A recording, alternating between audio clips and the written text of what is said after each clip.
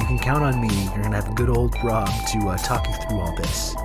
Thank you Rob and chat for keeping me sane during this genocide against Palestine. TRRS Sankara.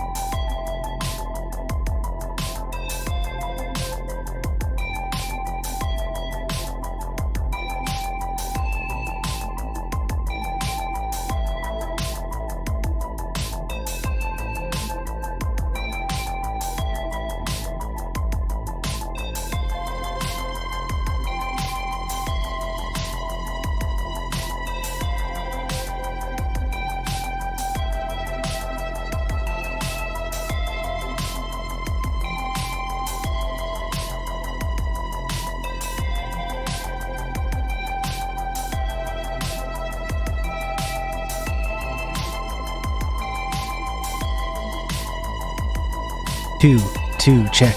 Hello. 2, what's up? What's up? Hello, folks. Hello, friends. Bring it in here.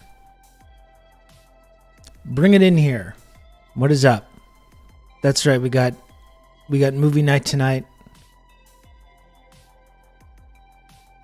Reminding my wife clueless about the movie night for The Prestige in the TRRS Discord. She responded, "Is that the one about magicians?" I answered yes out of panic. It is indeed the quote, the one about magicians. It is indeed. I remember when Clueless used to hang out in this chat. That was nice. I remember the old days when she used to sometimes spend time in here, but whatever, you know. It's not like I even think about it anymore. There were 2 movies about magicians at the time. Well, that's the funny thing, is that it's a movie about 2 competing magicians, and there was 2 competing magician movies when it came out. Interesting. Sam Sider, thanks for 30 months, tier 1.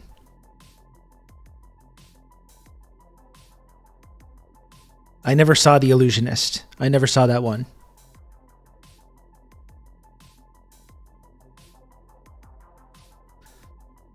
It's not good. Well, I'm really looking forward to The Prestige. Like I said yesterday, I just watched it recently. I watched it about a month ago. But I realized that I think it would be a really fun one to watch with the community because it's for the first timers, the people that haven't seen it. So I think that's going to be very enjoyable.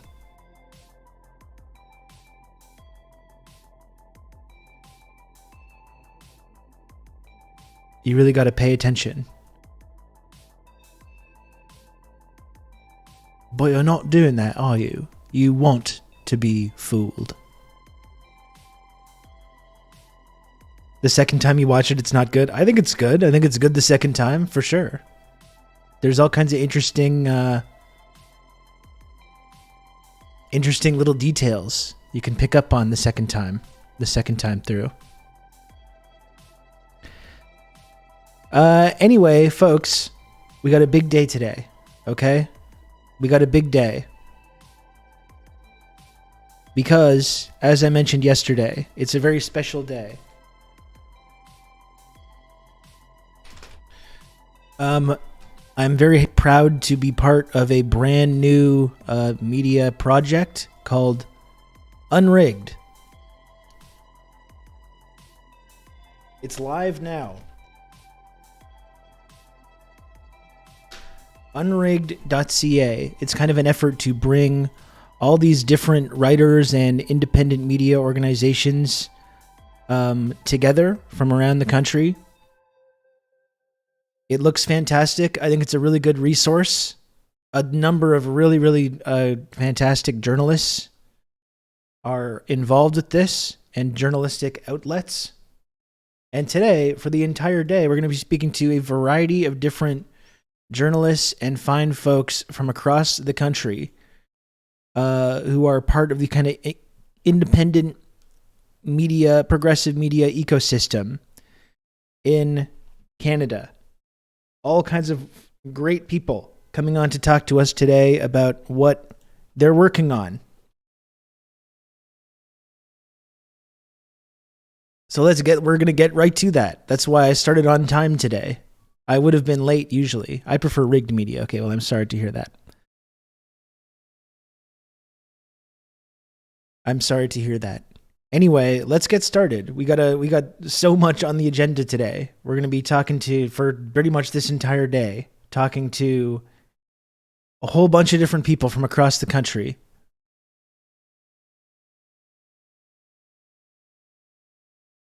It's going to be really great stuff. So let's get started. Just to come on and set the table. For some reason, it says 2 people are in the waiting room. Not sure who the second person is. I guess that's going to be a bit of a surprise. Is Eric of Big Shiny Takes fame involved in this? Yes, and Eric is going to be coming on the show today at 2 p.m. to talk to us. What I mean is that I prefer media that is rigged in favor of communism. Well, there we go. Anyway, let's get this started. To get us rolling today, it's my friend Andre Goulet, who is one of the founders of the Harbinger Media Network. He's kind of like the executive producer of a lot of the sort of like Canadian podcast, lefty podcast world. This is some guy, Rob He's a big Russo, part some of leftist based in Canada. this project. I was turned on to this sick individual, and I found this. Hello, Lucid. Thanks for the raid. Lucid, hello. Thank you for the raid. Hello, Lucid Raiders. Bring it in here. I appreciate it. You're just in time. We're launching a brand new Lucid Raiders. Any Canadians?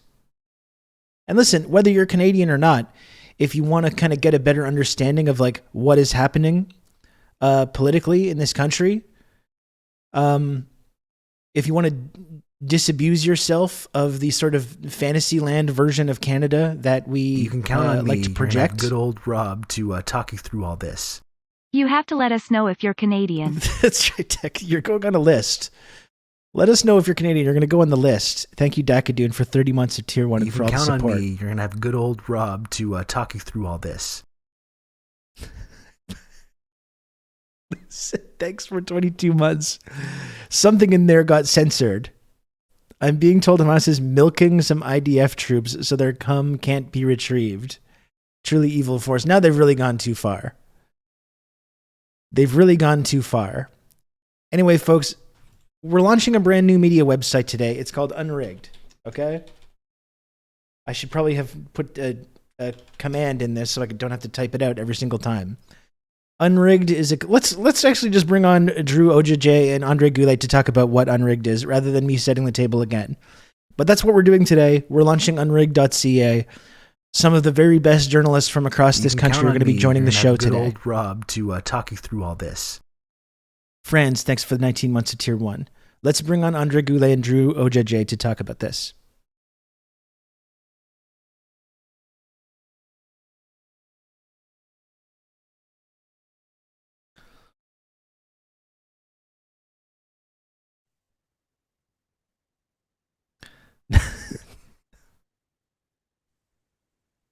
This is not the think tank. No, that's phase 3.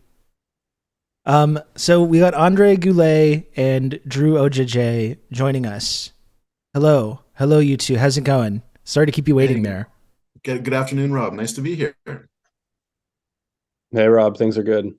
Good. Yes, sorry to keep you in the waiting room. I was just setting the table there. I was quieting down all the rabble there in the community. Mm-hmm. Thanks for having us on. Yeah, it's my pleasure. No, we got some viewers here though watching, so that should be fantastic stuff. I think I'm really looking forward to speaking to everyone today. That's part of this really incredible new project, Unrigged. So, no more cum talk, please. Thank you, chat. So please, why don't you let us know what are we talking about here today? What's unrigged.ca? I was just trying to explain it. I was like, why don't I bring on my guest who actually have shepherded this project, and so they can explain what it is rather than me. What's unrigged.ca? Why are we talking about this today? And I'll pass it to Drew in a second, but I'll just say, Rob, it's so good to be here sharing this moment with you. You've been in the trenches for years. You've been participating in this progressive left media community for years. And thank you for that. It's wonderful to get to share this with you. And I'll just say that Unrigged is a collective journalism initiative that features 20 independent progressive publishers across the country. It's a strategic alliance that we've formed as a response to the Online News Act, aka Bill C-18. We're stoked. We launched today. It's dope. Drew and I are on the steering committee. Drew, tell us a little bit more about the origins of this project. Tell us a little bit more about the origins of Unrigged. Yeah, so we can go all the way back to like 2005 when we created a little portal called independentmedia.ca. It's still sitting there. But the idea was to just create a clearinghouse for all the different links to different independent media across Canada.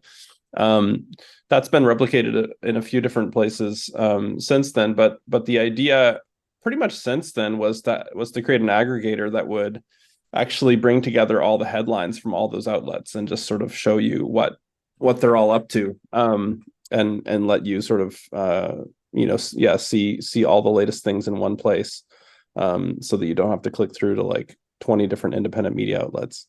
So that's what we've done. Finally, the idea was cooking for those almost 20 years, but really what forced it onto the front burner, and what sort of pulled all these different people together to collaborate, was, I think, the government's sort of botched attempt to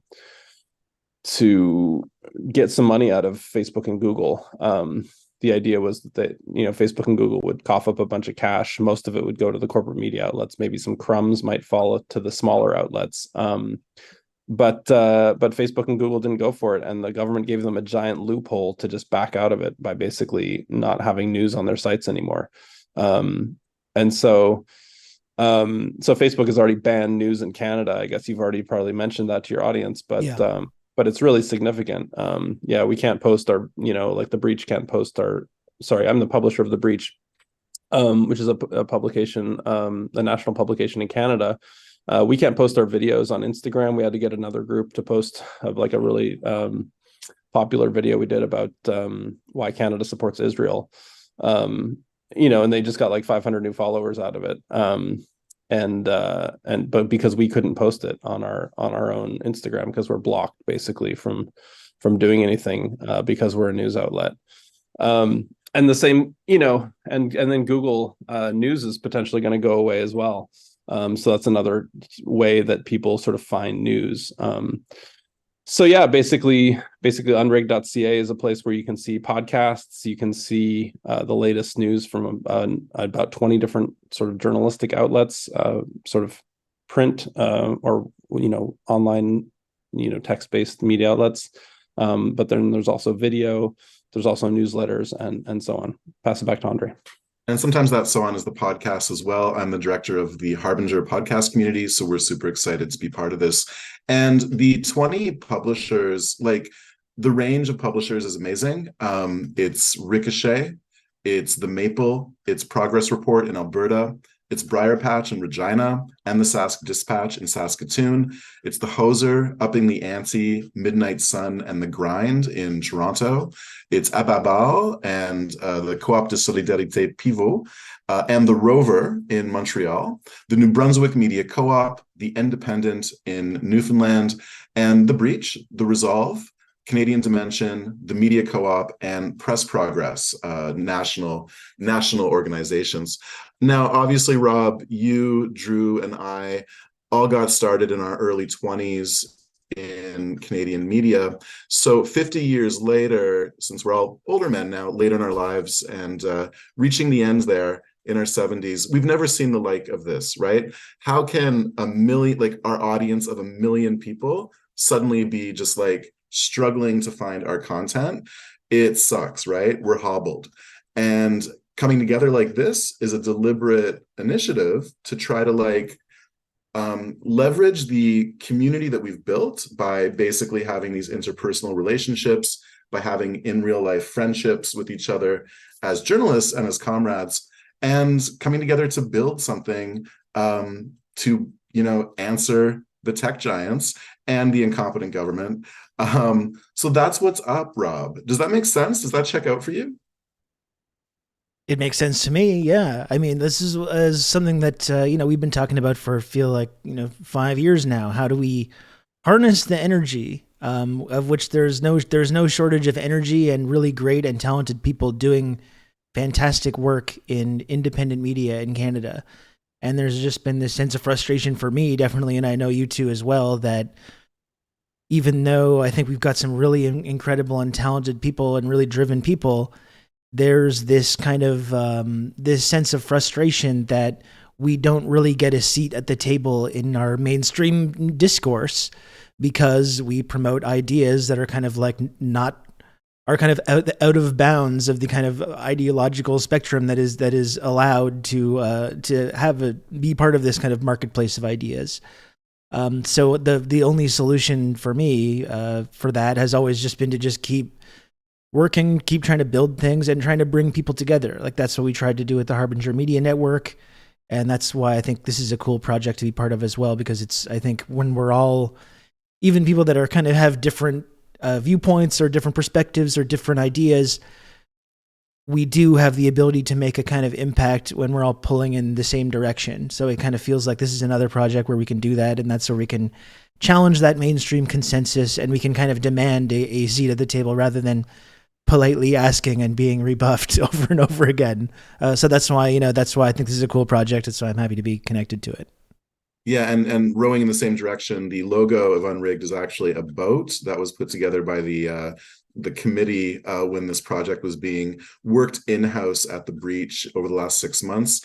And Kai Nagata from the board of directors, who's been on your show, Rob, Kai Nagata in British Columbia, he pointed out that the nautical theme actually kind of checks into lots of different things. So yeah, a bit of a pirate initiative, bit of a boat initiative, bit of a water initiative, and all of that's exciting. We're all kind of floating in the Bill C-18 moment, and it's great to be swimming in the same direction. And thank you for having us in your pool. I know that everyone's excited to dive in for a swim. We have Daniel Sarah from Midnight Sun coming up soon. We have Chris Curtis and Savannah Stewart from The Rover, the Montreal-based excellent journalism organization. Briar Patch from Regina with Sophie and John. The Independent's Justin Brake will be calling in from Newfoundland around 1:20. A trio from Ababal. I hope they're expecting to speak English. I hope that Yeah, I think that's the case. They'll be coming in at 1:40. Louise, Miriam, and Samuel. Eric Wickham from the Hosers coming in at 2. He's part of the steering committee on the Unrigged launch. He'll be coming to chat with you. Matt Demera, the editor-in-chief of The Resolve in Toronto at 2:20. Gabrielle Brassard-Lecour from Pivot in Quebec. She'll be joining you at 2:40. At 3, there's nobody scheduled yet, but I might have someone to drop in, or I might drop by to say hello again and share a fun anecdote and have a few laughs with you, Rob, and your audience. Then at 3:20, Romy Garrido and Ramnik Johal from Press Progress are going to be joining, and I think I'm coming on that call with them as well. And things will wrap up at 3:40 with Susan from the New Brunswick Media Co-op. And that's the lineup today. It's extremely good. We have a ton of journalists. It's really exciting. I'm stoked. Rob, does that sound like a pretty good lineup? That sounds great. I'm looking forward to it as well. All kinds of wonderful people. I don't, hopefully we can do that. I don't know if the audience is there. I think I could struggle my way through a French interview, but I'm not sure the audience is going to be on board for that. So hopefully we can find a way through that. We'll do my best. It'll be fine. Can I tell you the truth? What? CBC Halifax and CBC Fredericton reached out to us yesterday. So I volunteered to do the interviews and they went great. It was super fun. But they told me Radio Canada, which is the French version of the CBC kind of, might call in. And so I was like a little terrified because I could do that. I could do that interview in French, but also like, no wonder I didn't sleep great last night. That would be scary. So yeah, for your viewers, let's assume it's going to be English only the whole time, which is great. Well, all the languages are great. I love all the languages. Yeah. Or chat can stop being lazy and they can learn French between now and the next hour or so, and then it's no problem. I think that's what we should do. That's a good idea. Yeah. That's a good idea. I'm going to pass back. Drew, do you have anything else to add? And then we'll let Rob carry on. No, check it out, unrigged.ca. There's definitely some pieces that we're hoping to add in the next little while. We'd love to hear your feedback. We'd love to hear your thoughts on the website. And otherwise, thanks so much for having us on, Rob. Yeah, it's my pleasure. And I'll add that tomorrow we're having a launch party live in the meat space, as your audience, I think, calls it, at 7 p.m. at Grumpy's in downtown Montreal. If anyone's in Montreal, they want to join, come have a drink with us. We're going to be celebrating independent media, independent progressive media. So Rob, yeah, thanks a lot. This has been really cool. And I'm looking forward to coming back and chatting with you around 3:20. We're also having Awesome. launches in Calgary, Toronto, and Fredericton. Yeah, there's a whole national launch of this. Like if you're in a major city across the country, there's probably a unrigged launch party that you can find out. Is there a resource that has the list of all the live stuff that's going on right now? If people want to go check it out. Yeah, thanks for asking. We actually just launched our Twitter handle, Unrigged Media. If people follow us at Unrigged Media, we'll be announcing these parties. Besides these cities Drew mentioned, next week there will also be gatherings in Calgary and St. John's. And there's also, Fredericton, I think Ottawa maybe tonight, possibly, Regina, Toronto, and Montreal. So tomorrow night. So yeah, it's a national community. It's dope. It's amazing. It's awesome. Fantastic. Okay, Rob, thank you very much. We'll leave you to it, and talk to you soon. All right, sounds good. Thanks, you too. Bye. Take care. Alrighty. That was Andre and Drew OJJ. And now, actually, we've got our next guest is Daniel Sarah from the Midnight Sun, also part of this project. So let's go ahead with that. This is a big day. All kinds of moving parts to this. The cavalcade. That's right.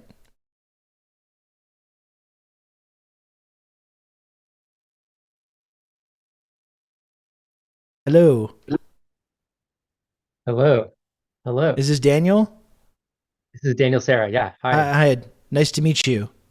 Nice It's to meet you Rob. too. Hey, Yeah, welcome to the show. It's great to have you. We're launching unrigged.ca today.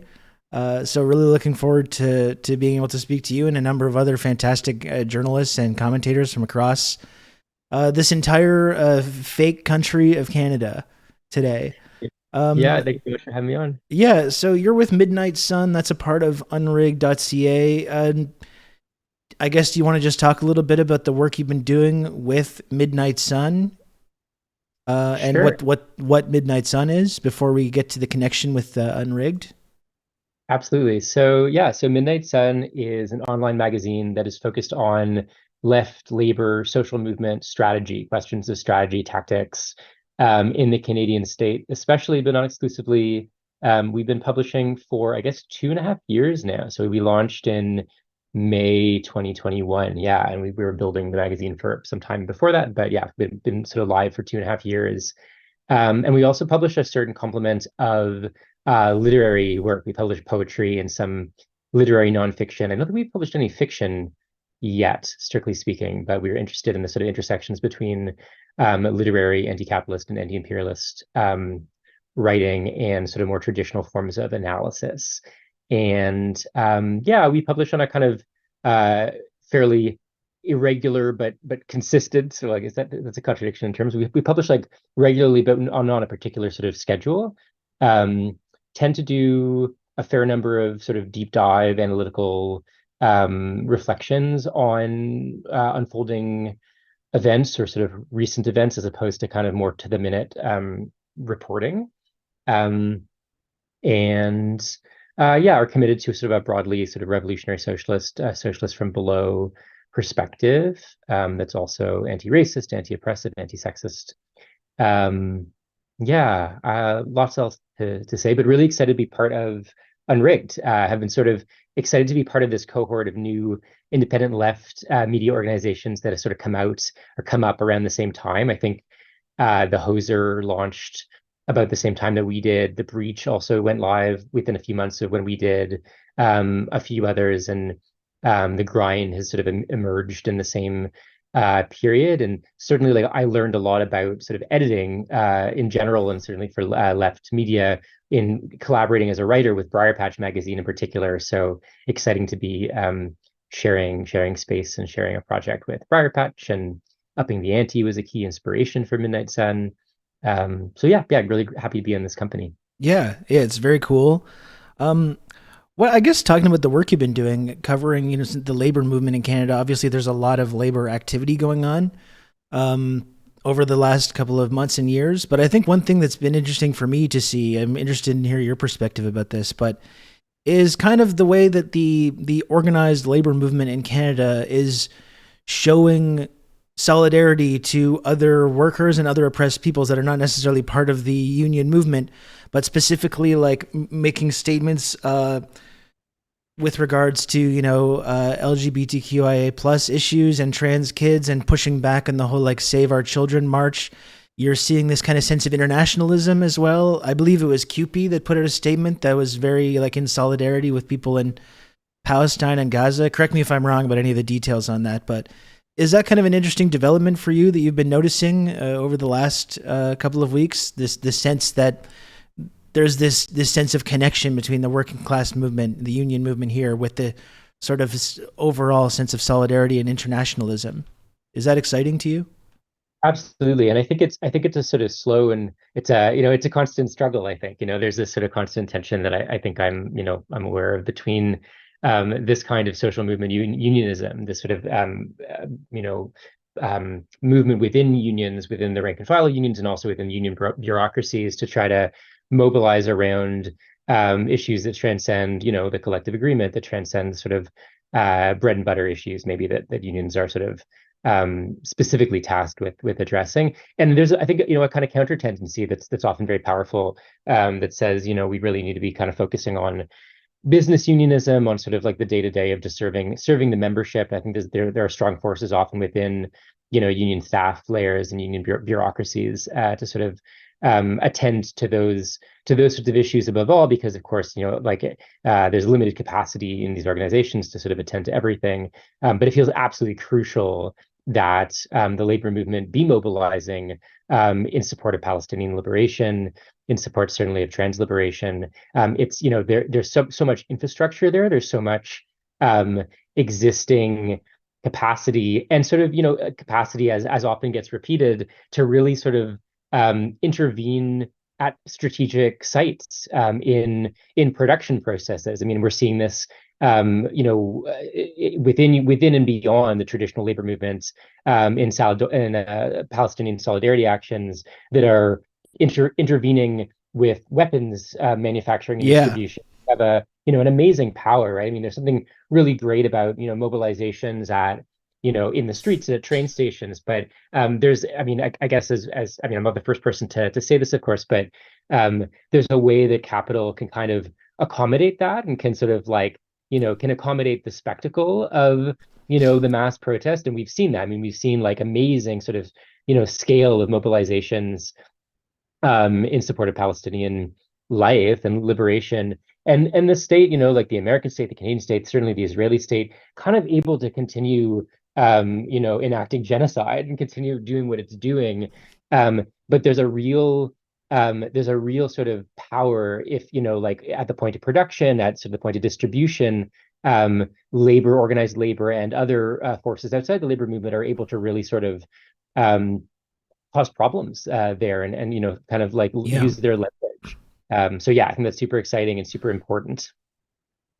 Yeah, it seems to be there's this kind of trend of people that have this sort of very reactionary viewpoint about working class priorities, and they kind of have this kind of scoldy tone when it comes to, oh, you shouldn't be talking about, if you're on the left, you shouldn't be talking about social justice, you shouldn't be talking about queer liberation, you shouldn't be talking about Palestine, you shouldn't be talking about internationalism, because it's offensive and alienating to this kind of mythic working class person who is, of course, is like bigoted and racist and has all these, there's this idea that that's what a working class person is, right? It's this like roll up the sleeves, lunch pail, hard hat, white straight man that is not interested in any of this, whatever you want to call it, identity politics or internationalism or anything like that. But I think time and time again that stereotype proves to be completely false and is not even really based in any real analysis of like who working class people are. You also have this kind of refusal to see people that don't fit that mold as working class people, Starbucks baristas and you know, people that are, you know, teachers and nurses and things like that. So it's been interesting, I think, to see this burgeoning sense of solidarity and internationalism that has been supported by a lot of the very people that we're told time and time again we shouldn't be talking to about these issues. And we see a lot of the time the people that are part of this working class movement or the union movement actually have a lot more progressive values than we think. We kind of take that for granted, or some of these people that kind of make these bad faith interpretations or arguments do. Totally. Yeah. I mean, I think like, I think that's totally bang on. And it's like, for me, one of the, you know, the key sort of ways of thinking about that is just like the working class is big. Like, it's just like, it's vast, right? Like it's most people. And so it's always possible to, you know, like the kind of old parable or fable or whatever of like, you know, the blind person and the elephant, right? You can touch one part of the class or look to one part of the class and sort of mistake it for the whole. So, you know, like it is always available to people to like look at the most reactionary you know, sort of layer of the working class and sort of represent it as if it is the whole, you know, like to look at the most transphobic, the most white supremacist, you know, and say we have to kind of tail this like back layer class, and therefore we cannot, you know, we just like the class isn't there, you know, with like trans liberation struggle. We have to kind of be patient. But the problem is you can sort of always do that. Like you can always sort of find a layer that will like justify your kind of pre-existing reactionary commitments, not yours, but like one's, you know, like pre-existing reactionary commitments. And it's like, I think it's really important to sort of say like, that's not, you know, it's like false representation, you know, like there are so many other ways of sort of framing. I mean, certainly the working class is, you know, is trans and is Palestinian and is like all kinds of things that need to be sort of part of the analysis. So yeah, definitely retweet.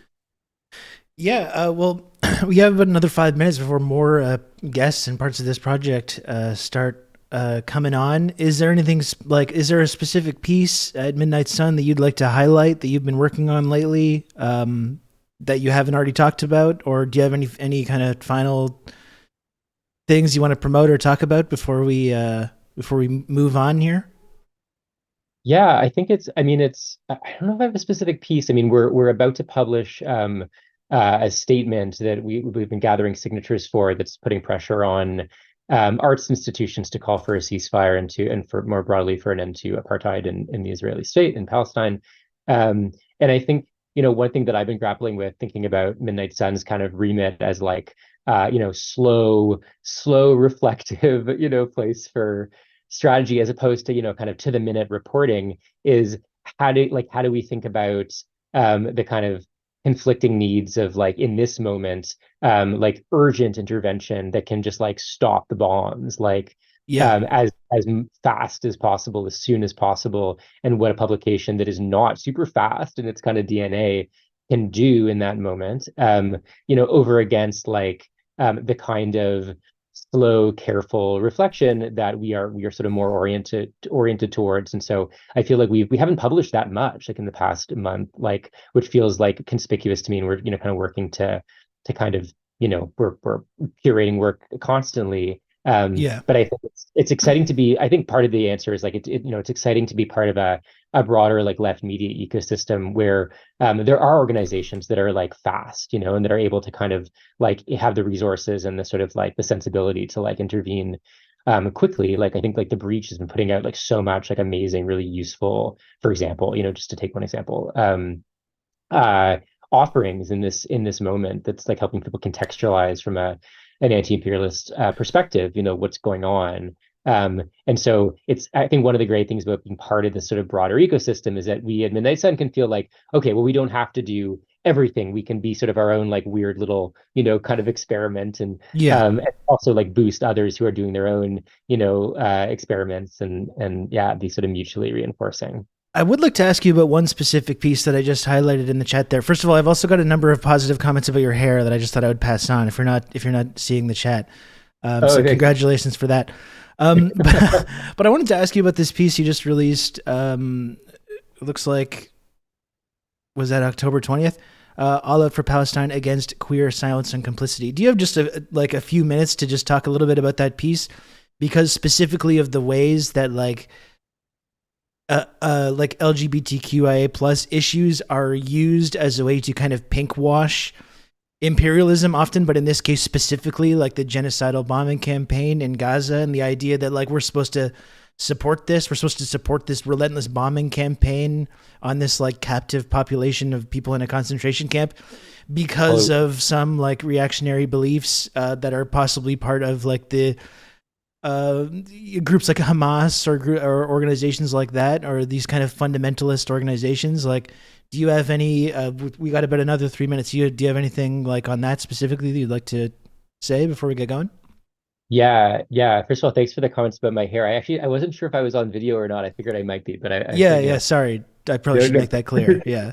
Oh, no problem. I mean, so first of all, first thing to say is like, there have been great statements like Queers for Palestine, I think is that the name of the group? There have been like statements from Palestinian queers, from people like in Gaza, in the West Bank, about this issue. So I mean, first and foremost, I would sort of defer to that perspective, because this sort of like ventriloquism of like, the Zionist ventriloquism of like, queers in like they're as if they're protecting queers in Gaza from Hamas is like so contemptible, and I think needs to be replied to, like, first of all, by kind of centering the perspectives of like actually existing Palestinian queers. But to that, I would add, I mean, I've been thinking about this a bunch.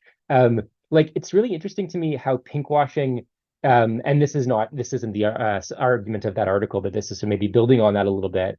It's so interesting to me how like pinkwashing is so often like really cis normative. Like, often the images of like the sort of like Zionist queer or whatever, right, is like super kind of like macho mask men, or like hyper femme women or whatever. It's like very sort of like gender normative.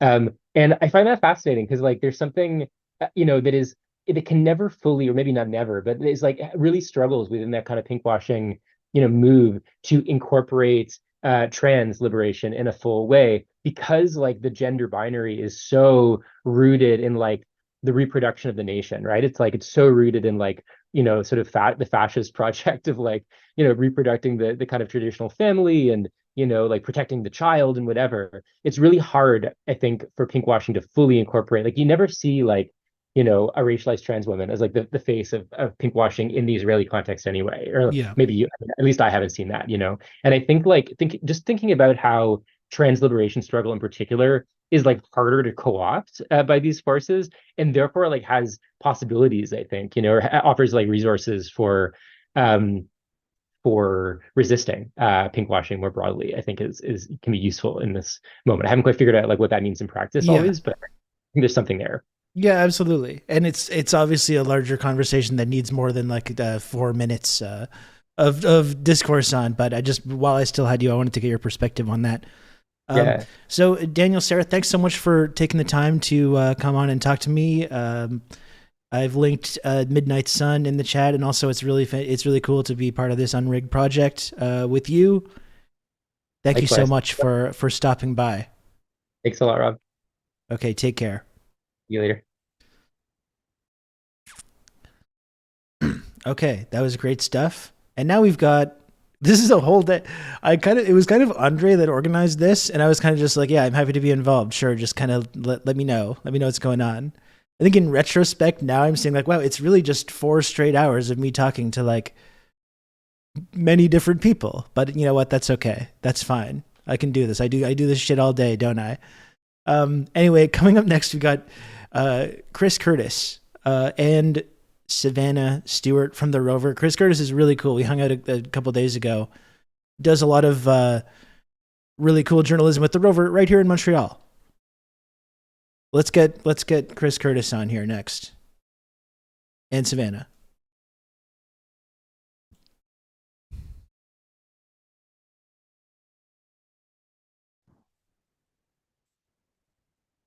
Hello, Chris. Hey, what's Are you going there? on? Oh, not much. Are we live? We're live. Yeah, we're live. Oh, hey. That's right. Here, hang on. Let me look more sinister. That's very cool. It's like a Ridley Scott movie or something. You just need the cigarette smoke getting caught in the light. That would really make it atmospheric. Look, I just want to have sex with a robot. Can I just no? The worst possible way. Well, that's what the subject of this entire show is today. So, okay, no, but thank you so much, Chris and Savannah. Welcome as well to the program. Happy to have both of you on here. Do you want to just like introduce yourselves to the chat and the community and tell us about The Rover and how you became involved with this really fantastic project, unrigged.ca? Yeah, sure. So I'll say a few things and then Savannah could jump in. My name's Chris Curtis. I am the co-founder of The Rover. We're a Montreal-based news publication. I used to work at the Montreal Gazette, but as there were more and more layoffs and concentration of ownership and all that bad stuff, it became harder and harder to do these like long form stories and long form investigations. So I started this with Ricochet with the idea that that Quebec needs a lot more of that, and that we have a government that's pretty contemptuous of democracy, and that we need to we need to step up and get into fights and all that good stuff. And along the way, I worked a lot with Savannah. I've worked with Savannah over the years. She's a brilliant journalist and a good friend. And now Savannah is our managing editor. So sorry. So yeah, go for it, Savannah. Yeah, well, like he said, Savannah Stewart, I'm the managing editor. I joined officially a couple of months ago, but my first piece was back in 2020. One of the things that we do at The Rover is really to work with emerging journalists. So my first long form piece out of journalism school was in The Rover, a piece about housing. And then, yeah, we've worked together a few times over the years since then.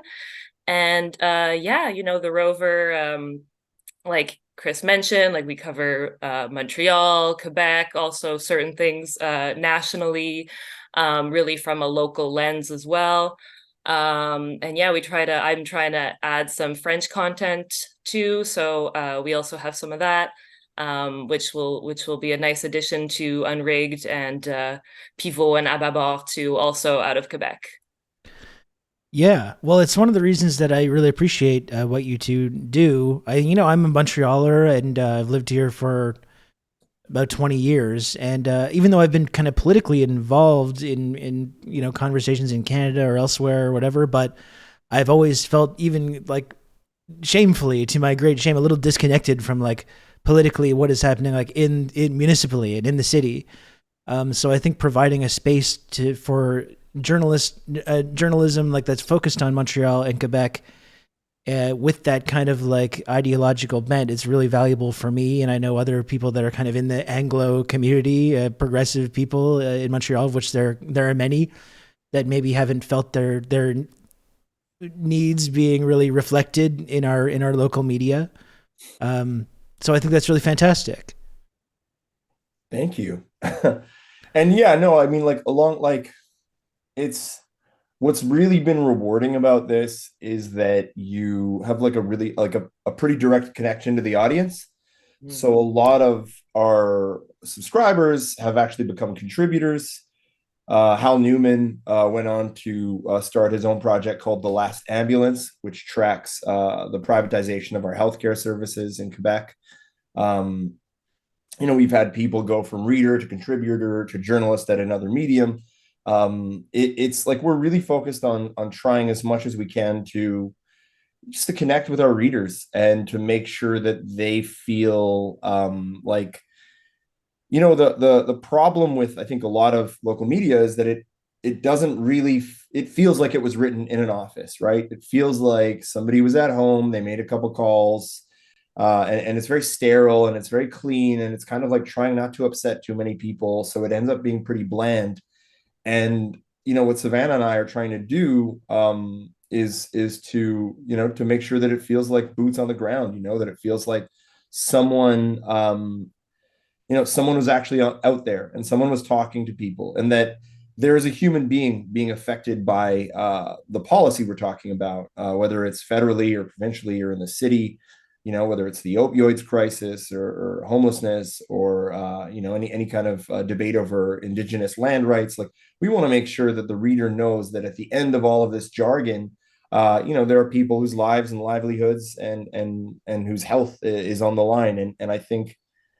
And that's what we try to do all the time. And if we succeed at it, great. We've been running for 3 years.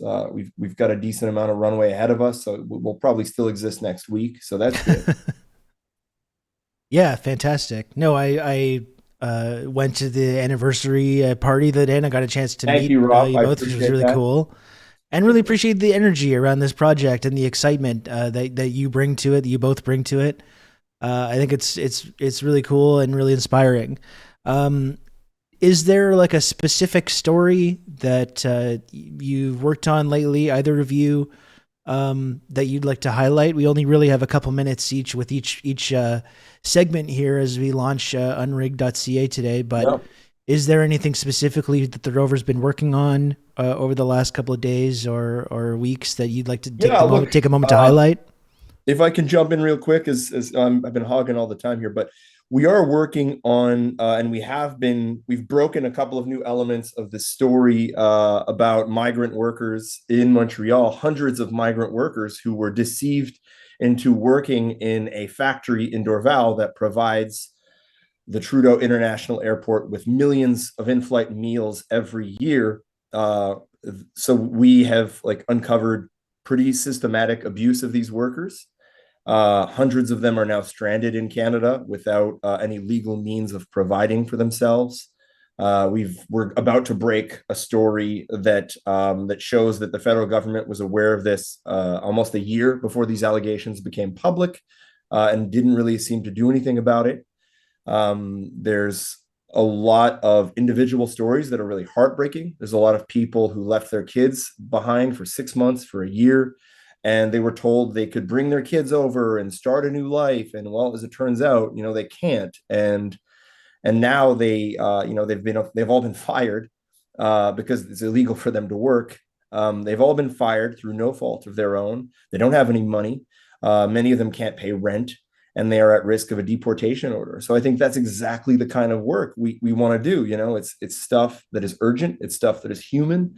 It's stuff where, we really need the less and less local media we have, and I mean, not a lot of local media is reporting on this, and I think that's appalling. The more things like this can happen, the more workers can be exploited, the more people can be abused, and families can be hurt, and unfortunately, those families, they are incredibly vulnerable. So, sorry to go on and on, but like that's something that's really important to us, and we always try to, to fight for these people. Savannah, how about you? Is there anything specifically that you wanted to highlight? Yeah, for sure. So I mean, yeah, we do cover the migrants or the migrant workers a lot, opioid crisis, housing and homelessness. But I also wanted to kind of highlight that we also do some stuff that's a little bit more fun. Yeah. Exactly. A little bit more like cultural. Yeah. So I worked on one that was a really great, fun piece to work on, which was about like women wrestlers that are really like changing the culture of pro wrestling. It was really beautiful pictures too. Yeah, some tough women. It was really fun to interview them. It was fun to write. It kind of got me thinking a lot about, the ways that women are often pigeonholed in society, and in wrestling, it's no different. So yeah, I do also want to kind of highlight some more fun stuff that we do too. Yeah, no, I think we're trying more and more to create a space for that kind of those fun articles that, like a life article or an arts article or a sports article, in a way that you might not see it in a newspaper today, because all of those sections have been gutted, right? And they just take stuff from The Wire, or they take content that they paid someone $50 to do, or some bullshit like that. And the thing I really want to emphasize is that we try, and I think we pay our freelancers more than what they would get at the Montreal Gazette, more than what they would get at any other English publication in Quebec. And I think the only publications that rival our freelance, we try to pay about 50 cents a word. That's almost unheard of in this day and age, which is terrible and a crime. And we're trying to pay more, and I think we can in the future. We're hustling for every dollar here, but we have a solid base of subscribers. We have I think the future for us is bright. I mean, I might have to sell a kidney eventually, but that's we're not there yet. You only need one. It's fine. It's not a big deal. Right. That's right. I know. So we've got a couple more minutes here. I guess here's a kind of a subject that I find personally, it's been coming up a lot, that I find somewhat difficult to talk about and find a way around. So I'm interested to hear your perspective from both of you.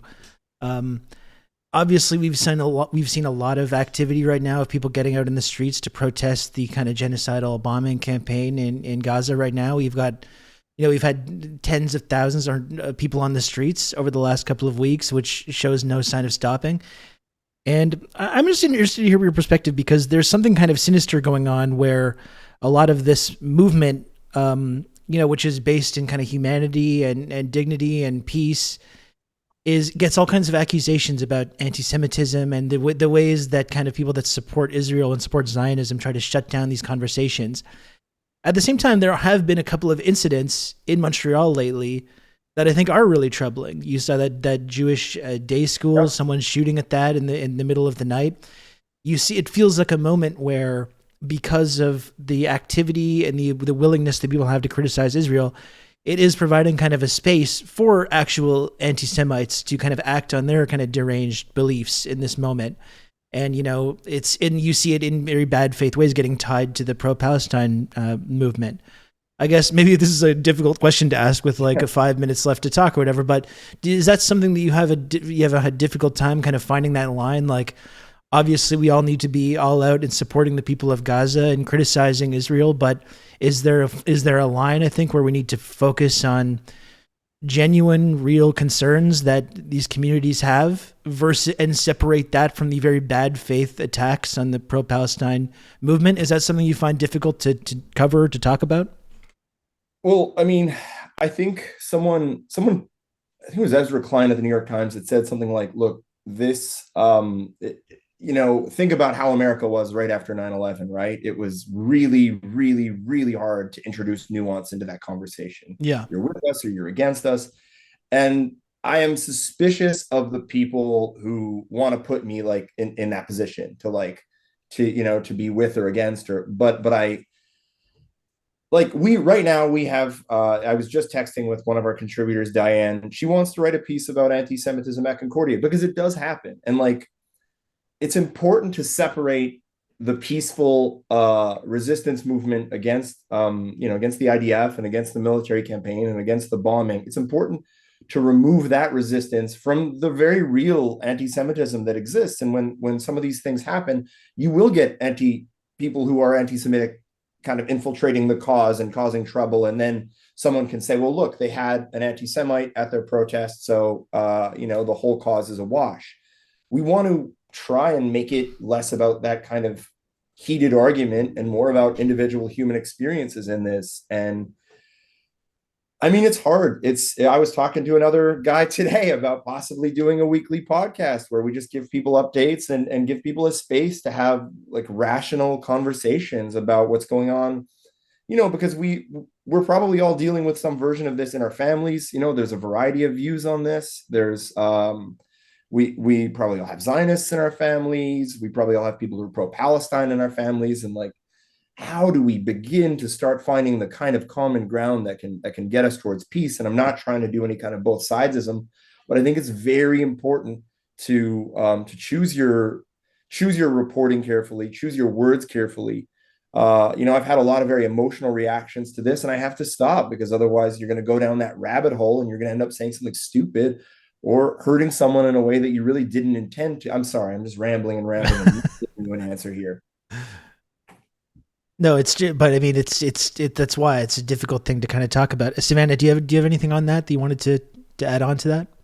Yeah. I mean, yeah, it is really difficult. I think it's frustrating because I don't think it should be so difficult. I think that, recognizing the pain of one group of people doesn't exclude the possibility of recognizing the pain of another group of people. I don't think that those are mutually exclusive. And it's hard to get into these conversations because a lot of the discourse is fueled by misinformation and propaganda.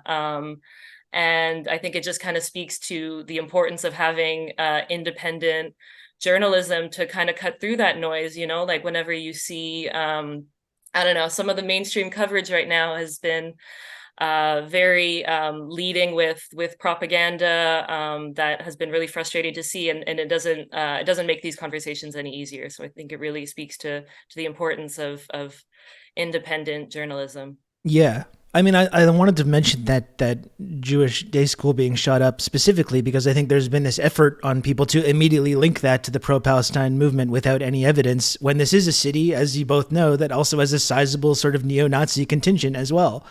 Yeah. I mean, that's why there needs to be real reporting on this, so we can actually get to the bottom of who's responsible for a genuine anti-Semitism and who's just supporting Palestinians, which is not anti-Semitic. No, and I think it is important to recognize that like what pains me here is that like two of the most socially acceptable and pervasive forms of racism in North America are anti-Semitism and Islamophobia. And and these are there are victims here, and it's important to focus on like a lot of the people who are pro-Israel right now are also very anti-Semitic. In the United States, you have a lot of these Christian groups that they only support Israel because in their religious belief, the only way Jesus will come back is if Israel is being controlled by the sons of Abraham. Like it's there was a guy at one of those pro-Israel rallies in DC yesterday who's literally believed like is one of these like Christian fundamentalist insane people who believes that it's all part of his fucked up end times cult philosophy, which of course doesn't get used to paint that whole movement in the same way that some random crank that shows up to a protest here and ends up being used to smear everybody. I think bottom line for me anyways, like if you're starting to justify on any side, if you're justifying the murder of innocents, if you're justifying violence, like if you're brushing certain like humanitarian concerns aside, like I'm automatically going to be very suspicious of the rest of your views, because to me, it just, you can't look at any of this loss of civilian life and say, well, this is the cost of X or that's the cost of, like, it's we can't, I don't know. I think the greatest thing about us, all of us, about humanity writ large, is our ability to have empathy and the people who are asking us to have less of that, like, no, man, I'm not playing that game. Absolutely. Well, that's a good place to leave it. Thanks so much, Chris and Savannah. It was really great to meet you the other day and to have you on the show today. We got to do it again because I would personally, with the platform that I have and this show, I would like to take more time to talk specifically about what's happening in Montreal and Quebec and be a bit more connected to that. So I appreciate the work that both of you do on that level, and it would be great to connect again on something in the future where we can talk longer than 20 minutes about this stuff. But thanks again for coming on, and thanks for being part of Unrigged. It's really cool to be connected to you, both of you, through that project. Thank you so much, Rob. Thank you. Take care. Goodbye. Till next time.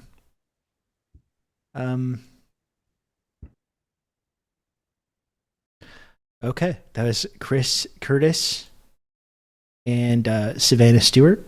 That was fantastic, and we're keeping this going. We're keeping this going. We're jumping right on to the next thing. It's really a whole day of talking to people one after another, and I love it. I love it. I actually do, but maybe I could have get some time there for the 30 seconds to get a. It doesn't matter. Anyway, we got Sophie and John from Briar Patch coming on next. So let's get to Sophie and John from Briar Patch.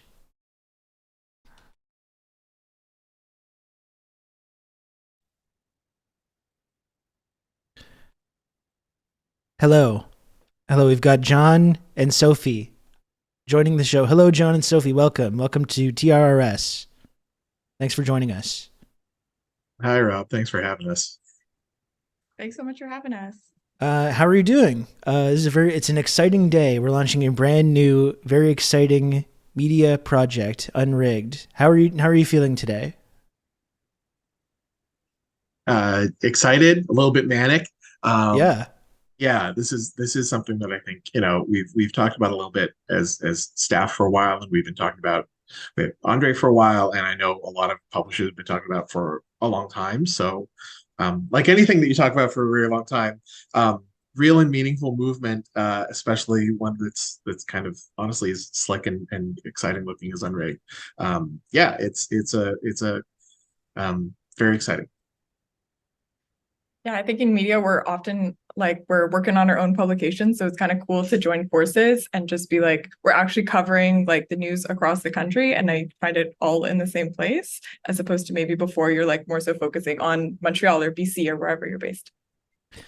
Yeah. No, it is really cool. I think it's really exciting. It's something that I've comes up often, that I've talked about, how many different publications and journalists and commentators there are throughout this country that are all kind of doing their own thing, and it's really cool to be part of something that's bringing everyone together under this kind of banner. No, it's really exciting. So why don't you just talk a little bit about Briar Patch and what Briar Patch has been. I know it's a publication that probably a lot of people are familiar with, but you just want to talk a little bit about what's been happening with Briar Patch lately and how you kind of got involved in this project. Yeah, so go for it, John. Okay, cool.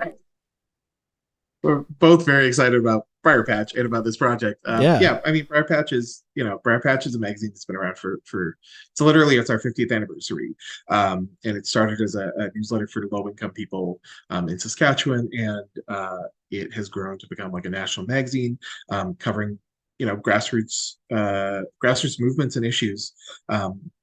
News and analysis across the country.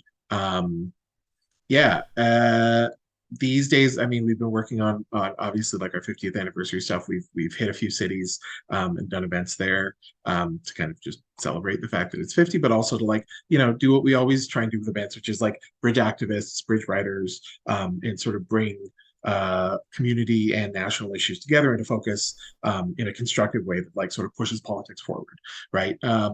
So right now, Sophie could talk a little bit more about this, but over the last few years, we've done a lot of work dedicating special issues once a year to a given topic. We had a just transition issue, a land back issue, prison abolition issue, and a disability justice issue. In January, we're going to be working on a Black radicalism issue that we're really excited about. That's been a long time in the works. And how we got involved with Unrigged was over the course of the last several years where we've been doing this work. We've also been trying to build, especially in the face of COVID-19, like the pandemic, trying to build these connections with like other publishers, so that siloing that Sophie was talking about, which was a problem well before, I think a problem in the Canadian media ecosystem, like well before the pandemic, just sort of exacerbated when we couldn't even go see each other, talk face to face. And so the question was, how do we build a community, and how do we sort of break out of these sort of siloed audiences, or sort of build a sense of like a collaborative left ecosystem that in media can sort of work to overcome the hurdles of being small, independent, grassroots funded publications. How can we sort of do that together? So there's been a few different sort of informal spots at that, but this as a slightly more formal effort, when Andre contacted us to get on board, it was basically an immediate yes. Did you have anything to add to that, to Sophie? I mean, yeah, I think John did a great job covering it. I'd add we just launched our labor issue, and beforehand you were talking about kind of like this idea of who the working class is, and like the idea with the labor issue is that it really is like workers who are organizing their workplace, like telling their own stories, and like that's something Briar Patch tries to do. So we have like our cover story is like the workers who are behind like the newest AI technologies, so doing like voice optimization for Alexa, and like that kind of work behind the screen that pays like pennies on the hour. We've got like a story from the Yukon on the drive to organize migrant workers there, from a person who's just directly involved in the union drive, kind of sharing like her tactics.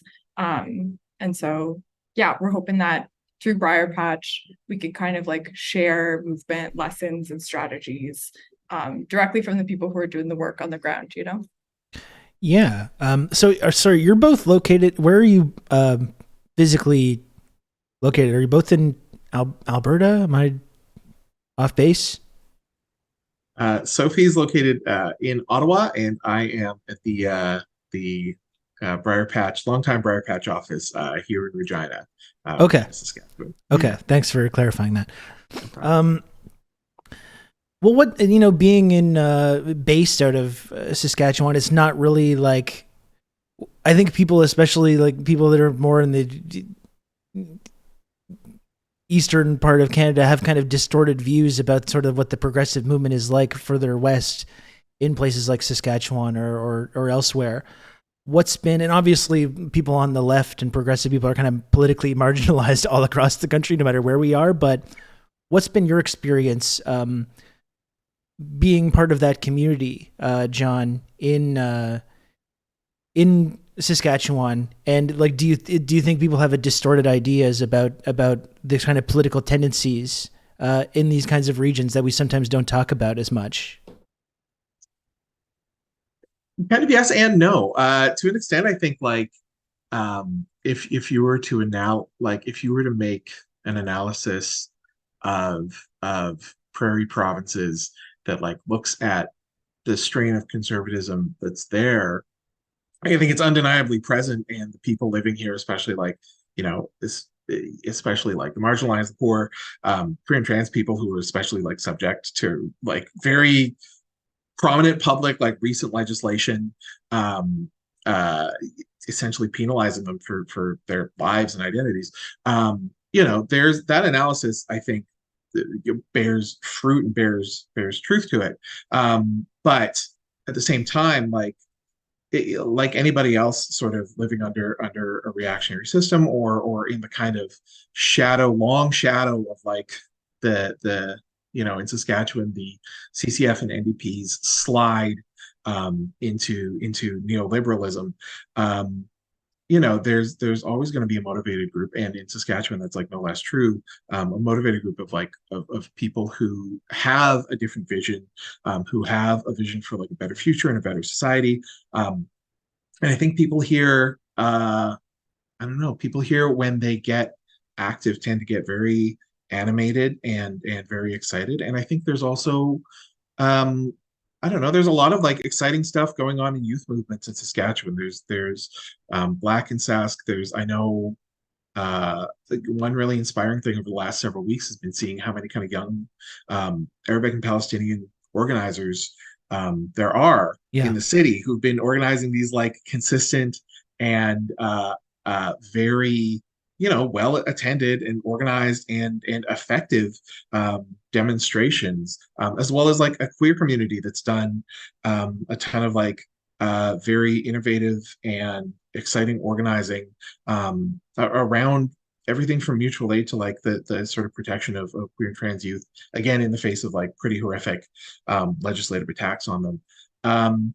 Yeah, there's a lot of exciting organizing out in the prairies. We try and highlight it on a pretty regular basis in Briar Patch, like not just the stuff in Saskatchewan, but stuff in Alberta and Manitoba, whether it's organizing against cops in schools or libraries, whether it's Alberta activists, young activists organizing for climate justice. Like the left is animated, I think, in a lot of places, kind of no matter where you go, and that's no less true out on the prairies, even if a lot of us are sort of under the thumbs of reactionary shitheels. Yeah. I think you can say that without breaking a libel law in Canada, shitheel. Yeah, I think so. Yeah. Well, like, there's no shortage of crises that need a response that is totally absent from both our media ecosystem and our political ecosystem. So that is really inspiring and exciting to see. Sophie, what's the mood in Ottawa right now? Because obviously our government has gone all in and being completely complicit with this genocidal bombing campaign in Gaza. You're seeing a number of kind of direct actions that have directly confronted both Justin Trudeau and other ministers, both in Ottawa and like around the country. What's been like being in the kind of hub of like where our political world is kind of centered? What's the mood among activists and organizers there, and how's the kind of Palestinian liberation movement been unfolding right in the kind of the heart of our political centers? There's been so much organizing for Palestinian liberation and for a ceasefire. Kind of last week there was people blockaded the Parliament parking and stopped MPs, like forcing them to listen to what's happening in Gaza. Protested outside like arms dealers that are in the suburbs of Ottawa. I had no clue there was like a whole neighborhood where all these like defense systems kind of congregate next to each other. But people are really turning out for Palestine. It's like every single week there are numerous rallies, numerous like actions. And it's kind of cool to see people coming across like just seeing people from different movements come together for Palestine. It just really feels like something has shifted.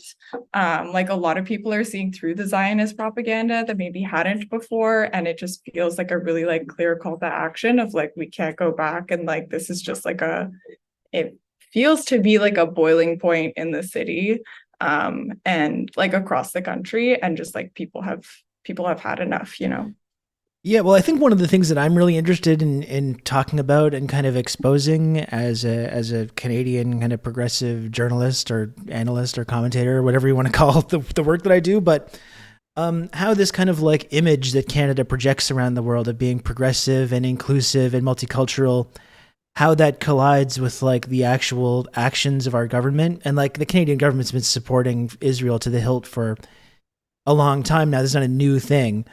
Also, supporting the Saudis while they're engaging in this horrific bombing campaign in Yemen over the last couple of years, which there seems to be some movement towards peace happening there, which is exciting. But it's been interesting to see, over the last couple of weeks, not just with what's happening in Gaza, like you're saying, it does feel like a kind of breaking point for people where this image that we like to project around the world and domestically as well the reality of what our actual values are is being kind of coming into direct contradiction with that kind of projection.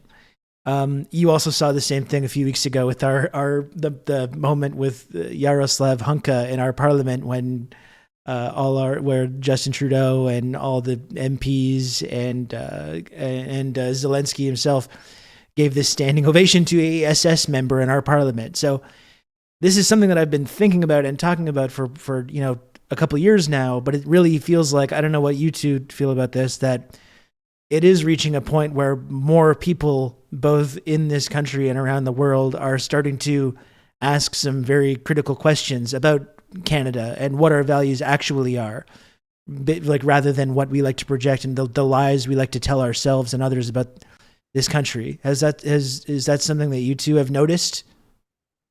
For sure. It's like activists are stopping, like Trudeau, Mélanie Joly, like they can't go anywhere. Like it's like Mélanie Joly was like stopped at her talk like a couple days in Vancouver. It was shut down. And then Justin Trudeau was stopped as he was having dinner in like Vancouver's Chinatown. And I think and like at the what is it, the Giller Prize? People also shut that down for funding the genocide. And it feels like across the country there's just a network of people working in solidarity, and I want to see it where like Mélanie Joly, Justin Trudeau actually can't go anywhere without facing the fact that they're funding this genocide. And it seems like they can't. Like people have organized to make that possible. Yeah. There's I can't remember who said it, but there was something about heightened contradictions. There's some guy who had some important thing to say about that. Yeah. And I think, one thing about the last year and change of working at like Briar Patch, where again it's like our 50th, is being able to like go back and kind of see this like archive of material on which leftists from across the country, organized against like South African apartheid, right? Or have been organizing against Israeli apartheid for decades, or have been mobilizing against foreign intervention, foreign war, the expansion of Canada's military, the expansion of its police state. Those things have been going on for like a long time. And the value of like a strong, a strong left media isn't just to like give a bunch of people like media jobs. The value of a strong left media is to like provide historical memory and provide like an apparatus so that we can kind of understand like what brought us to this point where all of a sudden like all of these like extreme contradictions about Canada's support of this apartheid state have kind of come to bear, and give us like a clue of what directions we can take, give us a sense that the future is not necessarily foreclosed upon. I'm a spreadsheet guy, so I love to like sort of just bring everything back to the core thing. But like an exciting thing about Unrigged is like now we can sort of see very easily and outside of the influence of like these social media platforms, the ways in which activists and organizations across the country, and which outlets like Briar Patch, like the Harbinger, like the Rover, like Upping the Ante, Canadian Dimensions, on and on, contribute to this sort of shared understanding and build this counter narrative to what's been pushed down our throat by, and especially in this conflict. I don't know if you've read any National Post headlines about this in the last like a couple of weeks, but that is one bloodthirsty outlet. And what left organizations are doing, what left outlets are publishing, completely counters that narrative, completely counters the narrative promoted by those publications, and gives strength, I think, and I hope, to movements. Yeah, no, you mentioned the kind of the contradictions becoming incredibly heightened right now, and I think that's as horrifying as this moment is, and we're just inundated with constant streams of images of horror and violence, which is really upsetting to look at. I don't want to try and put a positive spin on that, but it does feel that it's a moment that is kind of ripe with a certain sort of revolutionary potential as well. And in Canada especially, you see these cracks and fissures beginning to form in this narrative, and I think that's it feels like a valuable thing at this moment to be able to kind of like wedge ourselves into those cracks and trying to widen them even further, so more and more people can start to understand the kind of the true nature of this conflict and the true nature of Canada. So That's why I'm really proud to be part of this movement. I'm proud to be connected to the work that you two are doing with Briar Patch. It's a moment where you can feel really helpless when you see the immense amount of power that is being wielded, and all our Western governments and media institutions just going all in, putting all their chips in the table to support this. And when you feel so helpless, it does feel like, even if it's a small thing, trying to widen these fissures and wake more people up to the reality of what's happening. It feels like something important to be focusing on right now. So I'm happy to be part of that. I'm happy with to be connected to the work that are doing with Briar Patch and Unrigged. It's really cool to be a part of this sort of independent media space with you folks and with everyone else that's involved with this. So thank you for the work that you do, and thanks for coming on the show to talk about it today. Do you want to just, before we sign off, do you want to just let people know where they can find what you've been working on, and then we'll say goodbye. Yeah, for sure. Folks can go to briarpatchmagazine.com for our latest stories, and also for information on how to contribute to the magazine. We publish 6 times per year as a print mag, and we are really interested in what organizers are up to across the country. So pitch us. Thanks so much, Rob, for having us on. It's been a pleasure. Yeah, thanks a lot, Rob. Yeah, my pleasure. It's great to have you. Thank you both. We'll do it again soon. Sure. Take care. Okay. It was John and Sophie from Briar Patch. Fantastic.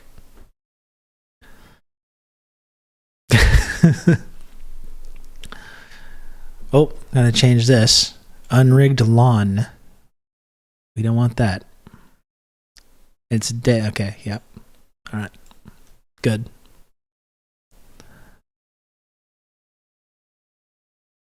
Good. So I'm just waiting here. Coming up next, we have Justin Brake of The Independent. So just waiting for Justin Brake to join. After that, we've got Louise, Miriam, and Samuel from Ababord.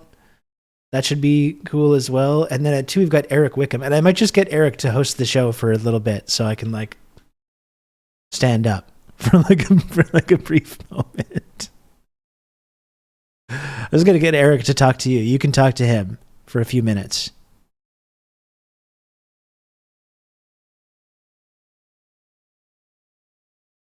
Can I go grab a Rain Energy? I actually don't have one. I just have my Coke Zero Cherry. Working on that. I'll let people know as well, though, while we're here. Not only should you be checking out Unrigged, if you're in Canada, or even if you want to know more about what's going on in the progressive movement in Canada, you can check that out. Also, I'll just let folks know while I'm taking a short break, waiting for Justin Brake to come on, that if you want to, you can also support this show. As you know, TRRS airs every single day, Monday, Tuesday, Wednesday, Thursday, Friday, covering all sorts of stories. The only way that I'm able to do this program that you're watching right now is through the extreme generosity of the community, such as Chai Bureaucrat, who resubbed with Prime 15 minutes ago. Thank you, Chai. So if you can, please support TRRS. It costs $5 per month. It's completely free of charge with a Prime account, an Amazon Prime account, which you can easily convert to a Twitch Prime sub. As you know, the only way that I'm able to do this program each and every day is if I make the little number at the bottom of the screen go up. Then the line must go up. It's the only way that I'm able to continue doing this. So if you can, while we're taking a short, small moment, waiting for Justin Brake to join the show, help me make the line go up. Help me make the number go up. If you can. If you want to.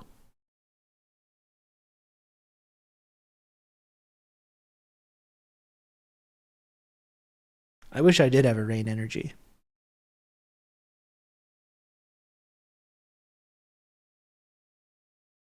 I did drink quite a lot of coffee this morning. Ernalda is continuing the gift sub they got from an Anon gifter. Thank you, Ernalda. Thank you for that. For some reason, that doesn't trigger an alert when someone continues their gift sub like that.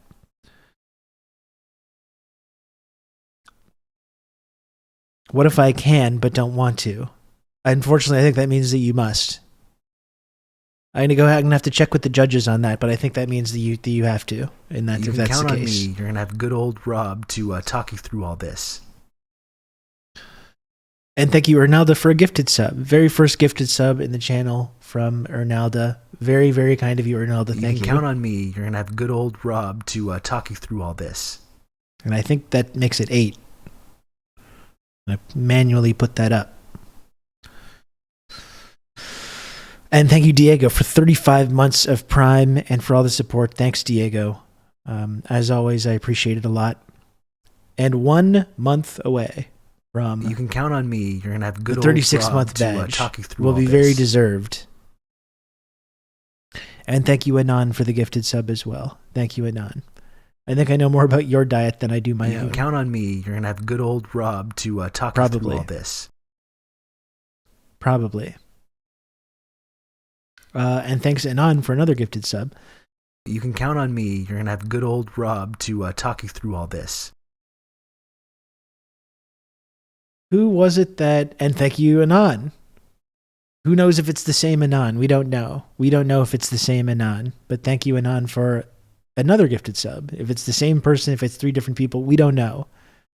That's the beauty of the Anon donation. Didn't you turn off the alerts? Yes, I did, but I turned them back on just for this brief moment so people can get their little dopamine. Their little dopamine hit. Mondo Michel says, I missed the start of the stream. Do you have a better idea of when the Montreal event will be? Well, first of all, Mondo Michel, we got something tomorrow. There's unrigged launch parties happening across the country right now. So we were planning a live event for early December, but we had to pull back on that for a couple of reasons. Paris Marks was going to be involved and Paris is not available. We had some other stuff, so that's going to be probably in January. I will let you know.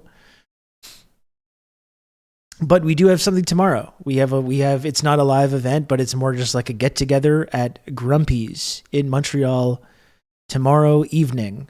I guess starting at like 7, I want to say. So if you can, try and make it out to that. If you're in the Montreal area, that will be fun. I will be there. If that's appealing to you for whatever reason. And again, you can follow the Unrigged. You can follow the Unrigged Twitter if you want to attend one of these launch events across the country. They should be announcing it on the Unrigged Twitter account. Okay, so we got Justin Brake of The Independent joining the show now. Thanks everyone for supporting the channel, supporting the show. I really appreciate it a lot. I'll do another little push later on. I don't mean X. No, I don't. I don't mean that. Here's Justin Brake. Hello, Justin. Are you there? Hello. Hello, I'm here. How you doing? I'm doing very well. How are you doing? Good. Can you hear me all right? Yeah, I can hear you. How's it going? Pretty good. I can't see you though. Oh yeah, I know. It's because my camera is broadcasting to Twitch right now, so you just can look at the picture of me. But everyone can see you though. That's the most important thing. Oh wow. Okay. Hi everyone. Yeah. Hundreds of people now, so no pressure. How's it going, Justin? So Justin Brake is with The Independent. It's a very exciting day. It's the launch day of Unrigged. Do you want to just introduce yourself? You can talk a little bit about your work and The Independent and how you came to be involved with this new project, unrigged.ca. Sure. Yeah. Well, thanks for having me on, Rob. It's been a while since I talked to you. I think the last time was in Montreal at the Breach's election coverage a couple of years back. Right. Yeah. Yeah, That feels like a I've been, decade ago. it feels like it. Sure. Yeah, it was. It was in the lockdown days, Yeah. I believe. Anyways, yeah, I've been involved. So I was with the Breach at the time, but I first got involved with the Independent back in 2011. I think covering the Occupy movement locally in Newfoundland was my first kind of gig with the Indie, as it's locally known. And it had been brought back as an independent news outlet after the previous incarnation as a weekly province-wide newspaper had shut down for a lot of the same reasons other newspapers have shut down. And so there was no independent for a few years, I think 3 years. And then the owner brought it back, decided to inject some more money into it, and hired a bunch of mostly young journalists to try to run it as an online publication.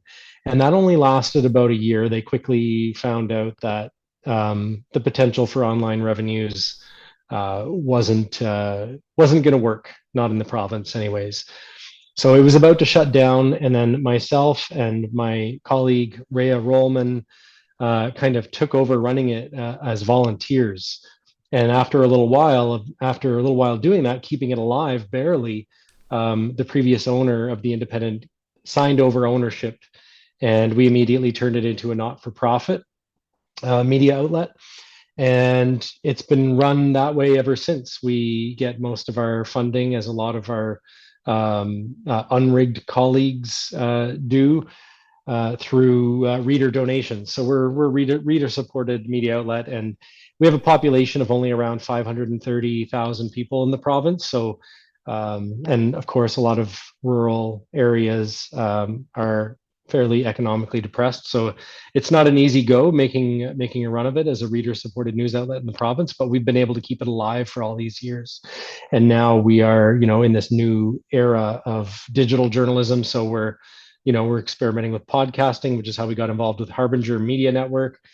And now we were, really, really happy to be invited to be involved with Unrigged and come together with other independent media outlets who share our struggle, and come together and unite in a way to try to get past this hurdle that's been put in front of us through Bill C-18 and then the social media giants' response to that.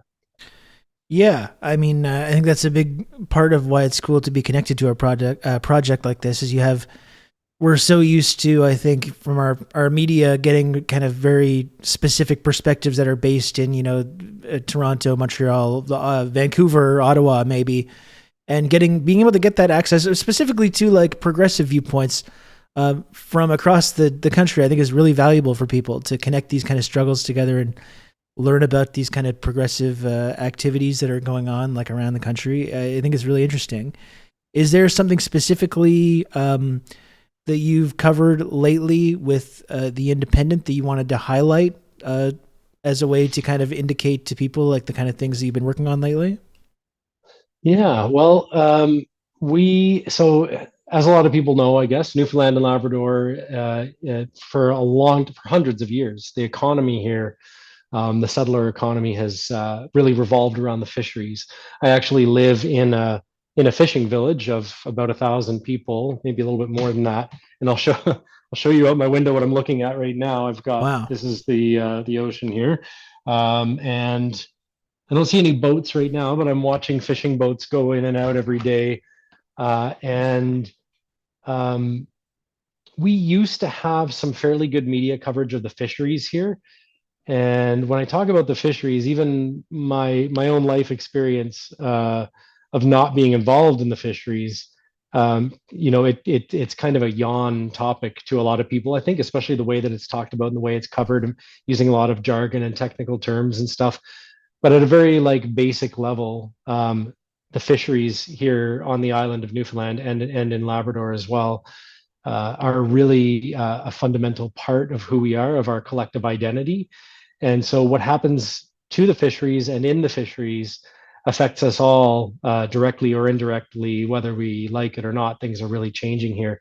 So one thing that we have been working on, we ran our summer fundraiser around the felt need to ramp up fisheries coverage and also to sustain a series that we have where we publish a new piece every month or every second month from two award-winning journalists from Newfoundland, Leila Baudouin and Jen Thornhill-Verma, who are keeping a close eye on the fisheries. Jen is a Newfoundlander from here, from near where I'm living now, who's living in Ottawa now and she follows federal fisheries science very closely. And Leila is from another fishing community, one of the hundreds of them here on the island, just a few hours away from where I am now. So the two of them combined, they're doing something that other media outlets and other journalists in the province aren't. They're combining two very distinct sets of skills. Leila, as a former broadcast journalist for NTV News, television station here in the province, and Jen, very much with a research and science background in her journalism. So we have Leila who can go out in her own community and in other communities and speak to fishermen and fisherwomen and people who are affected or who are involved and affected by the fishing industry. And Jen, as a National Geographic Fellow and somebody who's following fisheries science very closely at the federal level, combining their two expertise and areas of focus together is created what we've called, what the Independent and Jen and Leila came up with the term before I got back involved with the Independent, as Seasplainer. So we have a very unique series of articles and with some video and digital content as well, talking about the fisheries in a way that hopefully will make sense to the average person and not with all this technical jargon and stuff, looking at the impacts of climate change on the fisheries, talking to people involved in the fisheries who go out on the water or who work on the wharves and actually hear directly from them rather than only from union leaders or only from government officials about what the experience is like working in the fisheries these days.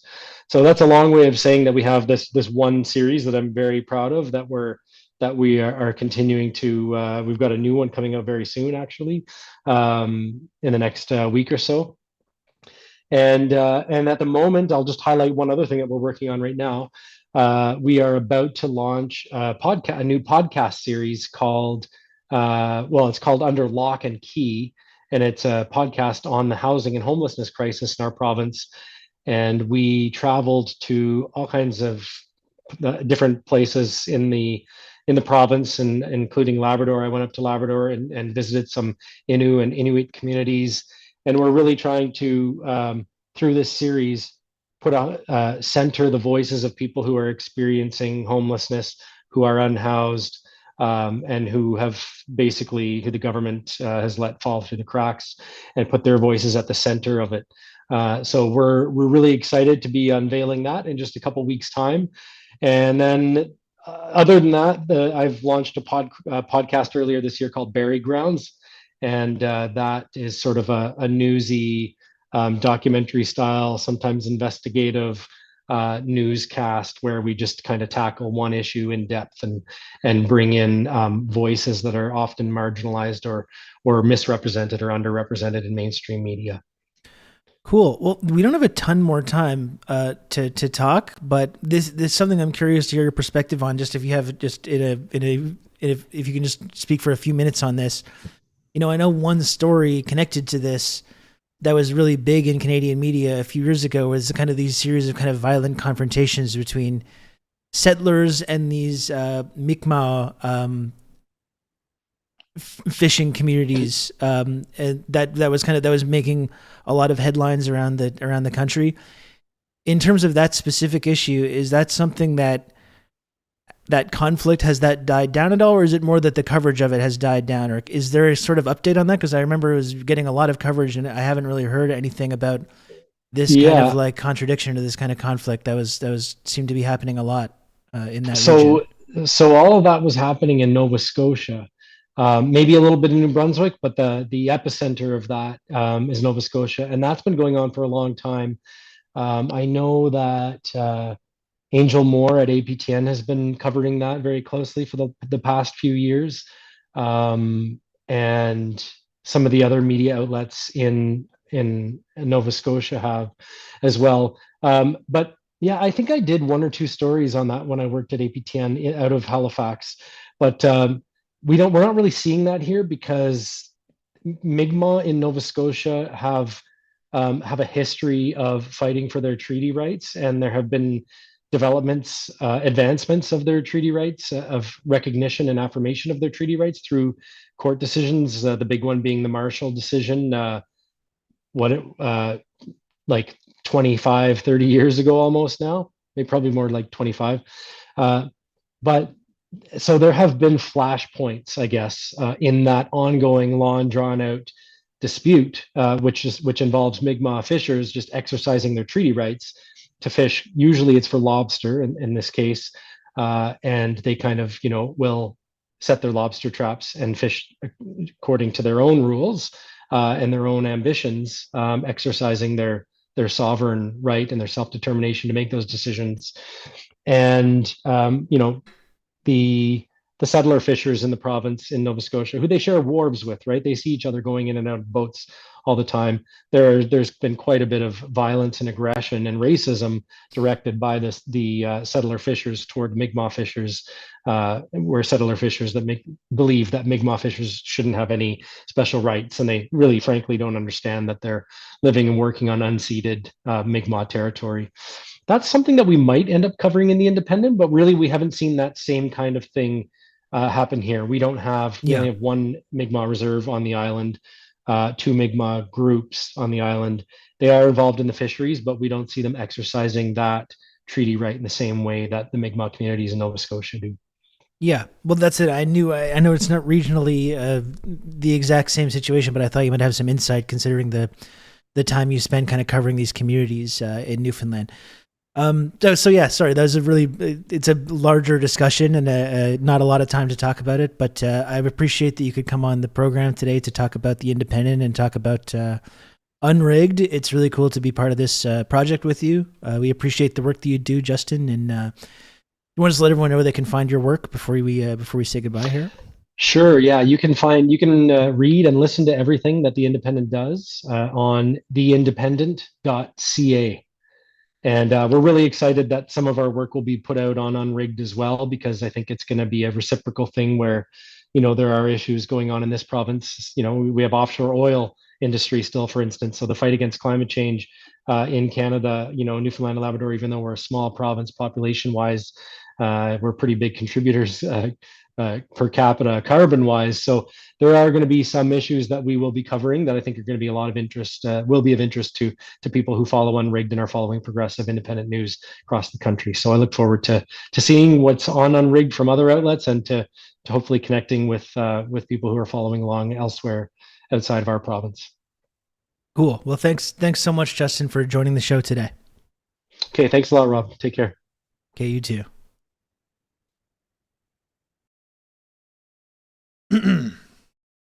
Okay, that was Justin Brake of The Independent.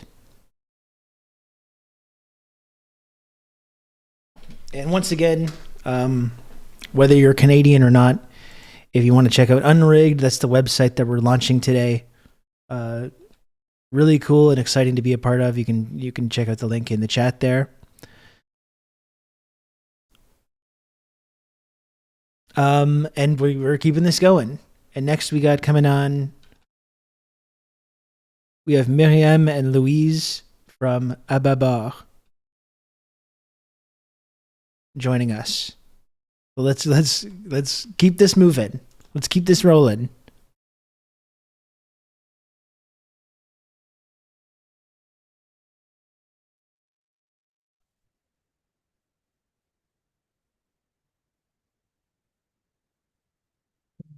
Hello, we've got Louise and Miriam joining the program. Hello, Louise and Miriam. How's it going? Hello. Everything's going fine. Can you hear me? Yes. Great. Yes, and we can see you as well. You just see an image of me because my camera is in use right now. But We appreciate both of you for coming on the show to talk about Ababar and to talk about Unrigged. I know obviously you're both francophone and the work you do is focusing on French language and French community. Moi, je parle en français moi-même, mais malheureusement, notre communauté ici, c'est seulement les maudits anglais. So I'm very sorry that you have to deal with that, and you have to try and help us understand the work that you're doing. We appreciate you taking the time to join us today. Miriam, you're actually muted. You're muted there. Yeah, I was saying thank you for having us. Yeah. No, it's my pleasure. Would you just like to just maybe introduce yourselves, and you can talk a little bit about Ababar and talk about how you became involved in the Unrigged project? Yeah, of course. Well, my name is Miriam. I'm a poli-sci PhD student, and I'm with Ababar since 2019. And I'm going to tell you more about the magazine very soon, but I'm going to let Louise introduce herself. Yes, my name is Louise. I'm also a PhD candidate in political science, and I've been secretary redaction for Ababar since 6 months, I guess. So, yeah. Yeah, and Ababar, as you said, is a French language magazine. Ababar actually means port side, so to the port side in nautical terms. So it's a very assumed leftist magazine. It's print. It's there's 4 issues every year, and we cover political, social, economical, and environmental issues from a leftist perspective. We don't do news, but we do analysis and more in-depth articles on topics that concern the Francophone community here in Quebec and also elsewhere. 2023 actually marks our 20th anniversary, and we're going to launch our 100th issue this year, so it's very exciting. And the people who publish in Ababar are from very diverse areas. So some people are community organizers. We also have grassroots activists. Sometimes we publish articles written by researchers or university professors, sometimes also cégep professors. So it's a very important magazine. And we actually also sometimes translate articles from English into French so that we can cover a broader area and get to know what struggles people outside of Quebec and outside of Francophone communities are dealing with. So yeah, that's pretty much what Ababar is. Maybe Louise can tell you more about the topics that interest us. Yeah, thank you, Miriam. Yeah, I'd like to briefly add to my colleague's introduction and give you an overview of the past and future topics we are working on. So in the past years, in addition to the classical leftist topics we cover in our articles, we've also devoted entire issues to the specific regions of Quebec in order to capture the experiences and progressive political struggles taking place in rural areas, indigenous territories, and small industrial communities, which usually don't get the attention they deserve in mainstream media. And we often do this with the support of small local left-wing medias who provide much appreciated insights. So we've pretty much toured every region outside of Montreal. So who knows, maybe we'll explore other parts of English-speaking Canada. Why not? Also, being a quarterly outlet, we do have more scope to explore themes that are less directly linked to current events. So, for example, one of our latest issues deals with death as a political phenomenon, with all the power dynamic that entails. So that's an example of what we do publish as a physical media, which is very important for us because there's still many people who do appreciate the physical object of the media. And our next issue coming in December will be devoted to the reactionary backlash we're facing on the left, including but not limited to the extreme right and so on. And we also plan to discuss the issue of poverty in Canada, which seems to be getting worse as the year go by. And we're almost, like Miriam said we're almost to our 100th issue, which will mark more than 20 years of documenting social struggles and the broader left in Quebec, in Canada, which is something that we are very proud of. So that's pretty much it. Yeah. So, how did you become involved in UNRIGGED, the what we're here to kind of talk about and promote today? And I'm just wondering how you got involved and what you think about the potential of a site like UNRIGGED that can bring together such a wide variety of different kind of perspectives and tendencies across this country. I can go first. Well, we are at Ababa, we're actually very interested in being part of larger groups of media. We have friends at Pivot who's also a member of UNRIGGED, and we've been trying to regroup French language media for a bit now. Some of Ababa's members are working towards creating the same kind of group in Quebec and in Canada with Francophone media. So there's one actually that's launching its website in December, and it's called Regroupement des médias critiques de gauche.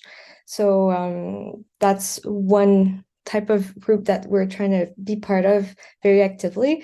And we're thinking maybe UNRIGGED could partner with the Regroupement des médias critiques de gauche to make up a larger group of left-wing media. So that'd be amazing. And yeah, so we just think it's very important to, have an outlet for critical analysis nowadays, and with, everything that's been going on with Facebook, Meta, and everything, it's really good to have more, to be read by more people and increase the reach that we were trying to have. Yeah, especially I think. Sorry. Oh no, I was just wondering, Louise, if you had anything to add to that. Oh, right. No, I mean, there's obviously, I mean, those kind of initiatives are great, and I think that they're all the more important that there's quite in Canada we do live in separate areas regarding language, and there's still the language barrier, which quite inhibits collaboration and the sharing of different insights from French-speaking Canada and English-speaking Canada, which is very much a shame, considering the common struggles and the similar issues we're facing. So that might be one of the biggest challenge, I guess, for us. But I think there's great potential for collaboration and further exploration of different kind of medias and different perspectives across Canada. Yeah.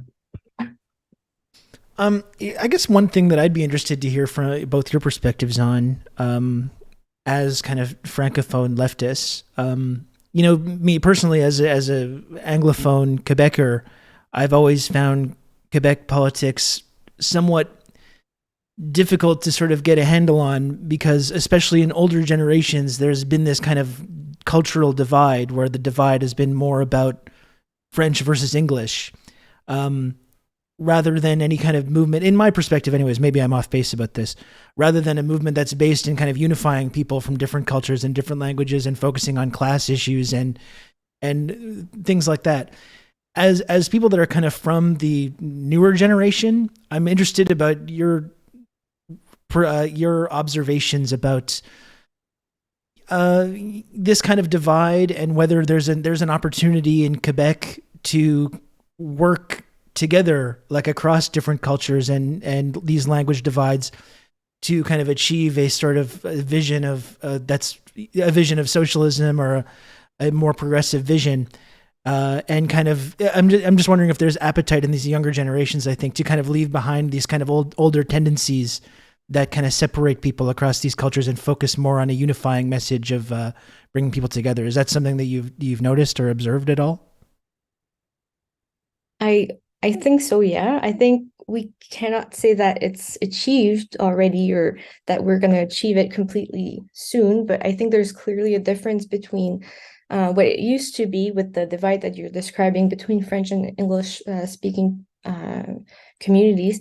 I think now our focus is more on finding common grounds for political advancement, and that goes through language barriers, and that goes beyond language and cultural barrier. There's still work to do, but I think that something like UNRIGGED can help achieving that. But yeah, I think the younger people, they're really trying to create connections with communities that they wouldn't talk to prior, like 20 years ago or 15 years ago. So I have hope towards that. Yes, and I mean, although the question of nationalism and French Quebecois nationalism is still present in the Quebec's political life, especially among political parties, left-wing political parties such as Quebec Solidaire.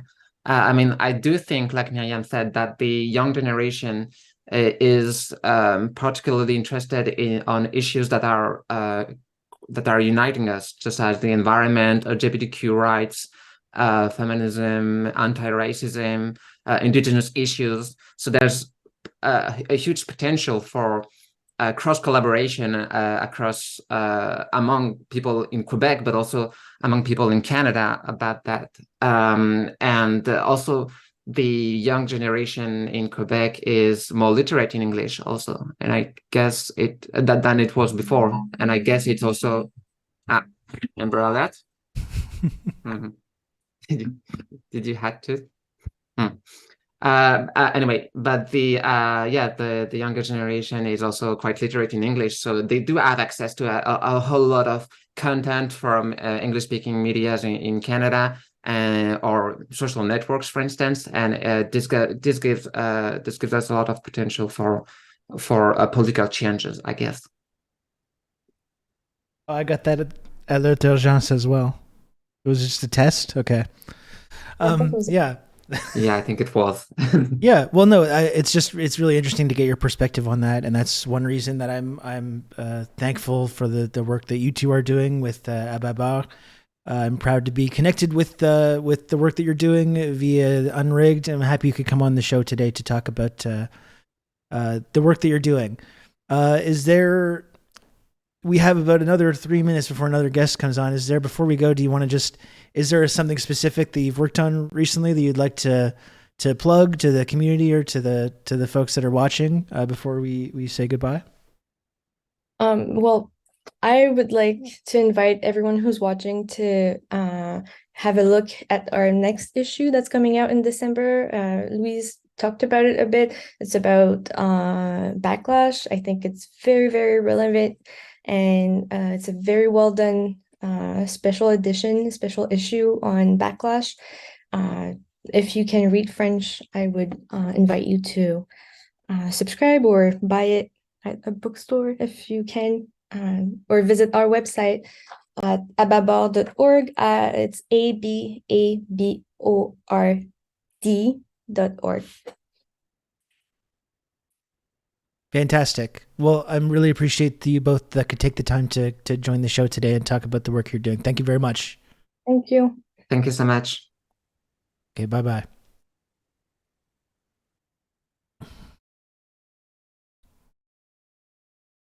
Very nice. That was Louise and Myriam from Ababar. And now we've got coming directly from the chat, Eric Wickham is now joining the show. You know him You love him.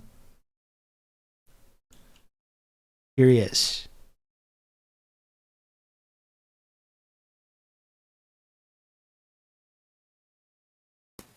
Eric, hello. Hey, Rob. It's What's me. up? It's Eric. Yeah. Yeah. Love it. How's it going? Oh, it's going all right. We're in the middle of debugging the website right now, just because we launched it today. So things just find a way of not working sometimes. Yeah, sure.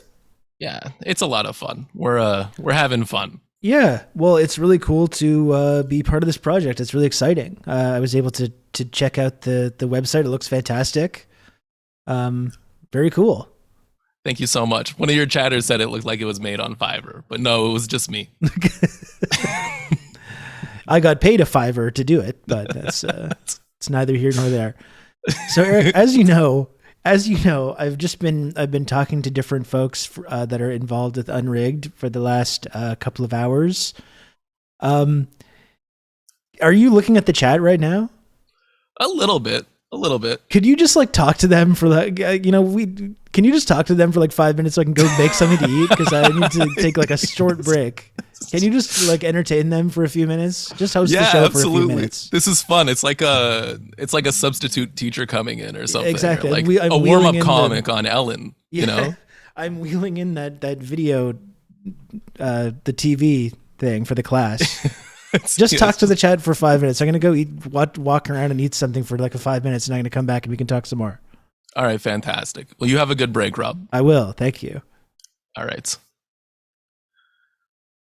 Oh, he actually left. I didn't think he was going to do that. Okay, this is new Rob. Hello. Sean, don't feel nervous. This is going to be totally fine. I do this all the time. I'm always hosting the Rob Rousseau show. Yeah, I feel like we should speculate on what Rob is eating right now. My bet is a sandwich, but there's other options out there. Do we have anything else? Any other suggestions? Oh my goodness. There's so many questions.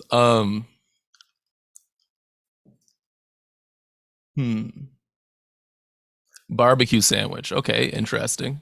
Buldak spicy noodle. I like that. St. Lotus. That's a good one. I should not have been trusted with this. This is a lot of fun. Thank you, Dr. Maggot. We love Eric. That's a very nice thing to say. I could use that. Okay, McRib. You're not overwhelming me, crackety crackin'. I just have difficulty reading. That's a me problem. It's not you guys. It's heating up pogos in the air fryer. Fantastic. Well, there's a lot of options, really. I'm gonna stick with pogos in the air fryer. We'll see what he says when he comes back. But yeah, I guess I should talk about Unrigged for a little bit. Maybe you're tired of hearing it for now because you've been listening to people talk about it for a while. We can talk about sandwiches if you prefer. But okay. Unrigged is, it's a project that is in response to the fallout from Bill C-18, right? We had a lot of fun the last couple months in Canadian independent news. So the government tried to implement something that would pay specific news websites. And as a result, Facebook just tried to take their ball and go home. So they blocked all Canadian news content off of their products, which is Facebook, Instagram, probably some other stuff. But as a result, all independent news is being blocked alongside legacy news outlets. And so as someone who works specifically in independent news, I've been been really affected by this this decision at Facebook, right? So a few people got together and came up with this idea. I think it was initially Drew's idea, Drew from The Breach, and then Andre got excited about it. He needed someone to help code the website, and I've been working in software for a while and kind of just recently quit to do some data work at the Hoser. So I offered to help out the intern build the website. So, okay, there is some some stuff that I'd like to fix on the website still. So like if you notice any flaws, please feel free to let me know in the chat. You know, I might as well use this as some debugging time. But there is not an RSS feed right now, Mondo Michelle, but like we will be working on that.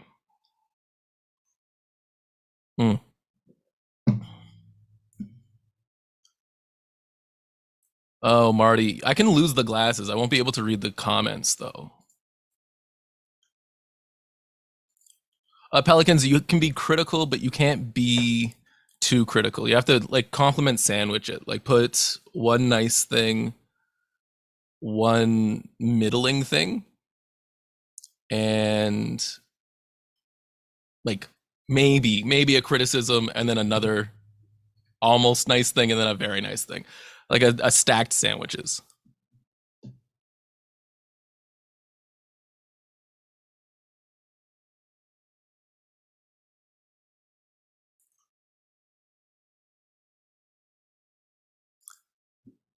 Yeah, you guys should be nice to me. I could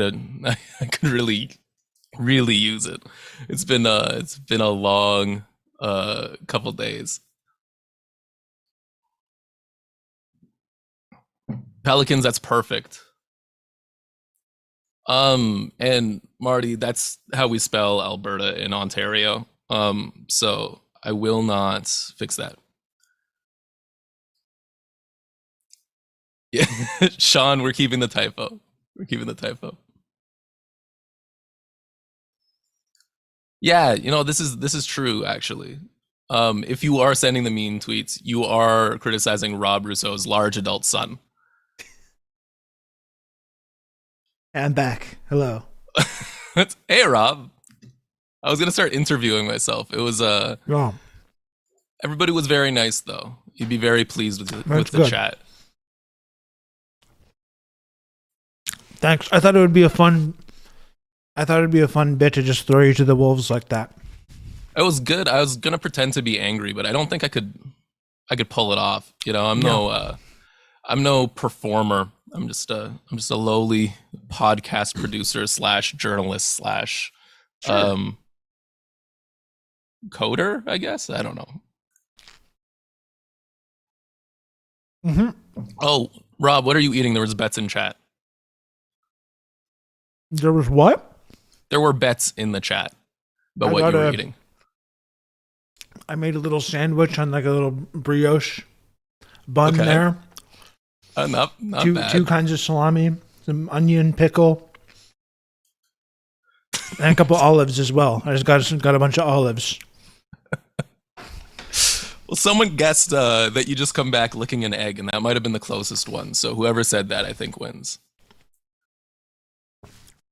I only do that if Chad ponies up.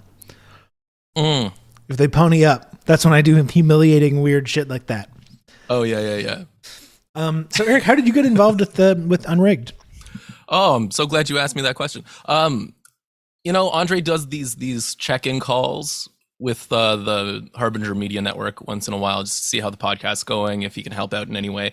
And he brought up the idea to me that I think was floated to him by Drew at the Breach, but essentially, like, I had already started building something similar to this with someone in the Big Shiny Takes Discord, and I'm like, oh, do you need a hand? And they're like, yeah, for sure. And I started helping out with the sort of the PHP and the boring engineering stuff that I would not want to subject your audience to. Yeah. Well, it's cool. I mean, I feel like I sound like a little bit of a broken record, but when I talk about this, I'm always really amazed by some of the people that are doing such great work across the country, either in the podcasting world, like what you do with Big Shiny Takes, or people that are writing articles, all the different media, independent media outlets.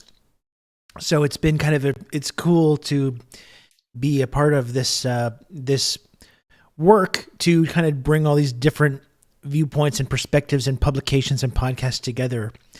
And it's cool. It's cool to be part of that, right? It's fun. No, I love it. Right, like I've worked in Canadian media for about a decade, right? A little less. We're rounding up though.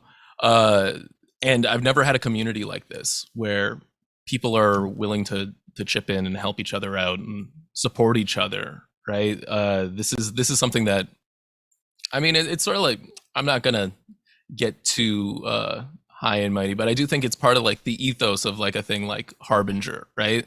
Like the point of it is to build a community, and I think Unrigged is an extension of that. Yeah. And like I was saying, because of the things that I'm just chewing this whole interview and just gonna be talking. Excuse me. I'm just happy you're here, you know? Yeah. Happy to be involved. But it's been a source of frustration for me, and I know others that are part of this media space, is that because of the viewpoints we have, we don't often have the ability to kind of like participate in our kind of mainstream discourse. And that's always been a goal of mine, and I know Andre's and others is like, okay, well, if we're not going to be invited to the table, well, we can link up together and we can work together and pull in the same direction and build a community and build something that can challenge that consensus. And obviously that's still difficult to do when we don't have the same kind of like backing that obviously the mainstream media in this country has, but we're not in America, where there's this massive population and this, hundreds of billions of dollars media ecosystem that you can easily get drowned out. I've always felt like because of the uniqueness of kind of Canada's makeup, if enough people start doing the work and joining together, we can actually make a dent in that kind of media landscape. So that's why it's cool, I think, to be working on things like Unrigged and the whole podcasting world, because it does feel like there is an opportunity to break through, which I think is in a place like America is a lot more difficult to do. Like, have you noticed that? No. Yeah. Well, I mean, I am currently working on a data project with the Hoser, which got a grant from the United States to work, like to do data collection in the city of Toronto. I'm tracking food prices in Toronto right now. And the only reason I'm able to is because there's, there's funding available for that in the United States. I have no idea why I have to, maneuver in that specific way to get funding in a different country to make things work here. But I mean, we all have to make things work, right? All of this stuff, like, we should have going in Canada. And I do think that part of the way that we can actually like get there is starting to build some infrastructure ourselves, right? I think that a thing like Unrigged, I mean, even if it's not getting, 10 million hits a month, it's bringing multiple or like dozens of news organizations together, pooling resources, getting things ready for the next step, right? Like this is like an important strategic move, as well as just an exciting thing to be a part of. Yeah, and we're seeing this big disconnect right now. Like, right, this is one of the things that's come up consistently over just the other conversations I've been having today. Like, we're seeing a huge disconnect between the values that's being expressed in both our political system and our media ecosystem versus the kind of energy and organizing that we're seeing on the street. Like, we're seeing these huge pro-Palestine protests like across the nation. It's like our media has talked about it a little bit, but like they're doing their best to ignore that. And that's the kind of cool thing, is that I think when people notice that kind of discrepancy, I've always felt like that the more things deteriorate here, there's going to be people that are looking for answers about what has happened. Like, how does this happen? And that's why it's cool to be part of a ecosystem that's like actually able to maybe provide some genuine answers to that, or to do actual coverage of these things that doesn't feel like totally disconnected. Like, I saw that I think last week after the huge march in Toronto, the top story on the Globe and Mail was about some like family in Pittsburgh or something that are thinking about moving to Israel because they feel unsafe, or Cleveland, or like they weren't even Canadian. Like it was amazing. So there's this huge disconnect right now. There always has been, but there's an even bigger disconnect right now between what our media is focusing on versus like the reality that people are experiencing. So it does feel a little bit like projects like Unrigged can help fill in those blanks and provide coverage that people are looking for that's actually reflecting what is actually happening versus the false version of reality that our political class and our media class is trying to present to people. 100%. Well, I think that one of the things that I've always loved about independent news is that people write about the stuff they care about. It's not stuff that's getting assigned to them, right? These are stories that matter to them. And because people who usually are working in independent news organizations, ones with like a good editorial slant, and, you know, journalists and stuff, they tend to do a good job telling the stories that they legitimately care about, right? I think that is something that, I mean, you can't fake. I don't know. I've been working on this website for like the better part of the last month and a bit. And I love going through all the headlines and seeing the stuff that matters to people across the country, because like you'll hear about stuff that is like, it's not going to get picked up by a bigger news organization. Like something that is like important to the Hoser. I'm going to name drop the Hoser because I love them. Might not get something on CTV or even the CBC, right? Like there's something unique about these stories that are going to be shared on this website. Yeah. Absolutely. How's everything going with the Big Shiny Takes Institute? What are the two foremost progressive think tanks in the country? The Big Shiny Takes Institute and, of course, the Rousseau Institute for Western Destabilization. What have you guys been working on? Well, Jeremy's really mad at me because I haven't been editing really fast lately. Yeah. But I just finished an episode. It's about an Andrew Coyne column where he talks about how Israel's fight is Ukraine's fight is our fight. Yeah, no shit, Andrew. Yeah. It is it is a wild one, and it's very ahistorical, and we get Chuka Jackham on, and we spend a good 2 hours. I'm sure Chuka went off on fucking Andrew Coyne. I'm sure you had to delete possible actionable comments that he was making if I know anything about him. Chuka's the best. Yeah, he is. Yeah. Yeah, but yeah, like the Big Shiny Takes Institute is humming away. We are, we're looking at expansion in the near future, at least, in terms of podcast output. Now that I'm full-time doing some journalism stuff, and Unrigged is off my plate mostly when I solve like 5 or 6 things that I don't like about the website. I'm gonna be doing more podcasting. You should come back on. I would be happy to. Fantastic. Fucking Andrew Coyne, he might make me the maddest of any. There's a lot of like reactionary and dipshit columnists in this country, as you know. I think Coyne might make me the maddest, though. Yeah, I don't even know if I could articulate exactly why, but just a uniquely detestable person, I think. Yeah, well, he has this thing where he won a bunch of awards in the early 90s, and I feel like he just kind of surfed on that since. And he just has clout in Canadian news. Like, he's just allowed to say whatever he says, but he's incredibly anti-labor. He's never seen a war in the Middle East that he didn't love. And he just kind of writes with impunity. I don't know why we give this guy like space to speak. Yeah. Isn't he like a Nepo case fail son as well? Yeah, I think his uncle was the governor of the Bank of Canada. Cool. Yes. Yeah. No, I think Coyne is also somebody that in the Trump era was able to position himself in this very kind of like liberal, orange man bad, kind of like developing that kind of a platform and having people paying attention to him, and kind of wrapping his extremely reactionary ideology in this kind of like vague liberalism or progressivism. But I think since Trump is no longer there for him to kind of position himself against, he's gone back to all these like tendencies. And yeah, I think talking about like he specifically making the connection between why Canada supports Ukraine and Israel actually I think is super illuminating, you know, even though probably not for the reasons that he thinks it is, but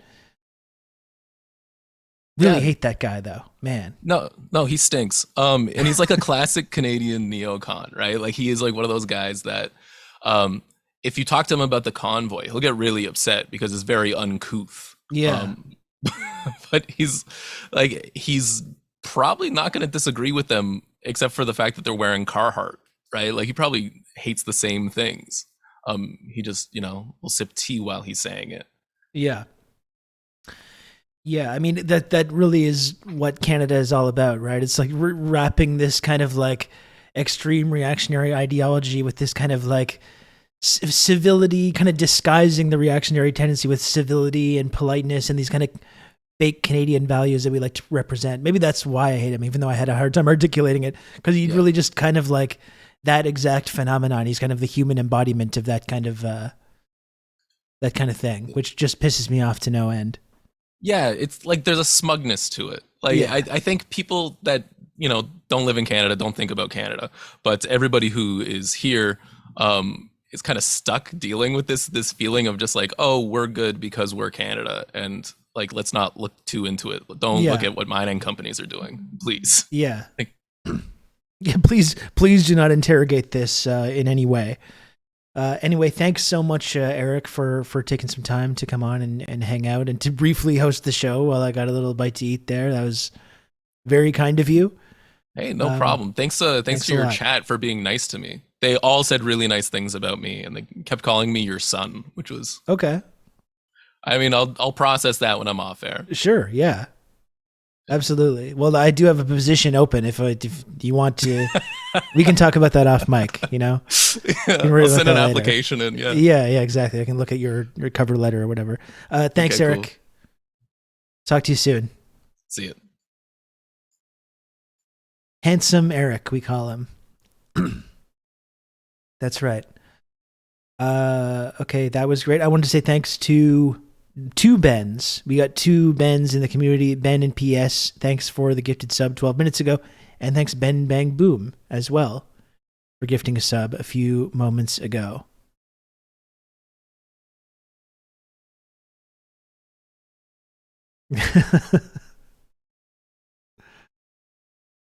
Certainly has competition for today's best TRRS host. That's right. And I will make sure to send Eric the 12 cents from that he earned by hosting the show. Anyway, moving on.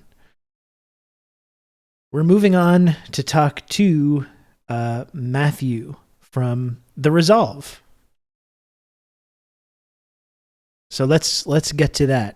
Actually, was Andre coming back on? What's Andre doing here?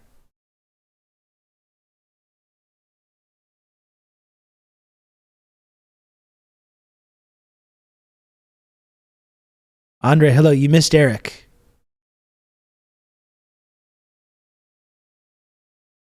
Andre, hello. You hear me? Hey, Matt. Sorry. Rob, I'm coming into hijack. I thought you still had Eric. I was going to make a joke, but now Matt's here to have a you fucked up the timing of it. Professional conversation. Yeah. Okay. I'm going to leave you and Matt, and I'm going to be back with Romy and Rumnik at 3:20. Matt, nice to see you. Have a good conversation. I'm out. Bye. A brief cameo from our friend Andre Goulet. Anyway, here with Matthew Demera. And I think you are muted right now, Matthew. Matt's with the Resolve. Welcome. Thanks for joining the show. Thanks for having me. My internet's acting up, so if I drop out, you can blame Rogers. Yeah, it could be maybe you're being targeted by CSIS or somebody. Oh, no doubt. That's what I always blame. I always blame them whenever anything bad happens. I always feel like it's their responsibility.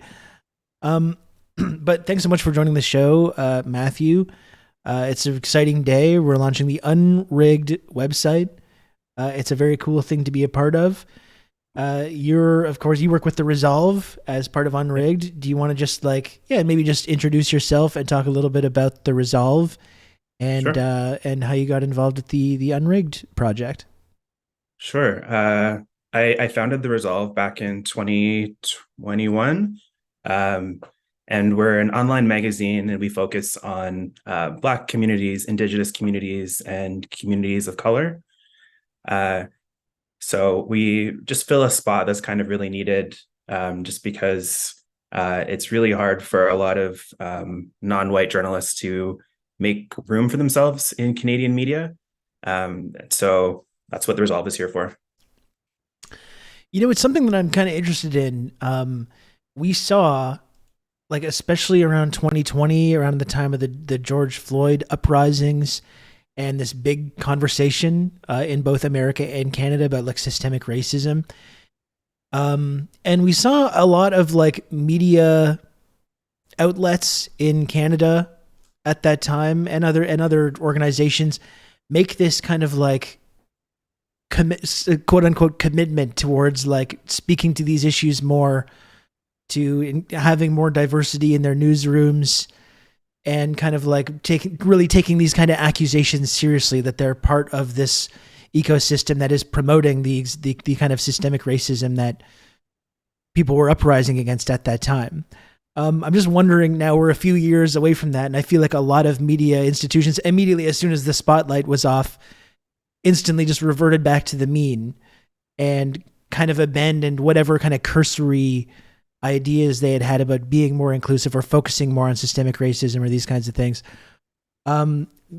Just from your perspective with the work that you're doing, how like, what is your understanding of the role that our media institutions play in perpetuating these issues? And do you think that any of the kind of pledges that were made to be better on these, have they been followed through on in any way, from the perspective of where we are now in 2023?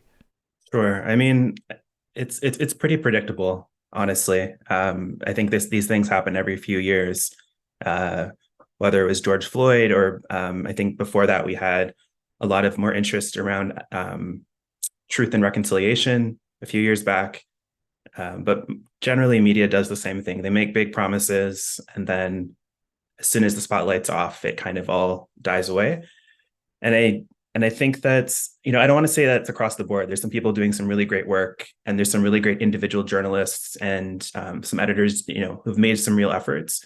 But I think specifically, if you're talking about corporate media, if you're talking about like the mainstream legacy publications, this is par for the course for them. So that's why we started, just because I think, I think most of the time media has a really hard time reflecting the actual makeup of Canada, or the US or wherever. And so I think that's where independent media is doing a much better job, really, is just because I think we're closer to the communities that we cover, and we're more accountable in a lot of ways. Yeah, and this is really something it's coming to the forefront right now with the big Palestinian solidarity movement that we're seeing across the nation right now in response to the genocidal bombing campaign in Gaza that's been going on for over a month now. And similarly, you're seeing people of color, whether they're in politics like Sarah Jama, or commentators in the media, and people that have tried to speak out about this and use their platforms to speak out about it, and they're being silenced or censored, like we saw with Sarah Jama. She's removed from the caucus with the NDP in Ontario. Like, what's been your perspective on following that movement in particular right now, and the way that our media is kind of, I think, failing to cover the issue fairly, and actually maybe listening to some of their Palestinian or Arab or just people of color that have been speaking out about this issue? What's been your perceptions there? I think it's going to be interesting to see where this ends up. I think just because a lot of, especially if you lean left, especially if you have like progressive values, I think it's really hard to stay be a reporter in a mainstream place. Whether it's death by 1,000 cuts or whether you get pushed out over something like this, I think it's really hard for people to just stick it out. And so we're seeing a lot of people push back right now, which is great. It's really great to see those journalists of color specifically push back about Palestine, about Israel, and really make a stand. Because I think how it generally works is people sort of get picked off one by one, right? So, I work for a place and I get into an argument with my editor about, using language, even just, there's some places where there's some outlets in Canada where they weren't allowed to use the word Palestine. This is before this current thing.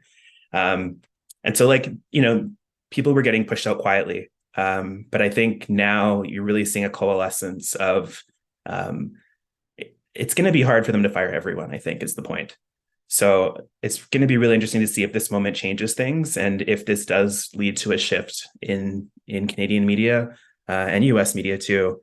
But yeah, I think this is the story of so many independent media is people got fired or got pushed out because they wanted to tell these stories and the places they were working didn't allow them. That's the story of so many of the publications that are part of Unrigged. Yeah, absolutely. And it's one thing like you touched on that I find really kind of inspiring at this moment, because there's a really kind of dangerous climate of kind of a sort of McCarthyist climate that's affecting everything right now in both Canada and the US and a number of other places, both with people in journalism, politics, but also just people on the street. You see the incident of the organizer in Calgary, I believe it was, who was arrested for saying from the river to the sea during a protest. It's a really kind of scary climate for anyone, whether you're a journalist or just an activist or anyone, to talk about this. And I think, like you pointed out, I think that's the kind of inspiring and hopeful thing right now, is that this kind of climate of trying to limit the scope of what people are able to talk about, it can be effective if people are made an example of, and then everyone else becomes too kind of paralyzed to or worried about their own position to speak out themselves. But when people kind of refuse to be cowed by that or browbeaten by it, and people keep pushing through this moment, when this climate is really being promoted, and if people can have personal consequences or career consequences, whether they're journalists or politicians or activists, it's really the only thing that we can do to combat this kind of climate. Like you pointed, like we've seen in protests in places like France, where they've been trying to use the police and use the law to try and prevent people from protesting in the first place, and people are just not going along with it. And with this attitude of they're not going to be able to arrest us all, they're not going to be able to silence us all. So I guess from my perspective, that does seem, as horrifying as this moment is on some levels, that is one thing that I find very inspiring. The fact that from people that are in the political world, the activist world, the journalism world, are kind of refusing to be intimidated out of standing on the right side of history in this moment. Yeah, absolutely. Is there anything else with the rover? Like we talked about the sort of Israel-Palestine issue. We talked about newsrooms and the kind of shifting priorities there. Is there another, while I still have you here, is there another kind of specific story right now that you've been working on with the rover that you'd like to highlight while we're talking about this? Sure. With the Resolve, we've been sort of on a publishing pause over the summer, but we've been working on this series around environmental racism, which we're really excited about. And yeah, I think there's so many issues. I know that everyone's priority right now, rightfully so, is on this whole conflict in Israel. But there's so many other things still, so many important stories to be told. And I think that's a really great part of this project Unrigged, is really allowing people to have a one-stop shop to be able to come and find a lot of these stories from outlets across the country.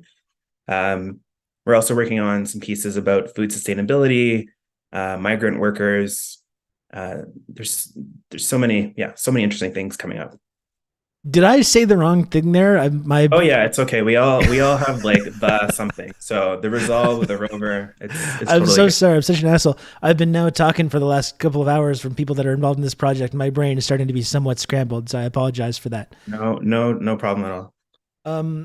Yeah. So I guess I'm just wondering how you came to be involved in getting in being part of Unrigged? Like, how did that come about? I mean, I think it's the same.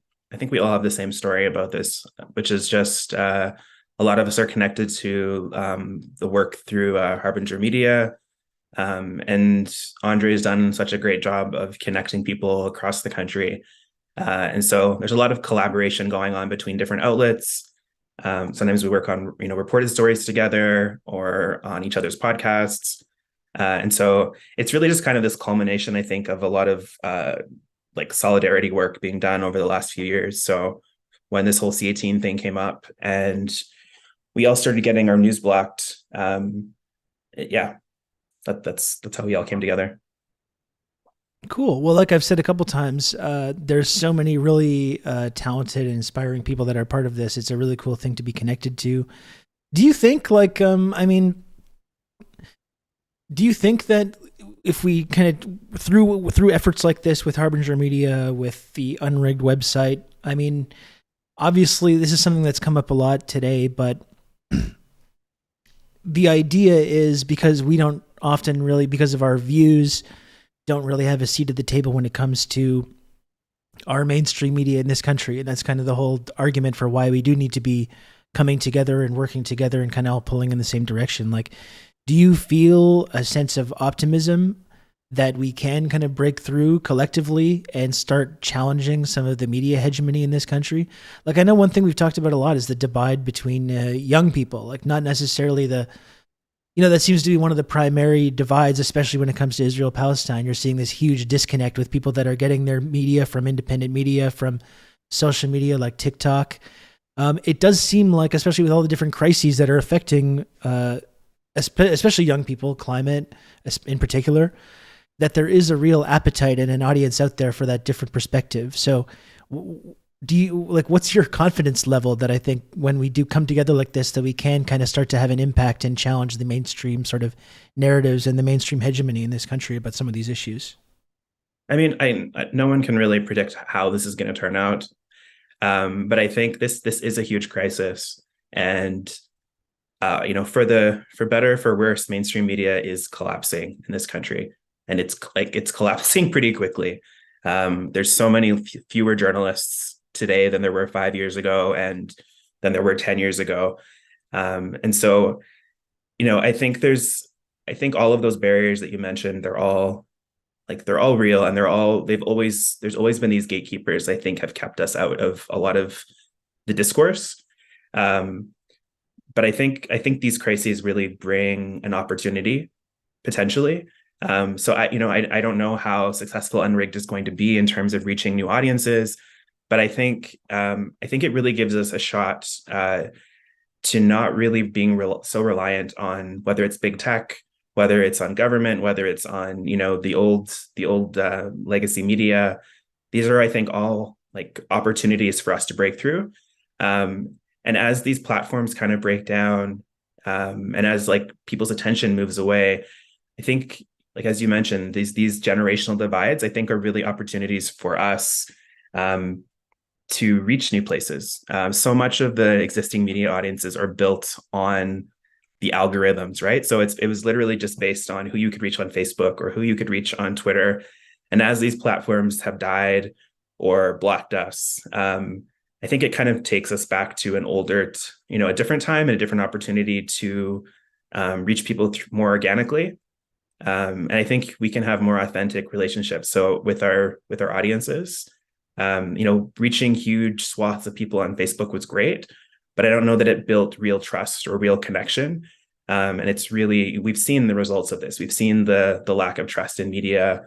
We've seen the sort of breakdown of all of these old institutions. And so I think whatever we build in place of these things as they die and as they collapse, I don't think it's enough for us to just build independent or left versions of what they did. We have to do better, and we have to do it in ways that are more authentic and ways that are more connected to our readers and to our communities. And so I think, speaking about a lot of the publications that are connected to Unrigged, they're all doing really great work. They're all doing really great journalism. They're all, they're breaking stories. They're telling stories that aren't getting told elsewhere. And so I think our only real challenge is, and it's not just a little thing, it is a big thing, but it's connecting with readers and finding them.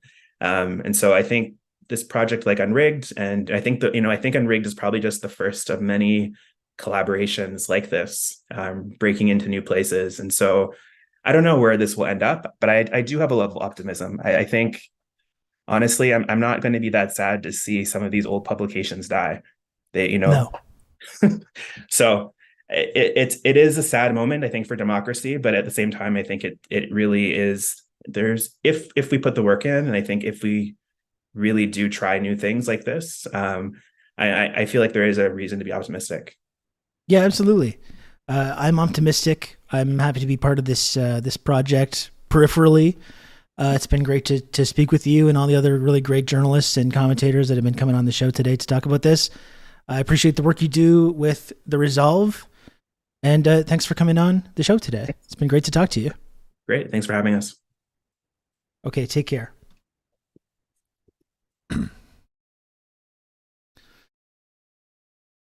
Okay, that was Matt from the Resolve. There's exciting stuff going on in the chat. Oh my goodness, we got some exciting stuff. People have like a catalog of liked tweets. My goodness, it's terrifying. How dare you like tweets? As far as I understanding, me liking certain tweets doesn't jeopardize my position, like on this platform or anywhere else, as far as I understand. But anyway, in any case, we're keeping this movement. We're keeping this going. We are keeping this going here. We have coming up next, Gabrielle from Pivot. Also part of the Unrigged website. Here's Gabrielle.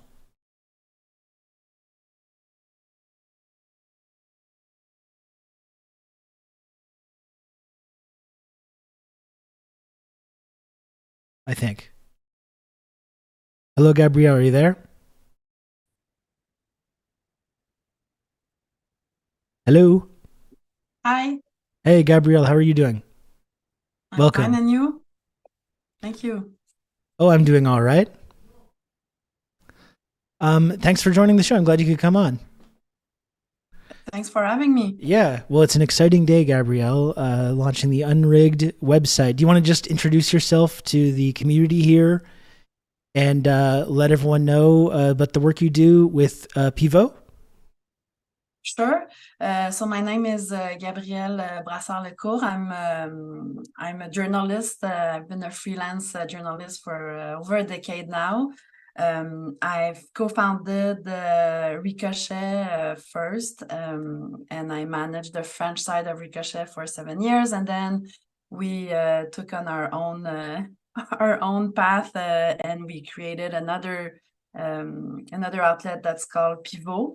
That's exclusive French, Montreal-based, but we do have coverage from everywhere in Quebec and sometimes national stories. I'm on the board of Pivot. I give a hand to the editorial team when they need one.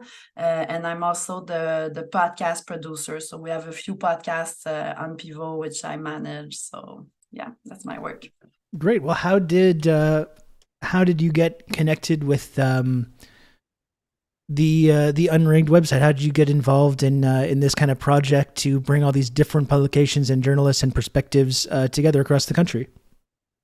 So I think like a lot of us, it was through André Goulet, who's the ultimate connector of all of us, I think. So I've known André for a long time. And when he launched Harbinger, our podcast at Pivot joined also this network. And so we've been introduced by André to the English outlet, the independent and nonprofit one. I have to say that in Quebec, Pivot is kind of one of its kind. We don't have a lot of other French publications like ours, but we do have a lot of Anglo local ones, especially in the rest of Canada. So we connected with them because they're aligned with what we do. We have the same views. So it was very natural for us to join Unrigged, especially because, like everyone, we're affected by the Meta ban, and if Google joins, it'll be even more terrible. So I think it feels very empowering to be part of Unrigged and to have a place where there's over 20 outlets that have their content there. And yeah, as a French outlet too, it's a good way to have our work known to other Canadians for the one who read French. But yeah. Yeah. So, yeah. No. Is there any specific stories that you've been working on or focusing on lately that you think is worth highlighting right now? What have you been working on lately? Sure. So we work a lot on a lot of things. We have been working in part with Ricochet English on the housing crisis in Montreal. And then we develop our network with journalists around the country to also have their perspective on the housing crisis in Toronto, for example, in Vancouver.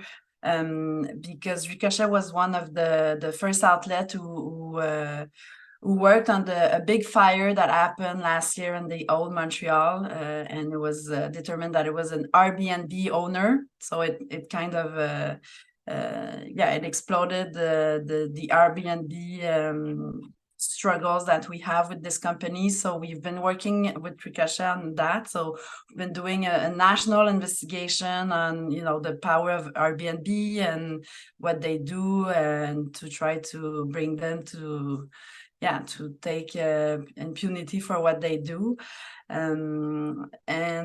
So that's one of the story we've been working on. We have an investigative journalist who works a lot on far right movements, I would say.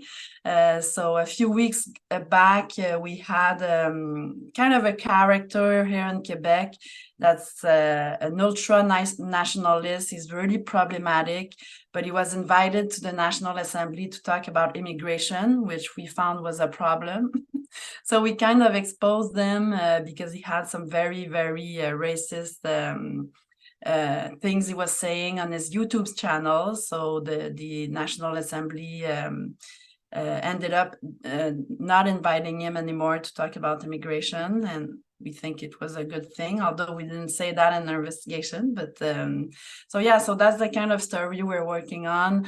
Of course, we are covering the conflict like we can, being in Montreal, but there's a lot of protests a little bit like everywhere in the country. So we've been covering the protests a lot, the pro-Palestinians ones. This is a very transparent take that we have on our outlet. So yeah, a few stories like that we're working on. Yeah, I mean, to reference that other story that you were just mentioning, I think it's an interesting subject to me. The way that, like, because obviously there's racism in Quebec, as when it comes to migrant workers or Indigenous communities or anything. At the same time, I do think there's this weird tendency sometimes in Canada to pretend that Quebec is somehow like uniquely racist, or like to whitewash the fact that Canada itself throughout the nation, like not just Quebec, is actually just a deeply reactionary and racist nation and people. Is that like something, a dichotomy that you're interested in exploring at all? The fact that, like, yes, we do need to talk about anti-racism in Quebec, of course, obviously, but also maybe push back ever so slightly on this idea that, like, Quebec is somehow a unique, problematic actor in this country, or that Francophone people were somehow uniquely afflicted by this, like that, because that always seems to me to be a really unfair criticism of Quebec, even though acknowledging that, yeah, of course, there's issues with systemic racism and all these things that we need to talk about. But is that something interesting to you that you try to explore at all? Yeah, for sure. We explore it a lot, and I don't know in the rest of Canada, but in Quebec, our media are really, they have like kind of I think they're a bit, they're they're a bit hypocrite to have like this pretend neutrality. You know, we don't take a side. We're not politic. We don't have a political side, and they do, right? I mean, in Europe, all media have a very clear tendency of where they're politically situated. At Pivot, we made the choice of being very transparent about having, you know, kind of a left and progressive editorial line that we assume. But for that, the mainstream media in Quebec always say that we're activists, that, you know, we're not neutral, so we're not very credible in our journalism because of our takes. And it's not true, right? We do journalism just like everyone does in Quebec, but we do, you know, we're not afraid to write, for example, the word Palestine in our stories, to write the word systemic racism, which is something that in other media, they pretend that not that it doesn't exist, but they won't word it as such because it's too, you know, heavy or too critical, like you say.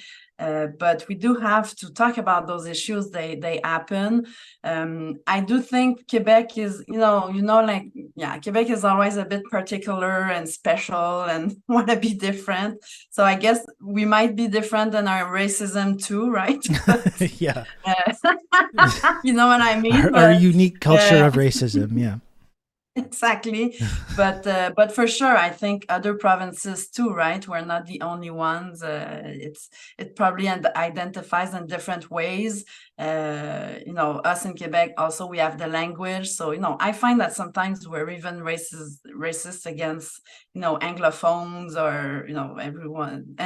And we see it with the conflict, right, in Israel right now and Palestine, that it raises some racist issues a lot.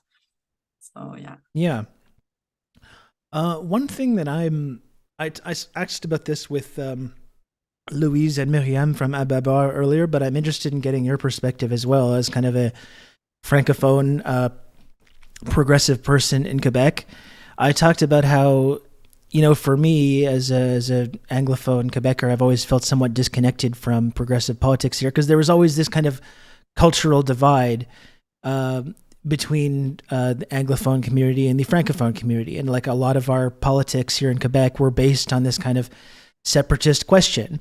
And it seemed to me, from my perspective, like the separatist movement, even if it did have some kind of progressive values that I agreed with, was also very wasn't really based in a kind of level of solidarity, or it wasn't really inclusive towards the Anglophone community. It was really based in these kind of like divisions, which I think for a lot of younger people, my perspective is that they seem to have kind of lost interest in these old kind of cultural divisions between French and English that kept people apart. Like, I guess as someone from your, like also from a younger generation of progressive Quebecers, have you noticed that like that's becoming less of an animating factor in our sort of political culture? And is there more of an effort to like bring people together, like across language and cultural lines and class lines, and bring people together in a more inclusive project? Totally, and I think UNRIGGed is a good example of that, right? Where we're bilingual outlets there, there's English and French, so that's great. I remember when I launched Ricochet like 10 years ago, we were a bilingual outlet, so we had a French and an English side.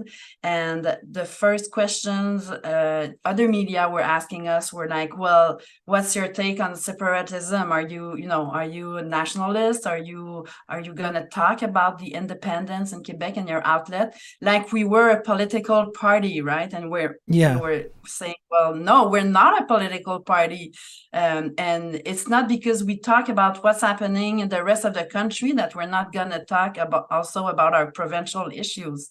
And I think this gap is really, really reducing. I don't think independence is like the most, urgent thing that people in Quebec are interested in. And we see it with the only kind of political party that was incarnating separatism, which is Parti Québécois, who's, not dead, but it's not really rising in the interest anymore. And I think that's a great thing. I mean, even me, from a personal experience, my first teaching experience was at Concordia. So I was, working in English with English colleagues, and I found this super interesting experience. I learned a lot, and I'm really happy that we're connecting with other outlets like us. Even if they're English, I feel like it's reducing the gap, and it's we're in the end we're all in the same boat on certain issues, but also on the ban of Meta not having our content on socials anymore. So and this is not a question of language. We're all in the same country. So yeah, I think for younger generation, this is not an issue anymore so much, and I think it brings us together way more, and it's a good thing. Yeah.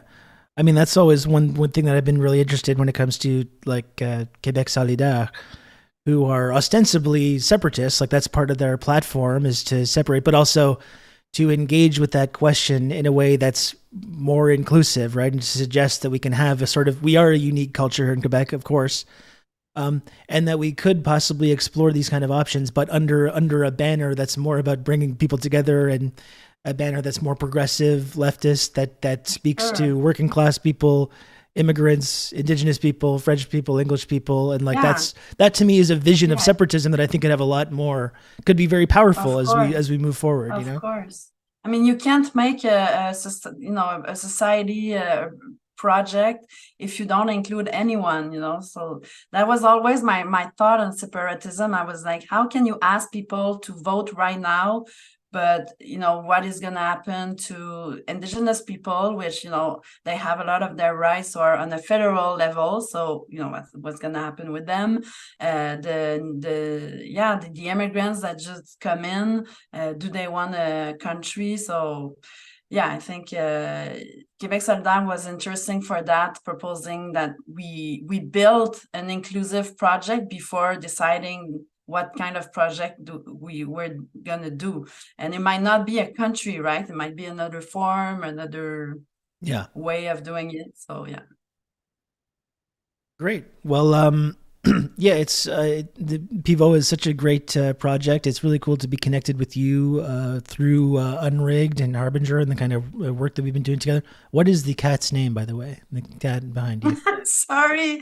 No, her it's name okay. is Lynn. I'm sorry. She usually doesn't come up all the way there. So I'm sorry she's in the background. No, we love it. Yeah, no, it's fantastic. Yeah, she's totally a pandemic trend. Okay. I was alone, so I adopted a cat. So yeah.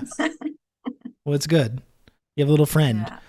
Yeah. So before we get going, I've got other guests coming on in a few minutes. Is there anything about Pivot that you'd like, anything specifically you'd like to highlight? And then you can just let people know where they can find the work. Yeah, follow us. I mean, pretty much all our content is free. We decided that as a perk of being a subscriber, you have access to a virtual newsroom, which is dedicated to the subscribers, where you can propose a subject, and there's a voting system. And if a project gets more than 50% of the voting by the subscribers, a journalist takes the subject and make a piece out of it.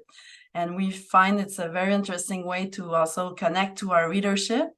So yeah, of course, if you can subscribe to Pivot. It's always helpful. But otherwise, it's pivot.quebec if you want to find our content there. Great. Well, Gabrielle, it's always a pleasure to speak with you. I'm glad you could come on and talk about Pivot today. I'm happy to be connected with you with this project. Yeah, it's been great to talk to you. So thanks a lot. We'll do it. I'll see you soon, I'm sure. Sure. Yeah. Bye. And bye-bye.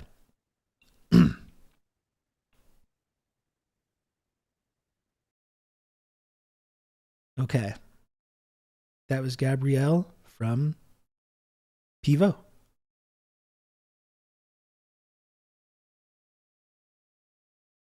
Very cool. So I'm just looking at who's in the waiting room here.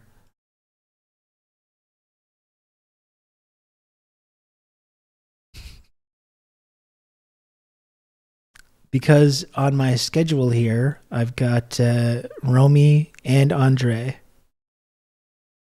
and Rumnik coming on next. And in the waiting room, I have Dave Gray Donald.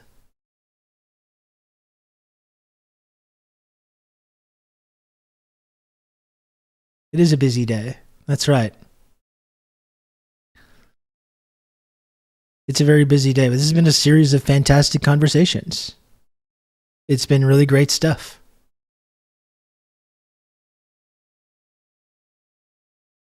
We're going to return to that in just a moment. Because I guess the next one is scheduled for 3, so I have about 2 minutes.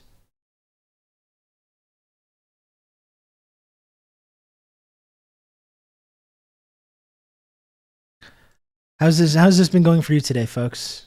What do you think? What do you make of all this?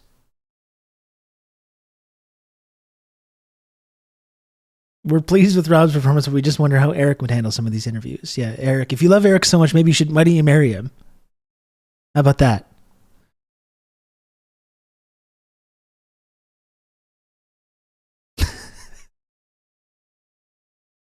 I'm just going to talk amongst yourselves, chat. I'm just going to move this plate. I'm going to get another little beverage there. What's Lucid sharing? By the way, Lucid, chat, it was just Lucid's birthday yesterday. He's the special birthday boy. He's the special birthday boy. Please wish Lucid. In fact, I demand you wish Lucid a happy birthday. Right now. I demand that you do this. And I saw the thing about all the Chinese flags and not a single American flag. I love it. President Xi has finally arrived in America. America yearns for freedom, and President Xi is finally there to bring freedom to the United States of America.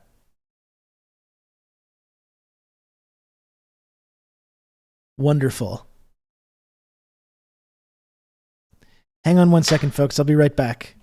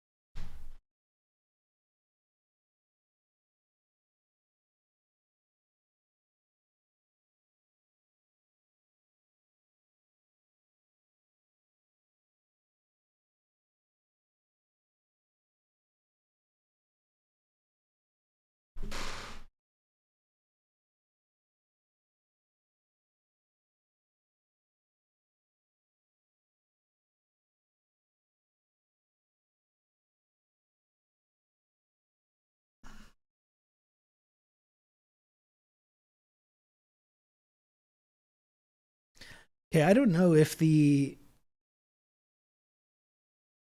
Okay. I see there's a gap in my schedule here. So this should be interesting because I actually am not totally sure what's going on right now, but let's see. Let's talk to Dave Gray Donald.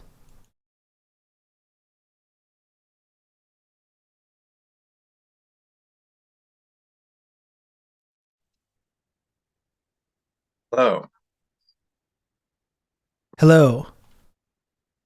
Oh, wow. Okay, I have echoes. Oh, really? Okay, we're good now. Okay. Great. Hi.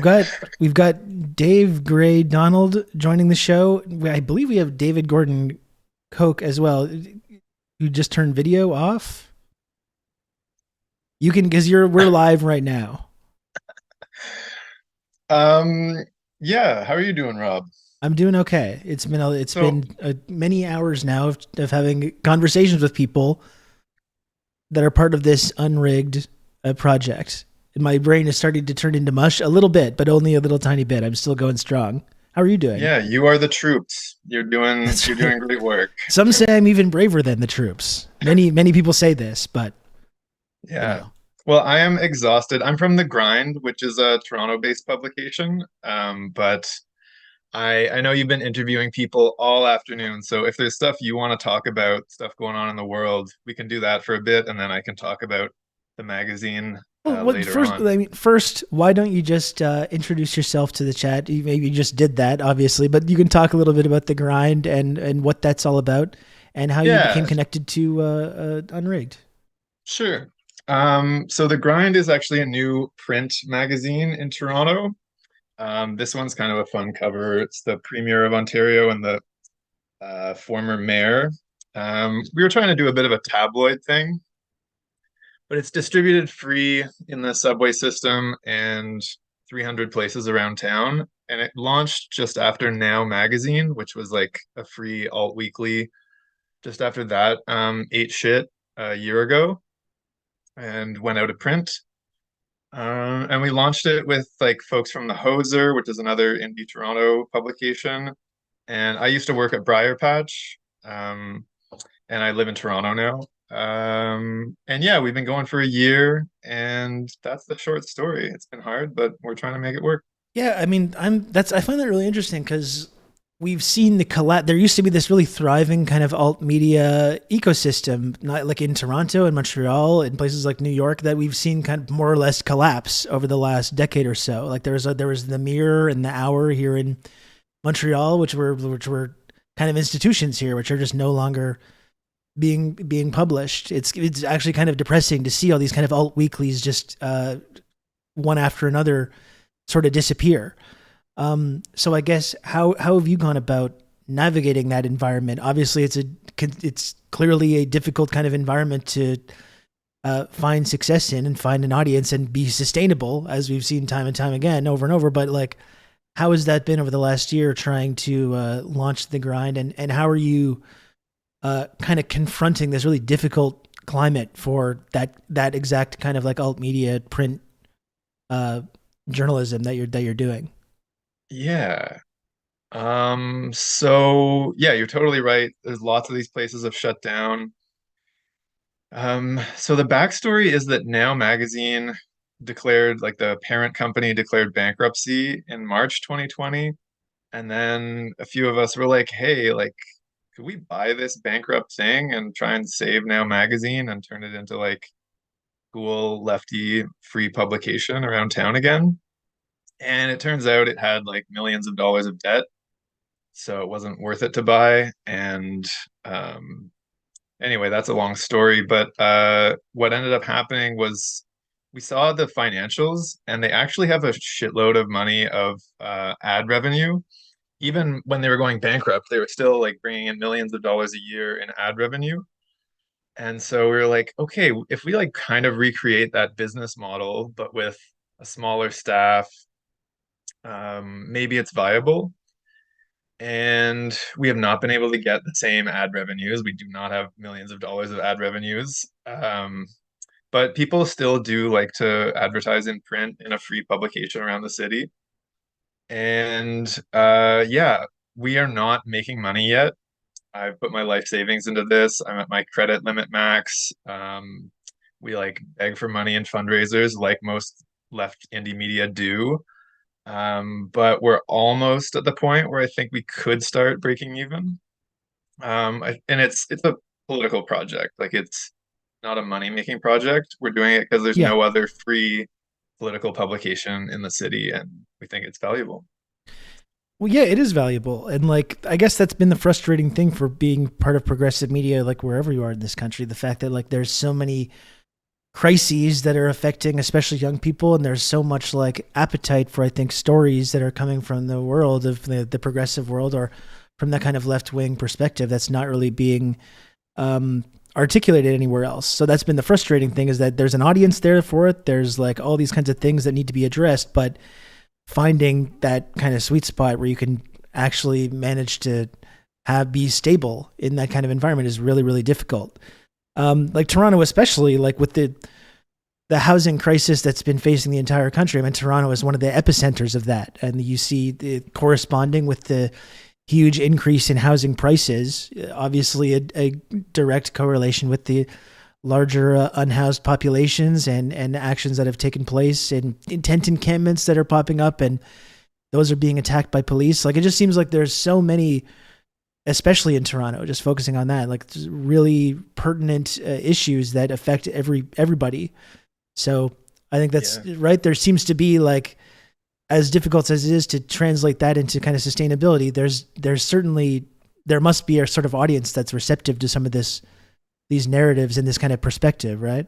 Totally. And people really like picking up the magazine. We get a lot of great feedback. We're building up a donor base, and it's been really nice, the physical aspect of it, especially with, the legislation in Canada that's kicked everyone off of Instagram and Facebook. It's a good way to reach people. In Toronto, we have a right-wing rag called the Toronto Sun. Most cities have one. Yeah. It's like opinion that is like red baiting and blaming immigrants, and then filled in with like police press release, copy paste kind of stuff. And everyone's probably familiar with this formula. And I see it around everywhere. It's like on the subway system, people just leave one around in cafes and everything. And if that's the only narrative people are getting when they stumble upon media in the physical world, we're in trouble. So one thing that we've been trying to think through is like, what would a left-wing tabloid look like? What would it kind of articles would it have? What narratives? And you see some of that on Twitter. Like, I think you do some of that in a really good and interesting way. Just like really plainly stating, like, here's the actual narrative. And so, we try and do some of that. I don't know if we hit the notes right every time, but it's a project. Yeah, well, I guess that's one thing that I've noticed in my experience of doing this kind of work is that there's a real, I mean, journalists in this country are kind of beaten into submission to have this kind of like false sense of objectivity, which only ever seems to benefit the status quo and to benefit the people that are in power. And there's real appetite out there for journalism and commentary that completely cuts through that. And like, I don't even pretend to play this game, this game of civility or this respectability game or jumping through hoops so people take me seriously. And that pisses a lot of people off, but also there's a lot of people that speaks to, and they say, wow, I'm glad someone is finally saying these things, because there's this viewpoint is completely absent from our mainstream. So is that something you've noticed a little bit from the work you've been doing? Absolutely. So like, I'm trying to think of an example. This is even just like a very moderate example. In Toronto, we had an election because this guy had inappropriate relations with one of his staff members and resigned. And then there was his chosen candidate, his like centrist, center-right candidate. There was a former police chief candidate, and then there was Olivia Chow, who's like a center-left kind of candidate. And the Toronto Star, which is the big Toronto paper, liberal paper, it would usually endorse someone like Olivia Chow, but they endorsed the pick of the former mayor, Anna Bailao, who's like a right liberal, and nobody was endorsing Chow. And the tide, like she had huge support in the city, but all the media was starting to align behind Bailao at the end of the campaign.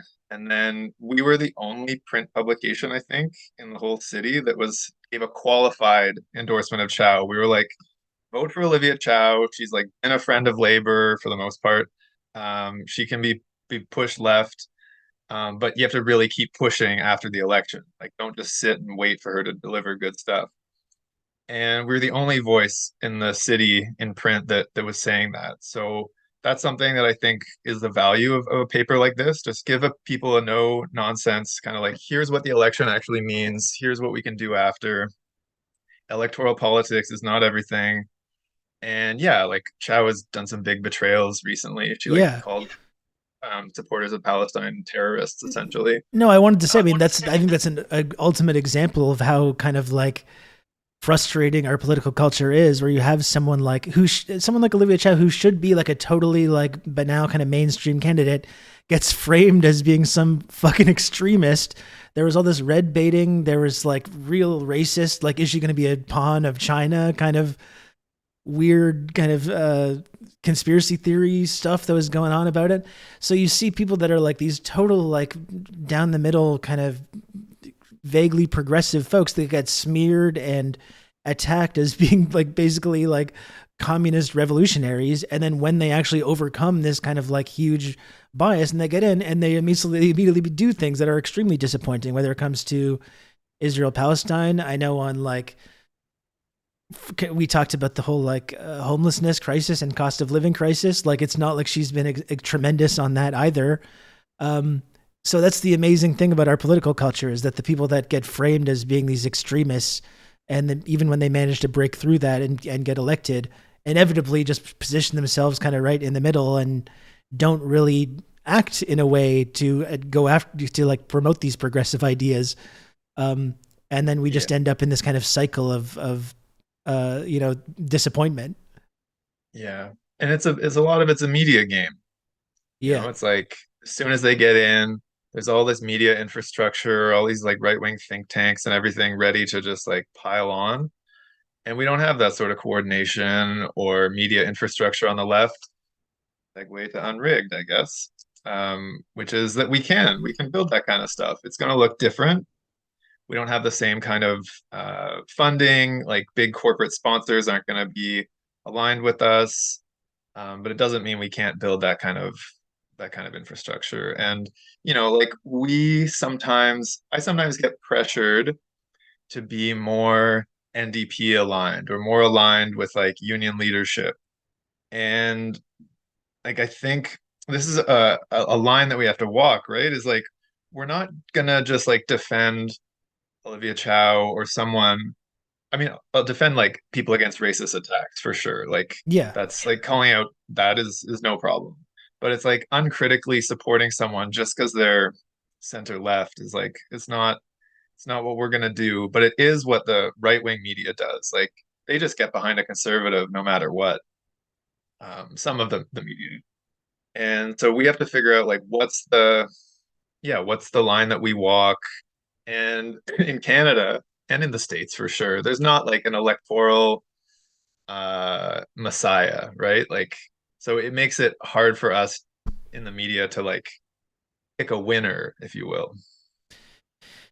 Yeah, absolutely. And it's just been, I think that's this always the constant source of frustration between working in this world. Like you talked about the Toronto Sun but like, it's not even the Sun, it's the National Post, and it's our whole, and even like the Star now has been bought out by these kind of like more conservative, viewpoints, with that, which was at one point at least a kind of hub of at least nominally progressive sort of discourse. And that's the frustrating thing, is that I think we have the audience, we have the correct ideas, we have a unique perspective, but what we don't have is billions and billions of dollars to throw around on promoting the work we're doing and putting it in front of everybody. And that's, as always, that's going to be the tricky thing on the left, because we actually promote a viewpoint that actually challenges people in power, and it challenges capital, and it challenges this kind of hegemony.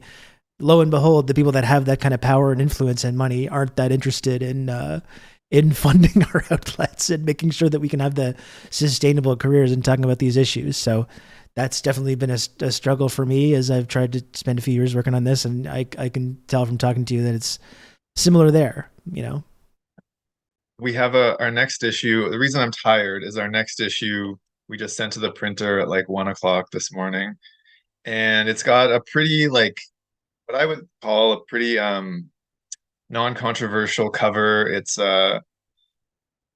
someone from Independent Jewish Voices and other groups wearing like a Jews for Palestinian Liberation shirt, and it says like ceasefire now on the bottom. And I think we'll get a lot of pushback. I think we'll get like I'm sort of bracing for what it's going to mean just to say something so like what I think is uncontroversial. Yeah, same. But no papers, like I'm not seeing the front page of any other paper that's like really demanding a ceasefire now. No, it's true. I mean, that's it speaks to how completely kind of toxic and backwards a lot of our media environment is, that sometimes saying things that should be completely uncontroversial, like I think it's bad that our government is sponsoring the genocidal bombing campaign on a concentration camp right now, becomes this big controversial thing that you have to worry about pushback. You have to worry about having personal consequences, professional consequences for saying just kind of basic facts that I think are around the rest of the world, like in the non-Western world, are completely uncontroversial. That's definitely been a source of frustration for me too. Yeah, totally. I should say that there's like left papers that have been calling this for longer. Like it's not like no papers, but there's, some of the left, like various communist faction papers don't get that wide of a reach. Yeah, of course. Well, while I still have you here, I mean, I have other guests coming on in just a few minutes. It's been great to have you come on and talk to us about The Grind. I'm going to link that in the chat one more time for people to check it out. I know I have a bunch of viewers and listeners in the Toronto area, so hopefully maybe some people are going to be more plugged into what you're doing. Is there anything else? Well, in the next 2-3 minutes, you think you want to plug or promote or to focus on about the work you've been doing before we say goodbye here? No, I'll just say forgive us for our website and social media, which are works in progress. We focus a lot on the print publication, and you can look for it in the subway. And there's like a map on our website. It's actually one of the better things on the site is a map of like 300 spots where you can find it. So check it out. Get in touch with us if you want to write something, if you have feedback, and pressure your elected officials to call for a ceasefire. Palestinian liberation. And well, it's so cool what you're doing. Like I said, I think it would be fantastic if someone could take that same energy and bring back a kind of alt weekly in Montreal, which has completely been absent for the last couple of years as well. Do you ever see the Cult MTL? It's a free paper. I don't see it much. No, maybe I just don't get out enough anymore because I'm old now. I'm curious how much it is around because it's people who were at the Montreal Mirror, which is a big corporate thing, and then that shut down, and then immediately they started Cult MTL. I think it's mostly all arts and culture stuff, but occasionally they'll have a political article. Yeah. Well, I'm really appreciative of the work you do with The Grind. I'm happy to be connected with what you're doing via the UNRIGGED website. It's a really cool project to be involved with. So I wish you the best. Thanks so much, Rob. Great to chat. Yeah. Take care. Take care, man.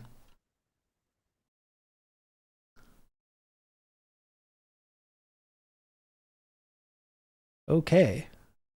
That was great. I just linked the Ceasefire Today website in the chat if you want to check that out. That, of course, my friend Jordan Ewell put together. There is info about Canada on there as well, as well as the UK, to contact your MP, to sign the petition, to try to do whatever we can to promote the idea of our political leadership pushing for a ceasefire. Thank you, Hildy. Thank you for that. Coming up next, we have... Let me know if you need a break. No, you're through. You're through, Eric. You're not the new Rob, okay? You're not hosting the show. You had your chance. You did very well. You did very well. The chat loved you. Now it's too much, though. It's too much.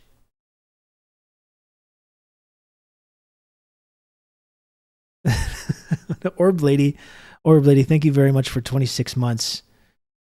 The alert was turned off because of the interviews that I've been doing. Orb Lady says, topple this false streamer.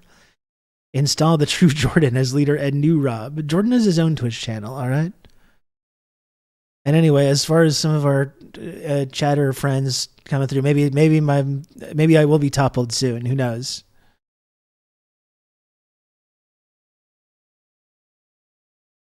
You can count on me. You're going to have good old Rob to talk you through all this. Topple this false streamer. Install the true Jordan as leader and new Rob. Jordan uses his Twitch channel exclusively to bully this one. Yeah, it's true. Anyway, we've got... next up, we've got Romy Garrido and Andre coming back.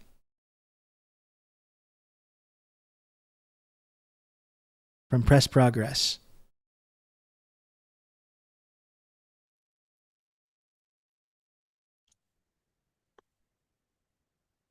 Hello. Hello, Romy and Andre. Hey. Welcome. Hi, Rob. Rob, nice to see you again. Romy, hi. How's Calgary? Hi, it's in Alberta, so it's about as good as it can be. That's rough. How's the rest of Canada doing? Rob, we have a nice day today. Have you been outside much this afternoon? Not this afternoon because I've been doing this for the last 3 hours. I will be going out in about an hour to go pick up my kid from school, though. So see how that goes. Yeah, we're up to 8 degrees. Wow, very balmy. Maybe I'll wear shorts. Romy, I don't know if you noticed, but Rob has been like heroic this afternoon. I know he does this all the time, but Rob, to actually engage with interview after interview has been so impressive. You've been spectacular. Thank and you. Watching the series of conversations kind of brings home what a cool project Unrigged is in terms of the geographic scope, because it's extremely cool to see Regina, Ottawa, Montreal, Toronto, St. John's, later New Brunswick, and a bunch of other cities represented. Like, it's kind of ridiculous. So yeah, this has been an extremely cool afternoon. Thank you for your service. It's been my pleasure. I think it's a really cool project to be connected to.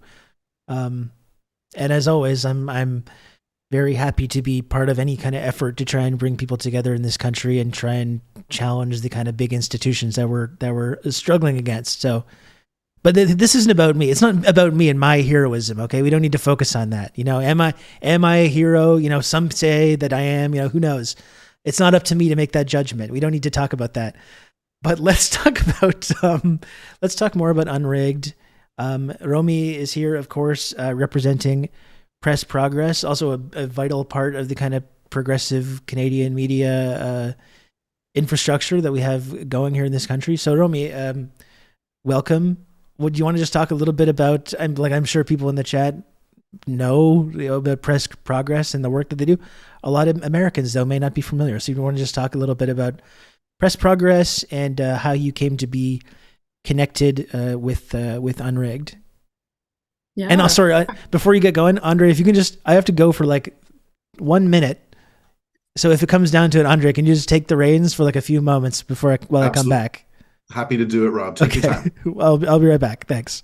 Romy, over to you. Yeah, tell us a little bit about what is Press Progress and what is your role as publisher, and how did Press Progress come to get involved with Unrigged? Yeah, absolutely.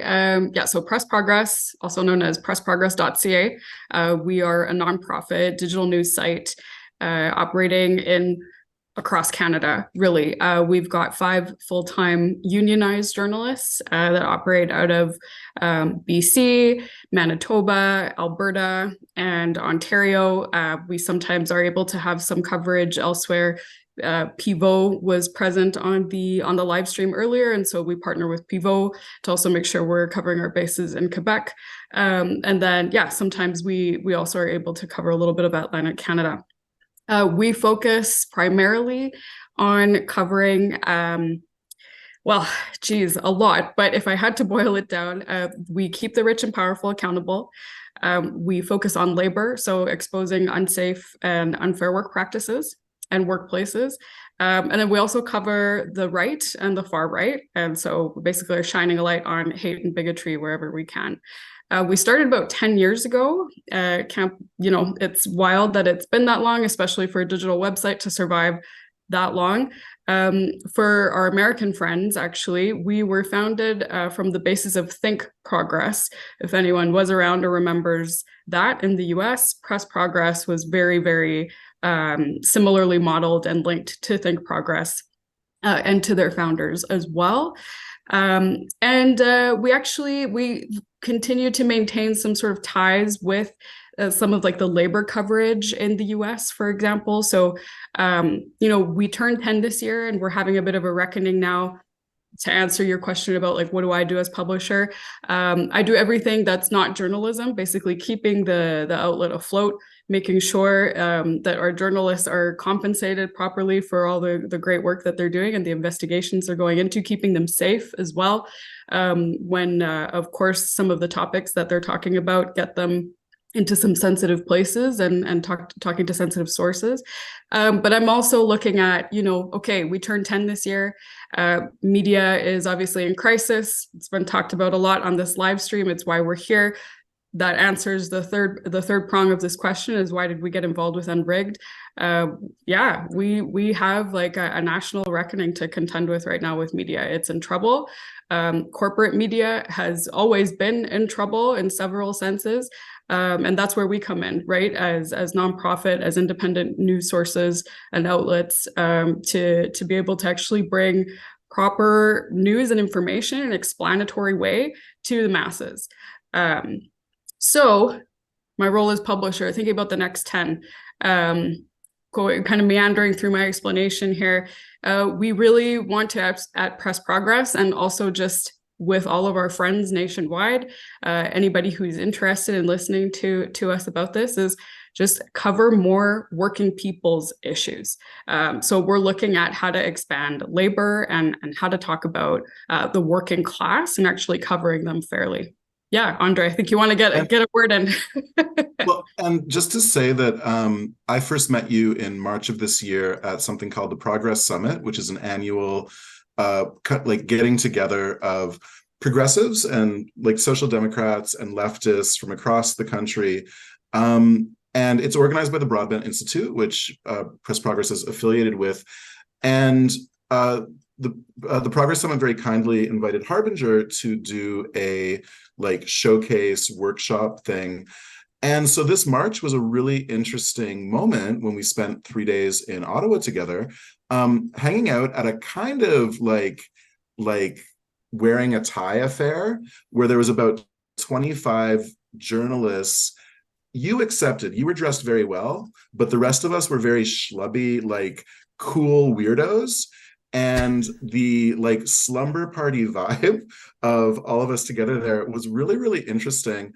And also, just to give a little bit of texture to your description of your team at Press Progress, the journalists there are so exceptionally good at what they do in terms of chasing stories, in terms of having the kind of values that matter to people like viewers on this live stream. And Emily Leadham in Winnipeg, Stephen Maguziak in Calgary, Rumnik Johal in Surrey, British Columbia, and Luc LeBron in Ottawa are the quartet who, they're kind of they felt like a band, kind of.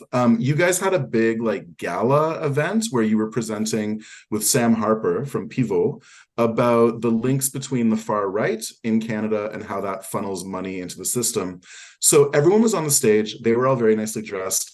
And I was watching in the audience, and I was just like, these guys are really cool. I know everyone in real life, but then watching them just sell their wares on stage essentially was extremely cool. So it kind of helped me conceptualize this model of independent journalism as being something other, in the sense that it's cool as fuck.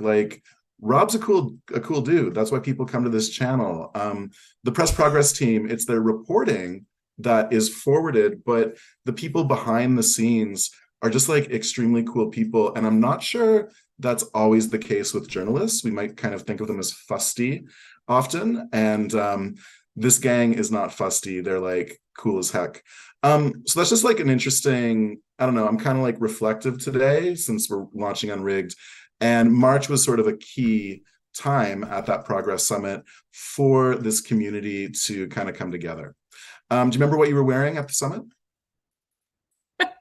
I actually don't, but I will defend my colleague Emily Leadham, who, if she were here, I think would scoff at the idea that I was the only one that was well dressed. She's also a friend of yours, Rob. Yeah. I think she would very much take issue with the idea that she wasn't well dressed. Emily was well dressed. Rumnik was well dressed. Luke was well dressed. Maguziak had on a suit, and it was really cool, and also an 80s rocker bandana. Oh, that's good. That's a good look. Totally. Anyway, so I love the team so much. Don't get me wrong. What I'm saying is Press Progress were the only well-dressed journalists. That's not true. Kevin Tagabon from The Hoser and Shannon Cranko were also well-dressed. Anyone else? I think there was quite a few, but I know what you're getting at, though. No, and I think something that we're yeah, it's something and I don't know, Rob, I'd love to hear your point of view on this, but like it's something we do contend with. It's like there's this weird world of journalism where it's like, there's kind of like the stereotype of like how journalists are very, journalists, right? Like, do you know what I mean? Like they're all about their journalism, and it's within a very neat box with a bow on it, and like, the respectability of it, and like finding the truth and all that kind of stuff that I think we sort of laugh at a little bit, because when you're in it, like you kind of get why they have to sort of carve this space for themselves. But then the double-edged sword is that, they kind of carve themselves out of everything else, right? Like they're kind of on this little island in a silo, not really relating to audiences. And that's actually precisely one of the reasons why journalism and media is in crisis, right? Because they were kind of on a soapbox for so long and not really like communicating with people in a two-way stream, right? It was very just broadcast. And so now you're seeing a lot of outlets, right, kind of scrambling, coming up with membership programs where they're actually like talking to their audiences and building these relationships. Because it wasn't working. It's not a good business model. And I'll say one more thing, Rob, before you get in, which is just that I think Press Progress really models this interesting combination of being presentable, really excellent reporting, because it's the reporting that really leads like the reputation of Press Progress, and being kind of dope as hell. And those three things I think are really interesting. And Rob, I was saying when you were taking your little pause, pour manger un petit collation, I imagine, eating a little snack, that I love the characteristic of this Unrigged community, because as people have seen today, the gang is like cool weirdos, and that's not like, I don't think that's normal. Yeah, I don't think that's been no, I mean, to what you were sorry, are we losing Andre? He's getting cut off. I think a little bit, but yeah, go for it. Yeah, well, no, you speak to something that I think is has always been a source of frustration for me. This kind of like the state of Andre just frozen, and the way that like journalists in this country are really like forced to kind of like participate in this really kind of false and unhelpful sort of objectivity, and are never able to kind of like editorialize, although we see that that's like selectively applied to people. So in certain cases you are allowed to editorialize. Oh my god. Anyway, yeah, it's been a source of frustration to me, and I imagine for you too, like you see with there's this effort, like not like, so yeah, you have to be ultimately objective, and you can never have any viewpoint, any personal viewpoint, but it seems like that's really selectively applied to like people doing progressive journalism and focusing on these issues, whereas our mainstream media will go to bat for someone like Ezra Klein, who's just this horrid like propagandist, engaging in this kind of like awful right-wing kind of conspiracy theory racist journalism. But our objectivity obsessed mainstream media people in this country will say like, well, I don't like him or agree with him, but we better give him an op-ed space or ensure that his voice is being heard so we can promote our ideas of like tolerance, our kind of Voltaire sort of idea of like, I support, defend to the death your right to say it kind of attitude, where this is never applied to progressive media, and people like it doesn't even get counted as being journalism because of actually having this kind of like unapologetic leanings towards like labor issues, towards talking about racism, towards talking about Palestine, and that somehow doesn't count as being part of this kind of like marketplace of ideas or whatever, and will bend over backwards to ensure people like Ezra Klein consistently have a journalistic platform, but for the people at Press Progress get dismissed as being like, oh, it's just this like left wing, it's not even real journalism. It's really gross to me how not only do our journalists like through their own work uphold the status quo in this country, but don't show solidarity with outlets like Press Progress, where they will show it to like Rebel News or these absolutely horrid reactionaries. It's extremely frustrating to me. Yeah, I think so. Yeah, I agree, and And I'll say that this is kind of what I was getting at with like we're sort of straddling like a fine balance. It's that I do have and like oh, God, I love my left community. Please don't come for me for this, but I'm an organizer at heart. I'm not just a publisher at a news outlet. Like I've done a lot of campaigning and trying to move the needle on issues, both here in Calgary and in other parts of Canada. And I've got a small bone to pick with the left, and that like we tend to silo ourselves sometimes, right? Like the whole idea of the dirtbag left, I think gets thrown at us more than should be warranted. I love being in my dirtbag lefty spaces sometimes and just like nerding out, talking about theory and whatnot. But as when I put my organizer hat on, when I'm like trying to change hearts and minds and have conversations with my neighbors, like that doesn't cut it. Like, you know, I think we need to come to a bit of a realistic balance of like, where is the average person at? Like, what does a working person's day look like from start to finish? You know, they get up, they go to work, and then, you know, they pick up their kids or whatnot. And then maybe they just want to turn their brain off and watch some reality TV and then contend with like whatever kind of family issues are happening, like aging parents, etc. Are they thinking about a lot of the issues that you and I talk about, you know, on a weekly basis? Like maybe not. And to their credit, it's because they're tired. They're a working class person. And so that's the kind of thing that's like, I think we need to like merge where we're coming from, like the truths that we have, that we're really passionate about with like the reality of the average person, meet in the middle. And I think that's where maybe places like Press Progress and all the other amazing outlets that are here are going to be able to find like a way through to get to these folks. Yeah, Andre. Yeah, and I would at Halloween a witch put a curse on my house, and so sometimes my internet drops out. But hey, when that happens. Thanks for your patience. But yeah, so hearing Romy talk about this, I always love. Okay, so Romy was on the steering committee for launching Unrigged with Drew and myself and Eric, and it was really wonderful having her perspective because I just respect it and appreciate so much. So yeah, I fully agree with it, appreciate it, and I'm more like a media organizer than a political organizer, so I love hearing that kind of perspective. This summer, Romy was in Montreal with Emma Jackson from Climate Justice Edmonton, and they were organizing some young people.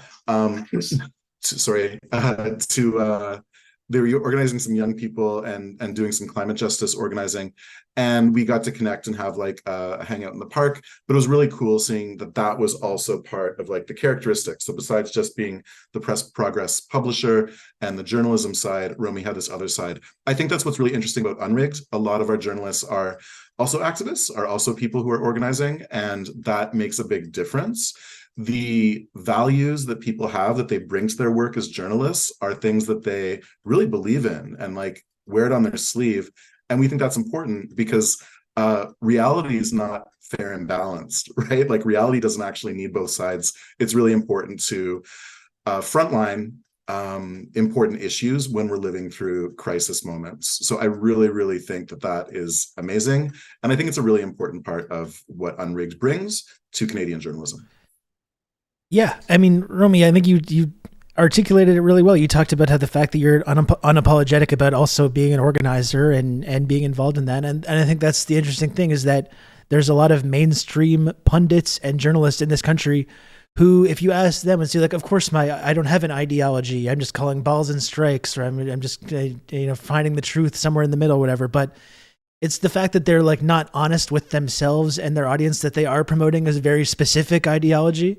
But they still get a seat at the table in our discourse and in our media. Whereas if you're unapologetic about the fact that you have a certain perspective, or that you are an organizer, or that you are interested in climate justice or racial justice or social justice or whatever, then you get punished. Then you get, your status revoked of being a genuine journalist. And again, it's just, I think it's a really grotesque media culture we have in here. That's why I'm happy to be doing whatever I can to work on changing that, along with the work that you're doing with Press Progress and what we're all doing with Harbinger Media and Unrigged. I think it's a really cool thing to be involved with.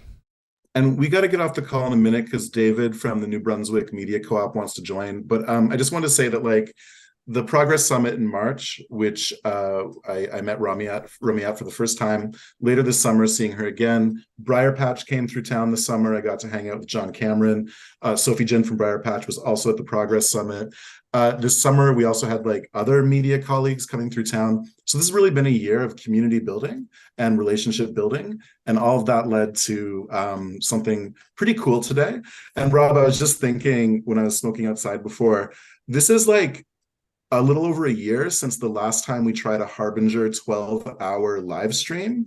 We did that for 2 years in a row, which was like 12 hours of people going on a live stream and talking about independent media. So 1 year later, this is an evolution from that, and it makes me really excited, and it's super awesome. And thank you again for hosting so many journalists on your stream today.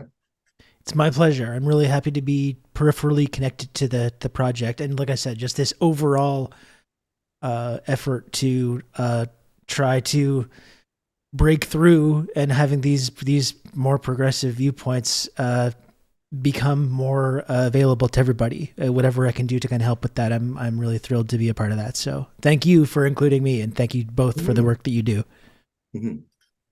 Thanks all around. No, salute you for being on this stream for so long. I hope you get some rest after this, and thank you to everybody who's watching.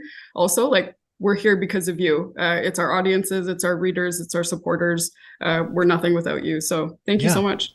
Absolutely. I'll get you a pint tomorrow at Grumpy's, Rob. I'll see you tomorrow. Sounds good. Okay. Thanks, Sounds Romy. good. Thanks, Rob. See ya. Thank you too.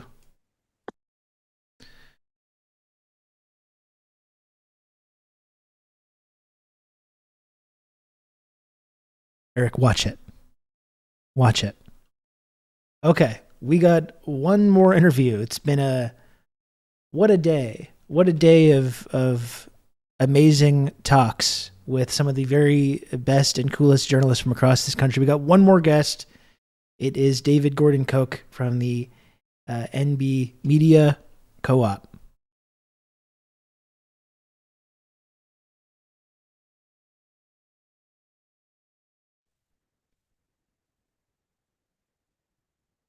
Hello.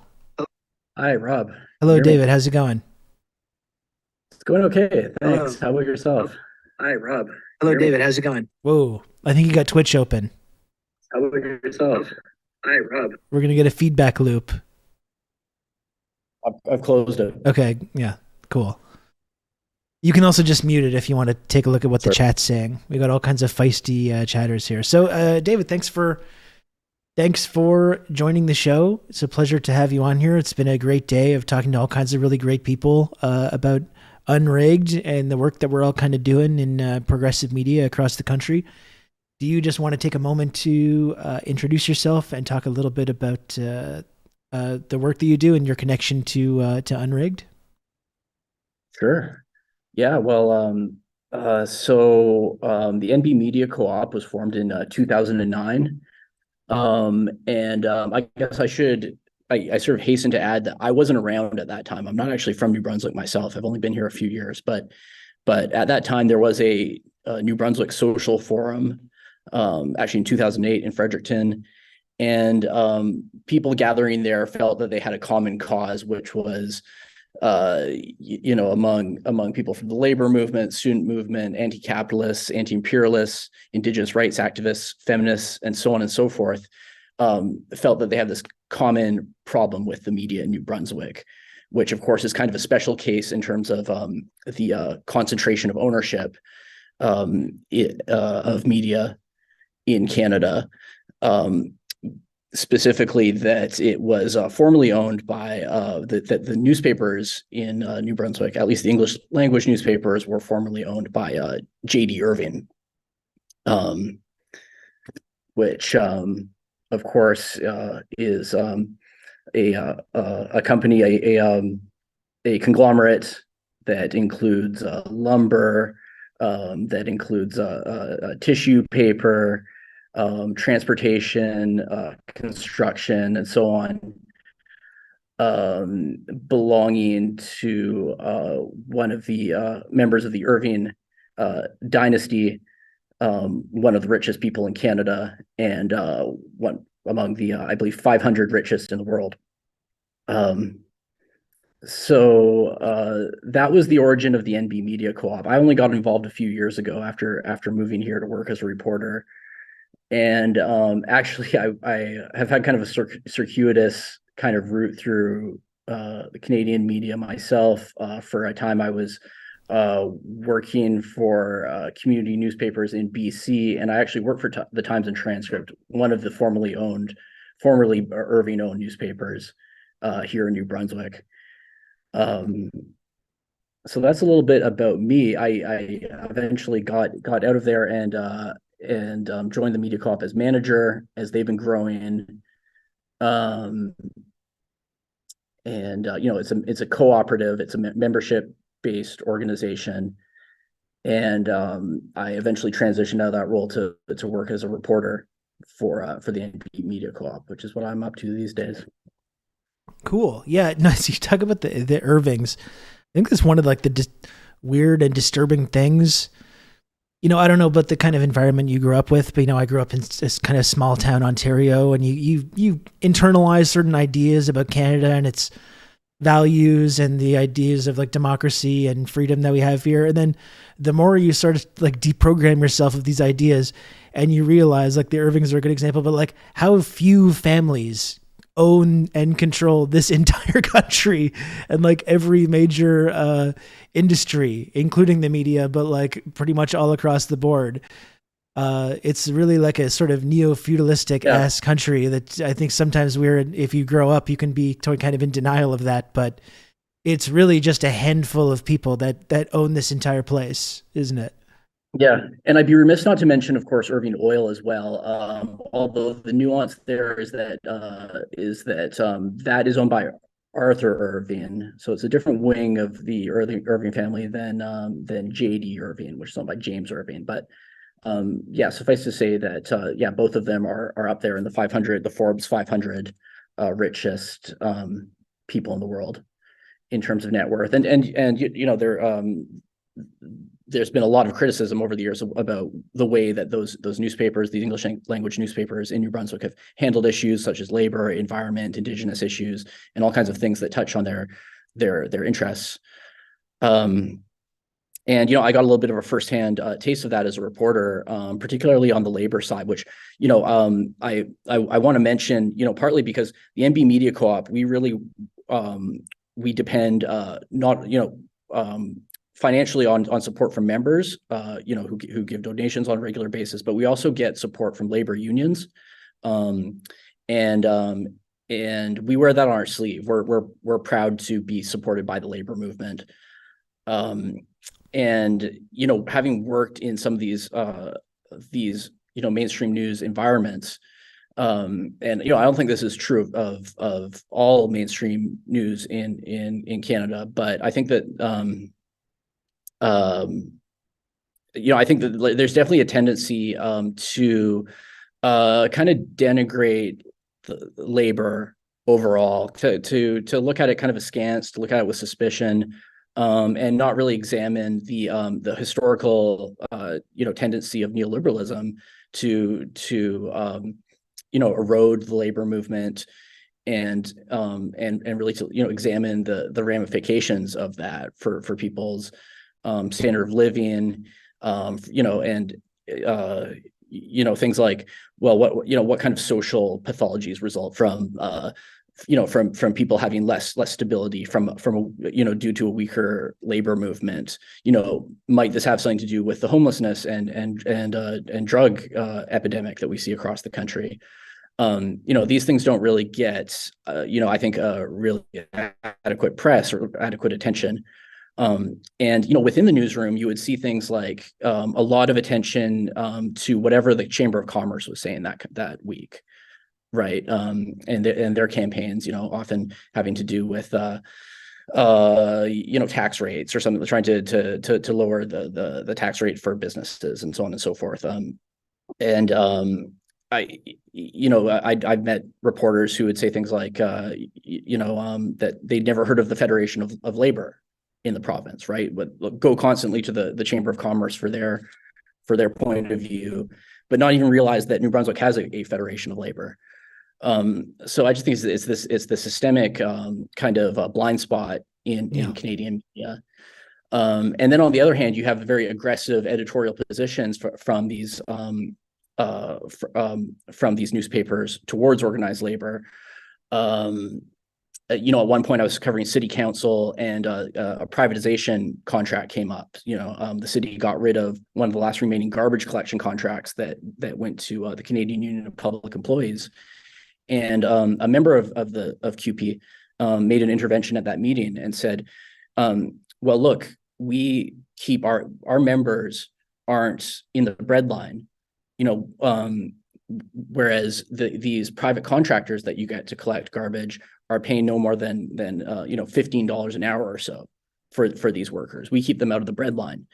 And so I duly reported that in my story, and to the paper's credit, they published that. But just I think a couple of days later, they came out with this. They came out swinging with an editorial blasting the union, for trying to prevent this privatization from occurring, but really not engaging at all with that argument about the unraveling of the social fabric, right? Caused by this erosion of good paying jobs. So that's on one hand just the kind of the sandwiching of information in these opinion pieces. And what we try to do is bring a critical lens with publishing news and commentary from a left perspective, commentary that will give a different perspective on these issues of political economy. But then on the other hand, just in terms of the information that can get out in these papers, I would write about things like during during the worst days of the pandemic, about Walmart doing hero pay, right? Remember when they gave those kind of bonuses to Walmart workers? Well, my editors asked me to do a story about for like that, 2 months. A story that something from a business. Yeah, it was a very brief period, right? And so they so they asked me to match a story that had been done by kind of a business publication called Huddle, and that was very obsequious towards Walmart, and so I wrote the piece looking at it from a labor perspective, and I got quotes from unions who talked about, of course, the closure of the Jonquière Quebec store in I forget the year, but I think it was around 2006. After it unionized, after the Walmart in Jonquière, Quebec, I remember that. Unionized, right? And it's that part was taken out of the story. They wouldn't publish it as such, and the reasoning at the time that I was given was that it happened too long ago, and they didn't want to relitigate the past. But I think that from a labor perspective, it's quite absurd to talk about labor issues in relation to Walmart without mentioning this important event that took place in recent Canadian history. I mean, you talked about the elements of neoliberalism. I think that's one of the main components is not acknowledging the past. You're not acknowledging any context. You see it when it comes to labor issues like you're describing. You also see it when it comes to Israel-Palestine and the current violence that we're seeing now. We're kind of not allowed to ever talk about that kind of context or to talk about the years of what led up to these struggles. It seems to be completely ignored. Well, and history begins for certain people, like, in the very recent history, and anything beyond that is supposed to be forgotten or not mentioned. Well, even the word neoliberalism, Rob, I mean, at one point I did a content search in LexisNexis or whatever the case may be. I searched for the word neoliberalism, and putting the little star beside neoliberal so that you can include the ism and or just neoliberal and so on and so forth. And it gave me 2 articles from the newspaper. One of them was an op-ed by the Federation of Labor president, and the other was a review of a Bob Dylan record. And that's all you get, and one time when I had been asked to write an article about homelessness, I had put a part about neoliberalism in there, and that didn't make the cut because they said it was too long. The article was too long. So it's we're trying to respond to that by giving people another option, something else that they can read if they want a perspective on what goes on in this province, where of course the Irvings still have a lot of control. not to mention the McCain family, but I would say also the business class that enables them, and in general, and political class. We try to bring a different perspective to that. And just really briefly, like I said, the newspapers are no longer owned by JDI. They got rid of them a little while ago. It's kind of an interesting little part of the history here. If people haven't been keeping up to it, what happened was it got sold to Post Media, the entire Brunswick News operation, and subsequently Jamie Irving, the publisher of Brunswick News, of course, part of the Irving dynasty, then became executive chairperson of Post Media at the same time. Since then, he has stepped down from that role for reasons that we don't know, and maybe we would know if there was a more aggressive and critical press looking at business affairs in this country. As Jacques Poitras, the CBC reporter, wrote about in his book Irving versus Irving, there's just this massive blind spot in terms of the activities of this very rich and very powerful family in this province.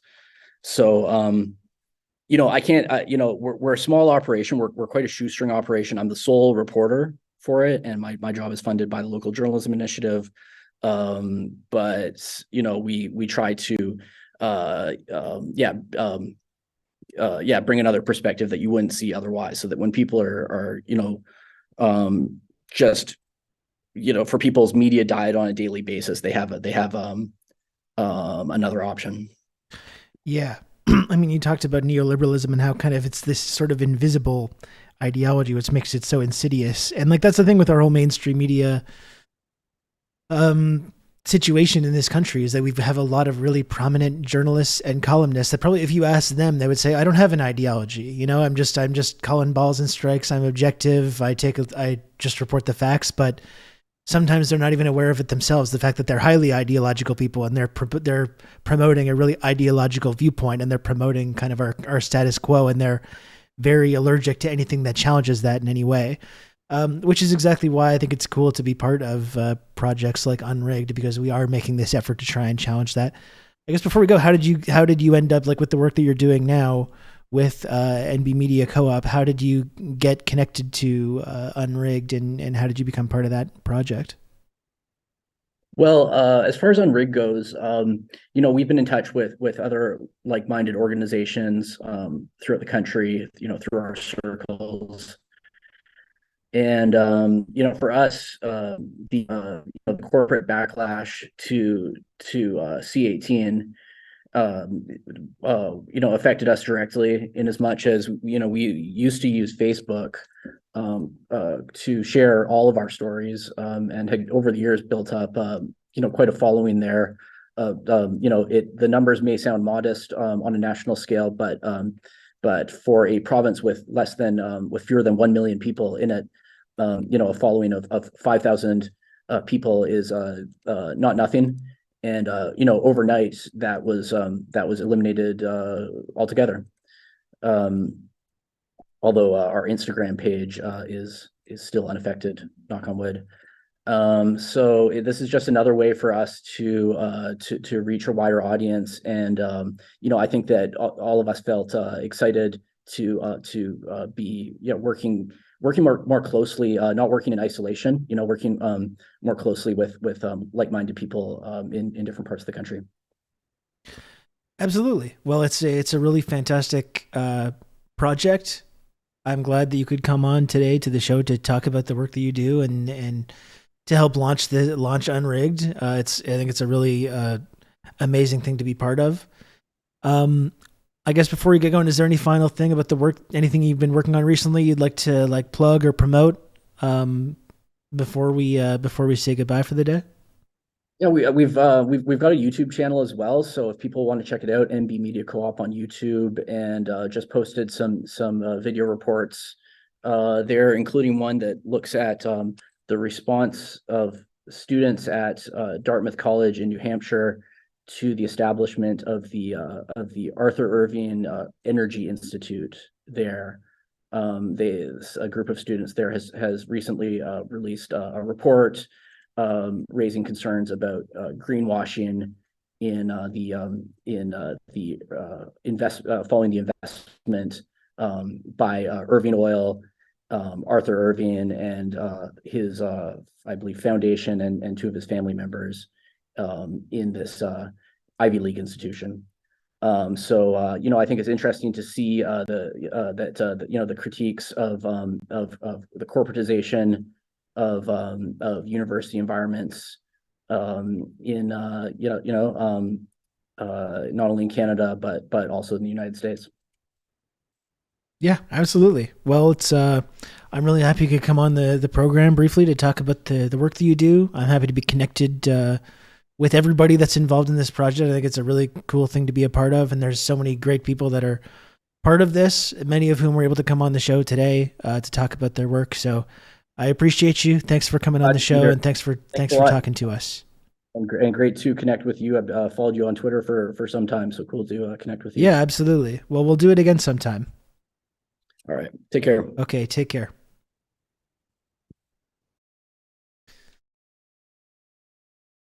End meeting. Okay. We ended the meeting. There we go. That does it. That does it for all the interviews today. If you're counting, that was 4 straight hours of interviews. Easy, no problem. Whoa, we got another. Give me another hour. Give me another 2 hours. I don't care. That was fantastic.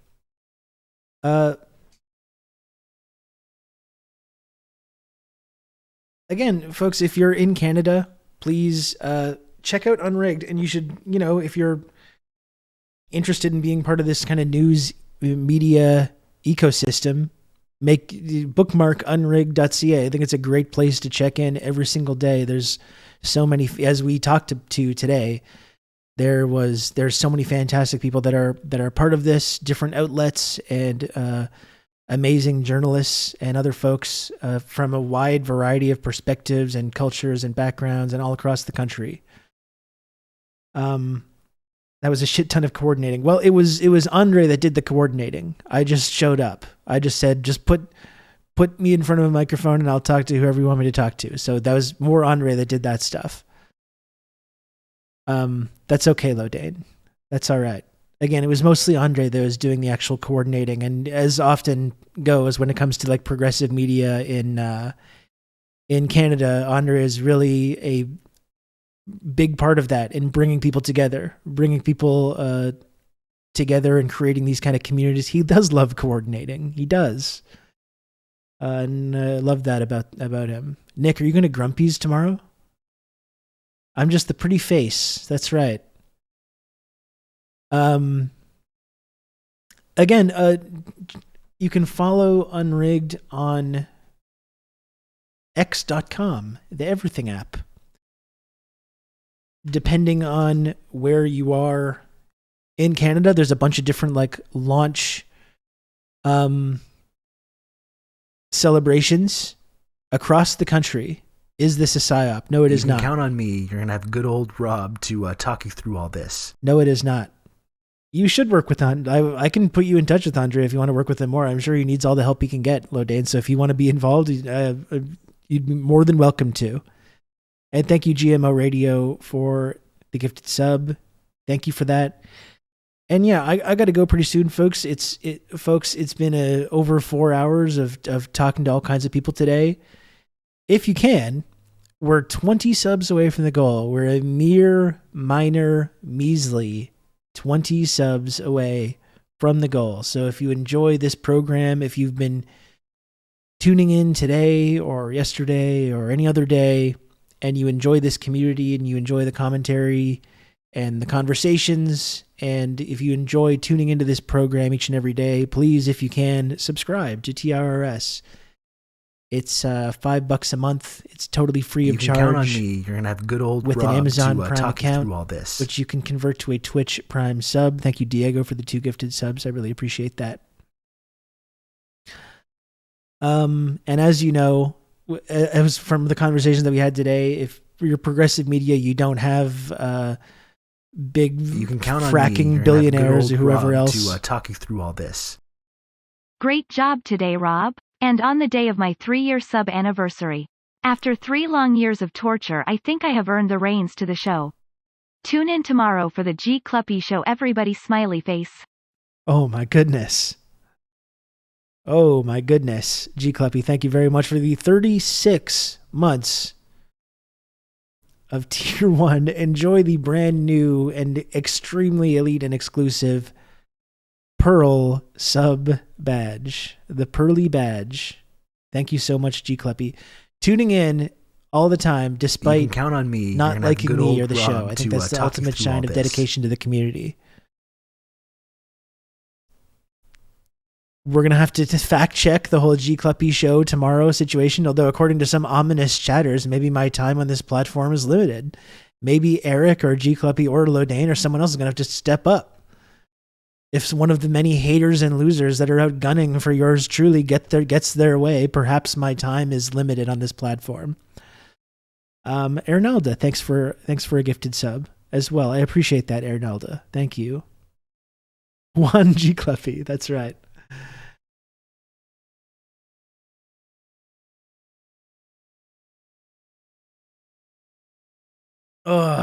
So just constant mutiny. That's what we're dealing with. We do have a possible hype train on the horizon. One more sub or one more gifted sub will get that rolling, if that's a possibility. You can count on me. You're going to have good old Rob to talk you through all this. Time Abolition, thank you for the 5 months Tier 1. Really appreciate that. Time Abolition, thank you. And we're a mere 15 subs away. You can count on me. You're going to have good old Rob to talk you through all this. And Anon, thank you Anon for the 5 gifted subs. You can count on for me. these duels and backstabbings. To talk you through all this. You're a rapier. Is that what they call one of those? Like, when I said that word, you can count on me. When that word came out of my mouth, I was like, that seems like a weird way to pronounce that. Is it a rapier? I don't know. You can count on me. You're gonna have good. Let's old just move Rob on from to, that. Let's not interrogate that. You can count on me. You're gonna have good old Rob to talk you through all this. I did? Okay. That's good.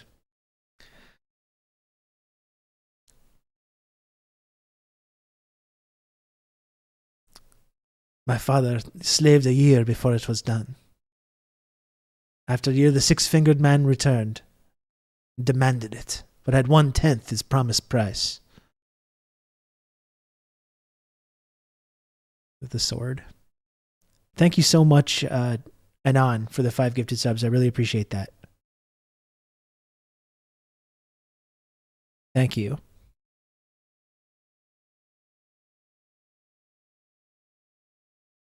And now a mere 10 subs away from the goal, folks. A mere 10 subs away. It's within reach. It's within grasp. Oh, I'm so tired from talking so much today. I love that score. This, like, it's really a perfect movie, Princess Bride, but that Mark Knopfler score, man, it's so great.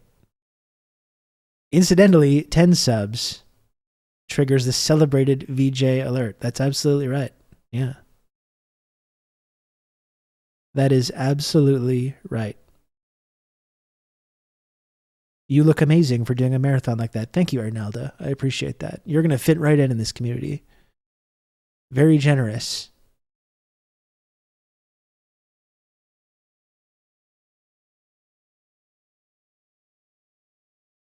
You did do a good job as chatter. You need an alert of the boo from Princess Bride. It's true. You can't talk about the queen anymore because she died. The queen of muck. The queen of filth. The queen of putrescence.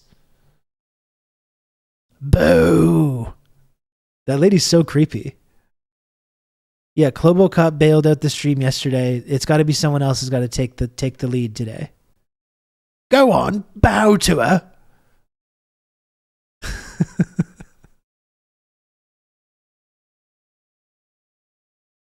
Man, what a fucking great movie. God damn.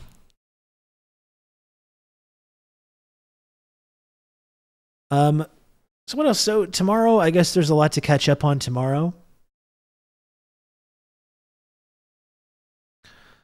Friday, we have Justin Potter coming back on the show.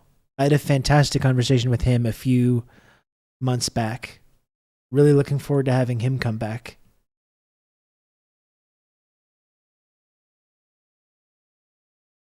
And tomorrow should just be a chill day of getting caught up on some of the things we missed. Fred Savage is underrated in that. Who is Fred Savage's agent in like the 80s? He was just absolutely, he was everywhere.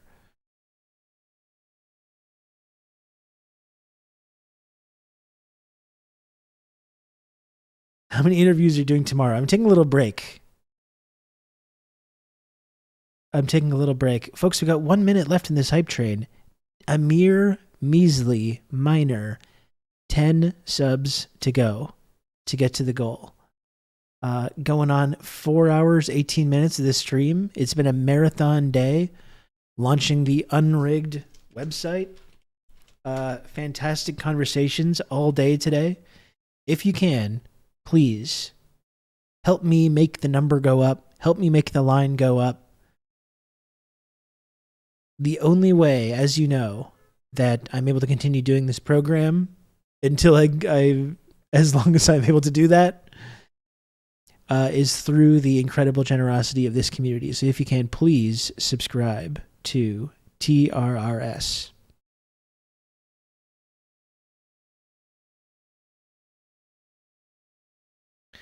This is helpful for me because I've been charting the left in Canada, so all these news orgs are going in the chart. Yeah, I mean, it's really fantastic, honestly. Like, I wouldn't be spending the day talking about this if I didn't think it was just an amazing and cool project with so many incredible people. You know, it's one thing that I'm just really proud of. I'm really proud of being part of this, like, independent, progressive, socialist media, whatever it is that we're building here in this country. I'm really, really proud to be a part of it. So it was really cool to spend the day talking about Unrigged and speaking to all the really cool and inspiring people that are part of that.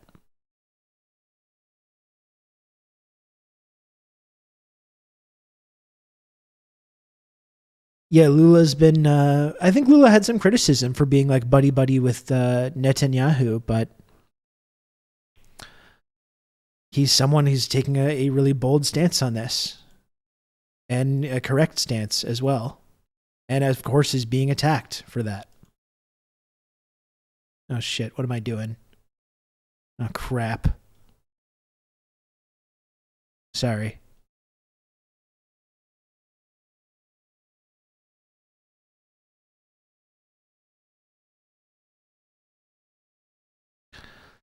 Yeah, I know the play is to act like it doesn't bother me, and it doesn't. Like, there's been all kinds of weird dipshits saying all kinds of things about me over the last couple of we simply weeks. Use the computer to mark up the size of the account.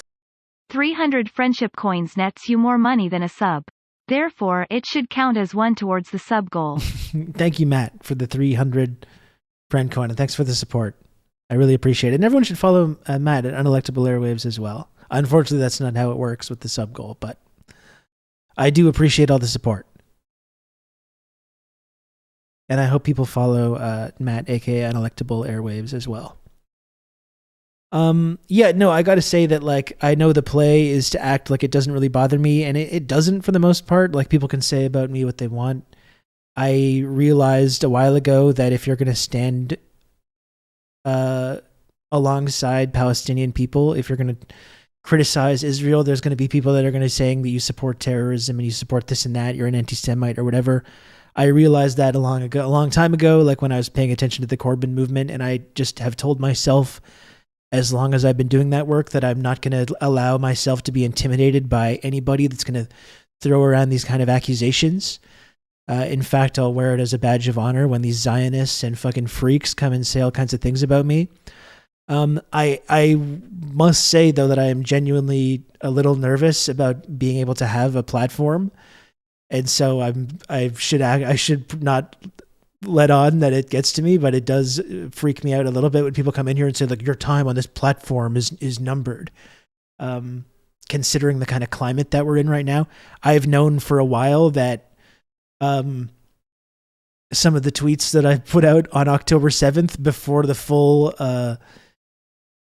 story had kind of like come out, when I woke up on October 7th and I saw people bulldozing the Gaza prison fence, when I saw people attacking these IDF checkpoints, that's something that I celebrated, and I don't apologize for that. I don't feel bad about it. I'm not going to delete any of those tweets or walk any of that back. I just told myself a while ago I wasn't going to be intimidated like that. And I've known for a while that I think some of those tweets are most likely going to come back and be used against me.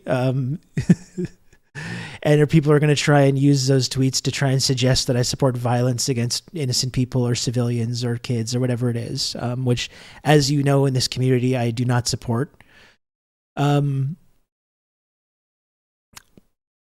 yeah, I must say it's a concern. Like, this source is my main, this show is my main source of income. So I really don't think over the last month that I have said anything that would be worthy of me having any kind of consequences on this platform. As you know, if you've been watching this show, you know I've been pretty even-handed about all this. Yeah, I'm unapologetic in supporting Palestine. I'm unapologetic in criticizing the Zionist regime and their genocidal, barbaric criminality. Never at any point have I ever suggested that it's okay to commit violence against innocent people. I'm not a violent person and I don't support that. I've tried to put some of the violence that we've seen into a context, to talk about that kind of violence in the context of like slave uprisings or the Indian Mutiny or Nat Turner or Haiti or like the settlement of the American West. I have really tried to do a decent job of talking about these things. I really don't think that I've said anything that I should worry about this platform being jeopardized in any way, but considering the climate that we're in right now, it is a concern.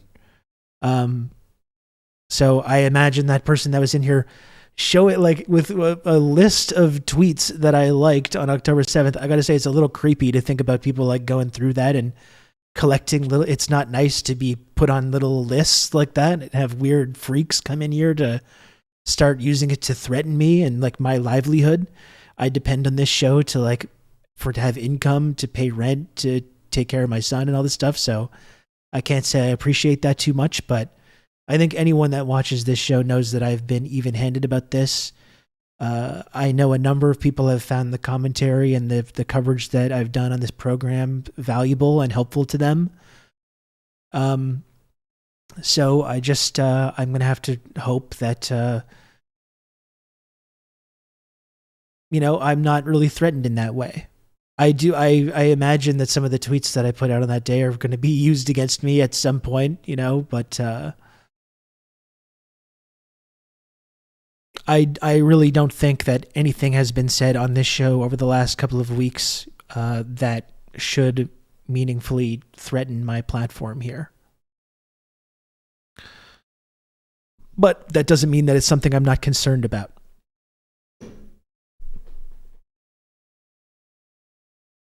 The mofos are bloodthirsty and you're a big bag of yum. Yeah.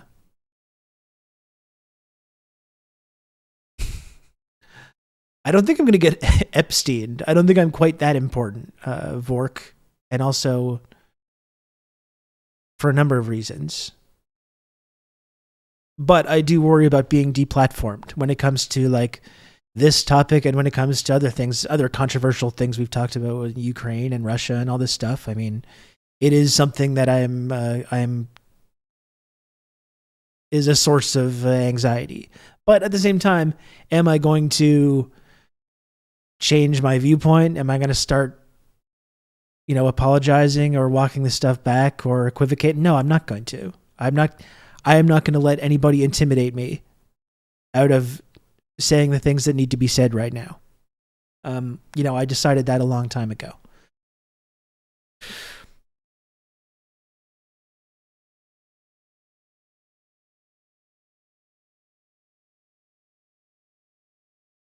I mean, that's the thing with the whole Corbyn thing. You saw people get caught up in that, and if people are progressive, it hurts when people call you an anti-Semite or they suggest that you're racist or whatever. All the kinds of things they're saying about Corbyn, and you saw so many people that were part of that sort of progressive UK media scene who were kind of like allowing themselves to be swayed by these kinds of things, and they were apologizing, and they were kind of like trying to play this game, this respectability game. And I just decided a long time ago that I'm not going to do this. I'm not going to play this respectability game. I'm not going to try to like tone down my language to make people who are going after you in total bad faith to make them feel comfortable. I don't care, you know? I don't care about trying to make people feel comfortable.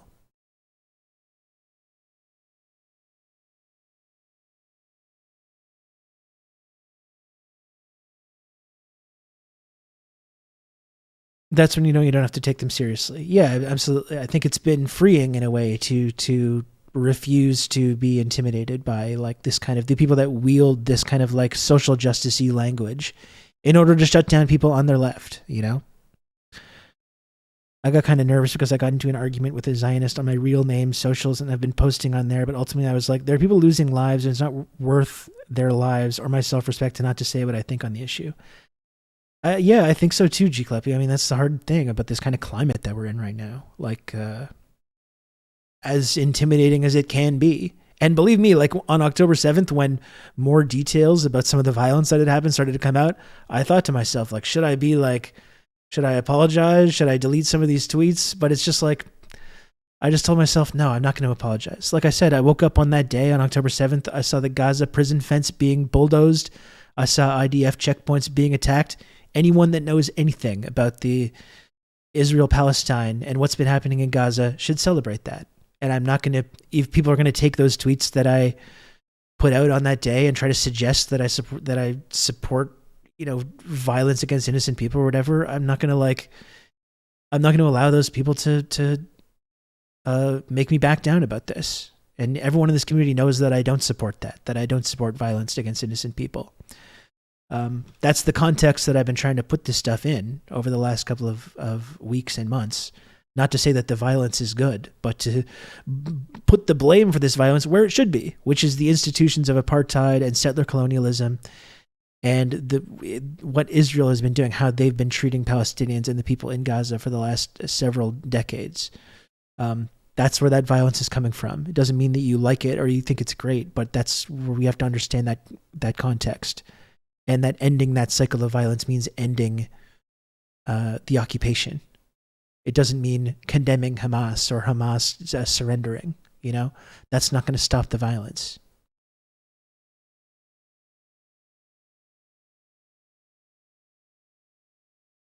Anyway, we was in the middle of like talking, doing an interview when that weird freak was in here earlier, and it did kind of like freak me out a little bit because it would, you know, it did. I'm not going to lie and say that it didn't. That's why I wanted to just take a few moments here at the end of the stream to kind of talk a little bit about that. I think it's more important than usual to debunk the Zionists. It legit matters how much they can control the narrative because they'll pull out if the heat gets too hot.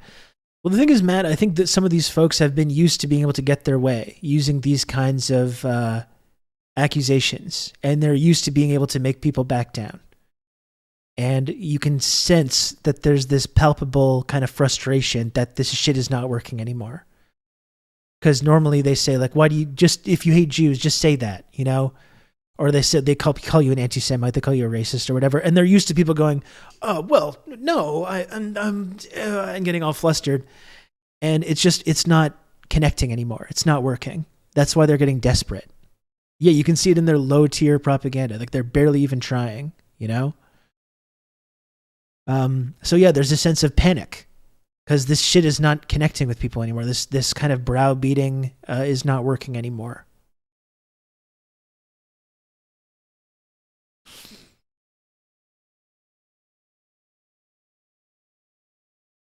Anyway, that's all. I just wanted to take a moment to mention that because it did freak me out a little bit to have someone in here. Really, it's just uncomfortable. It's I don't know if anyone's ever experienced this, but it's just an uncomfortable feeling when you know people are going through your tweet likes and putting you in a little fucking sheet to come after you and try to destroy your life over it. They put a flag on that hospital. Yeah, congratulations to the IOF. You conquered a hospital. You know, it's really the mighty IDF. Really, really incredible stuff. You did it.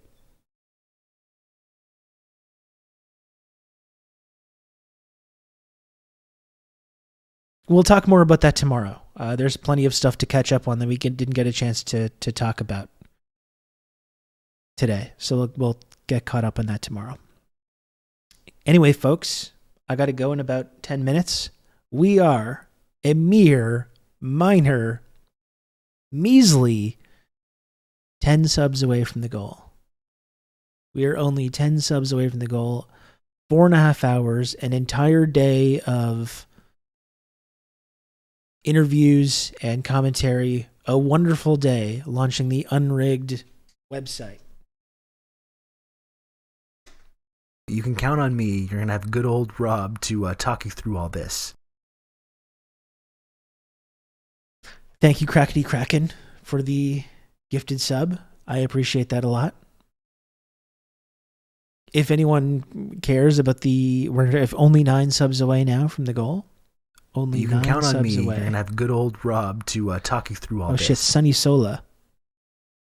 Sunny Sola, thanks so much for the 4 gifted subs. That's really kind of you. You can count on me. You're going to have good old Rob to talk you through all this.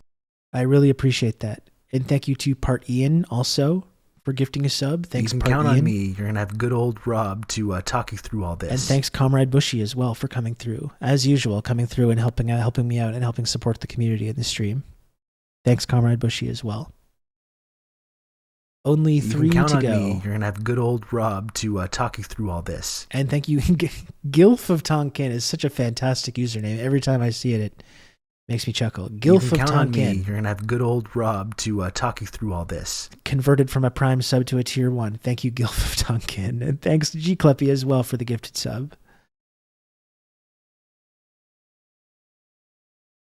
Did one of those not move the counter? There's just one to go. Okay. That's right. I think it was because of the converted from a Prime sub to a Tier 1 sub. It didn't reach the...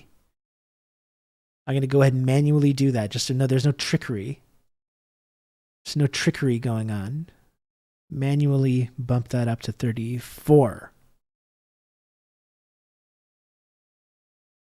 You can count on me. You're going to have good old Rob to talk you through all this. Anon, thank you. Thank you, Anon, for the gifted sub. We fucking did it. Wonderful. Absolutely wonderful. Thank you so much, folks. It's a cliche, but could not do this without the folks supporting the show and supporting this community. Thank you so much, everyone, for once again getting me through another day here. Absolutely fantastic. And we do have movie night tonight. That's right, at 9:15, watching The Prestige. Watching The Prestige. If we reach the sub goal, G Club, you should get to host. Everybody agree. It's now the G Cluppy show. So turn the spinny globe. Turn the spinny globe into just G Cluppy's face with the G Cluppy show on there. It was just... You know, if it was like that.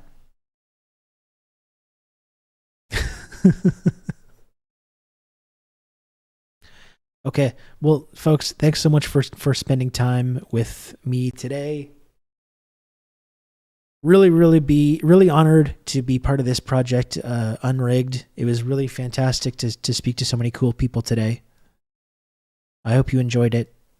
Please make Unrigged a whether you're in Canada or not, definitely make Unrigged a part of your media diet. So many different interesting folks and perspectives that are involved in that. Bye-bye. Have fun storming the castle. Man, I just love that movie.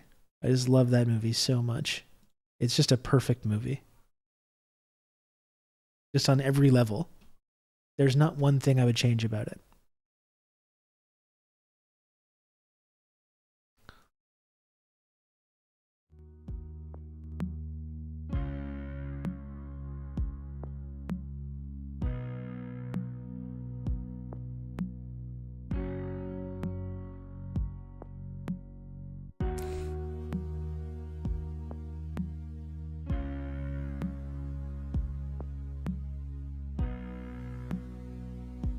What's going on here?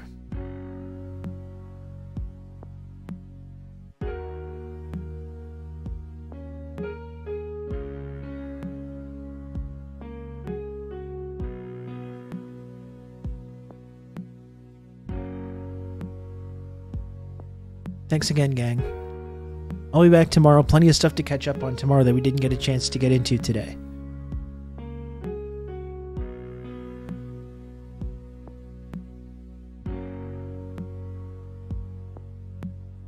Please give my regards to friend of the stream, DJ Mule.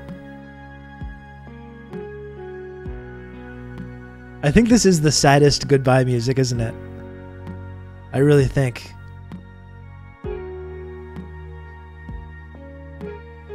It feels like you need like a thoughtful monologue over it.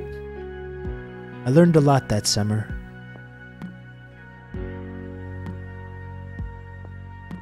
I learned about myself.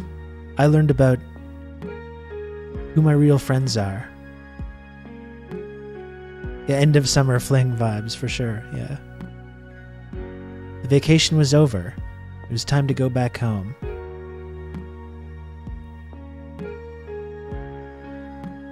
I learned about dead bodies in the woods.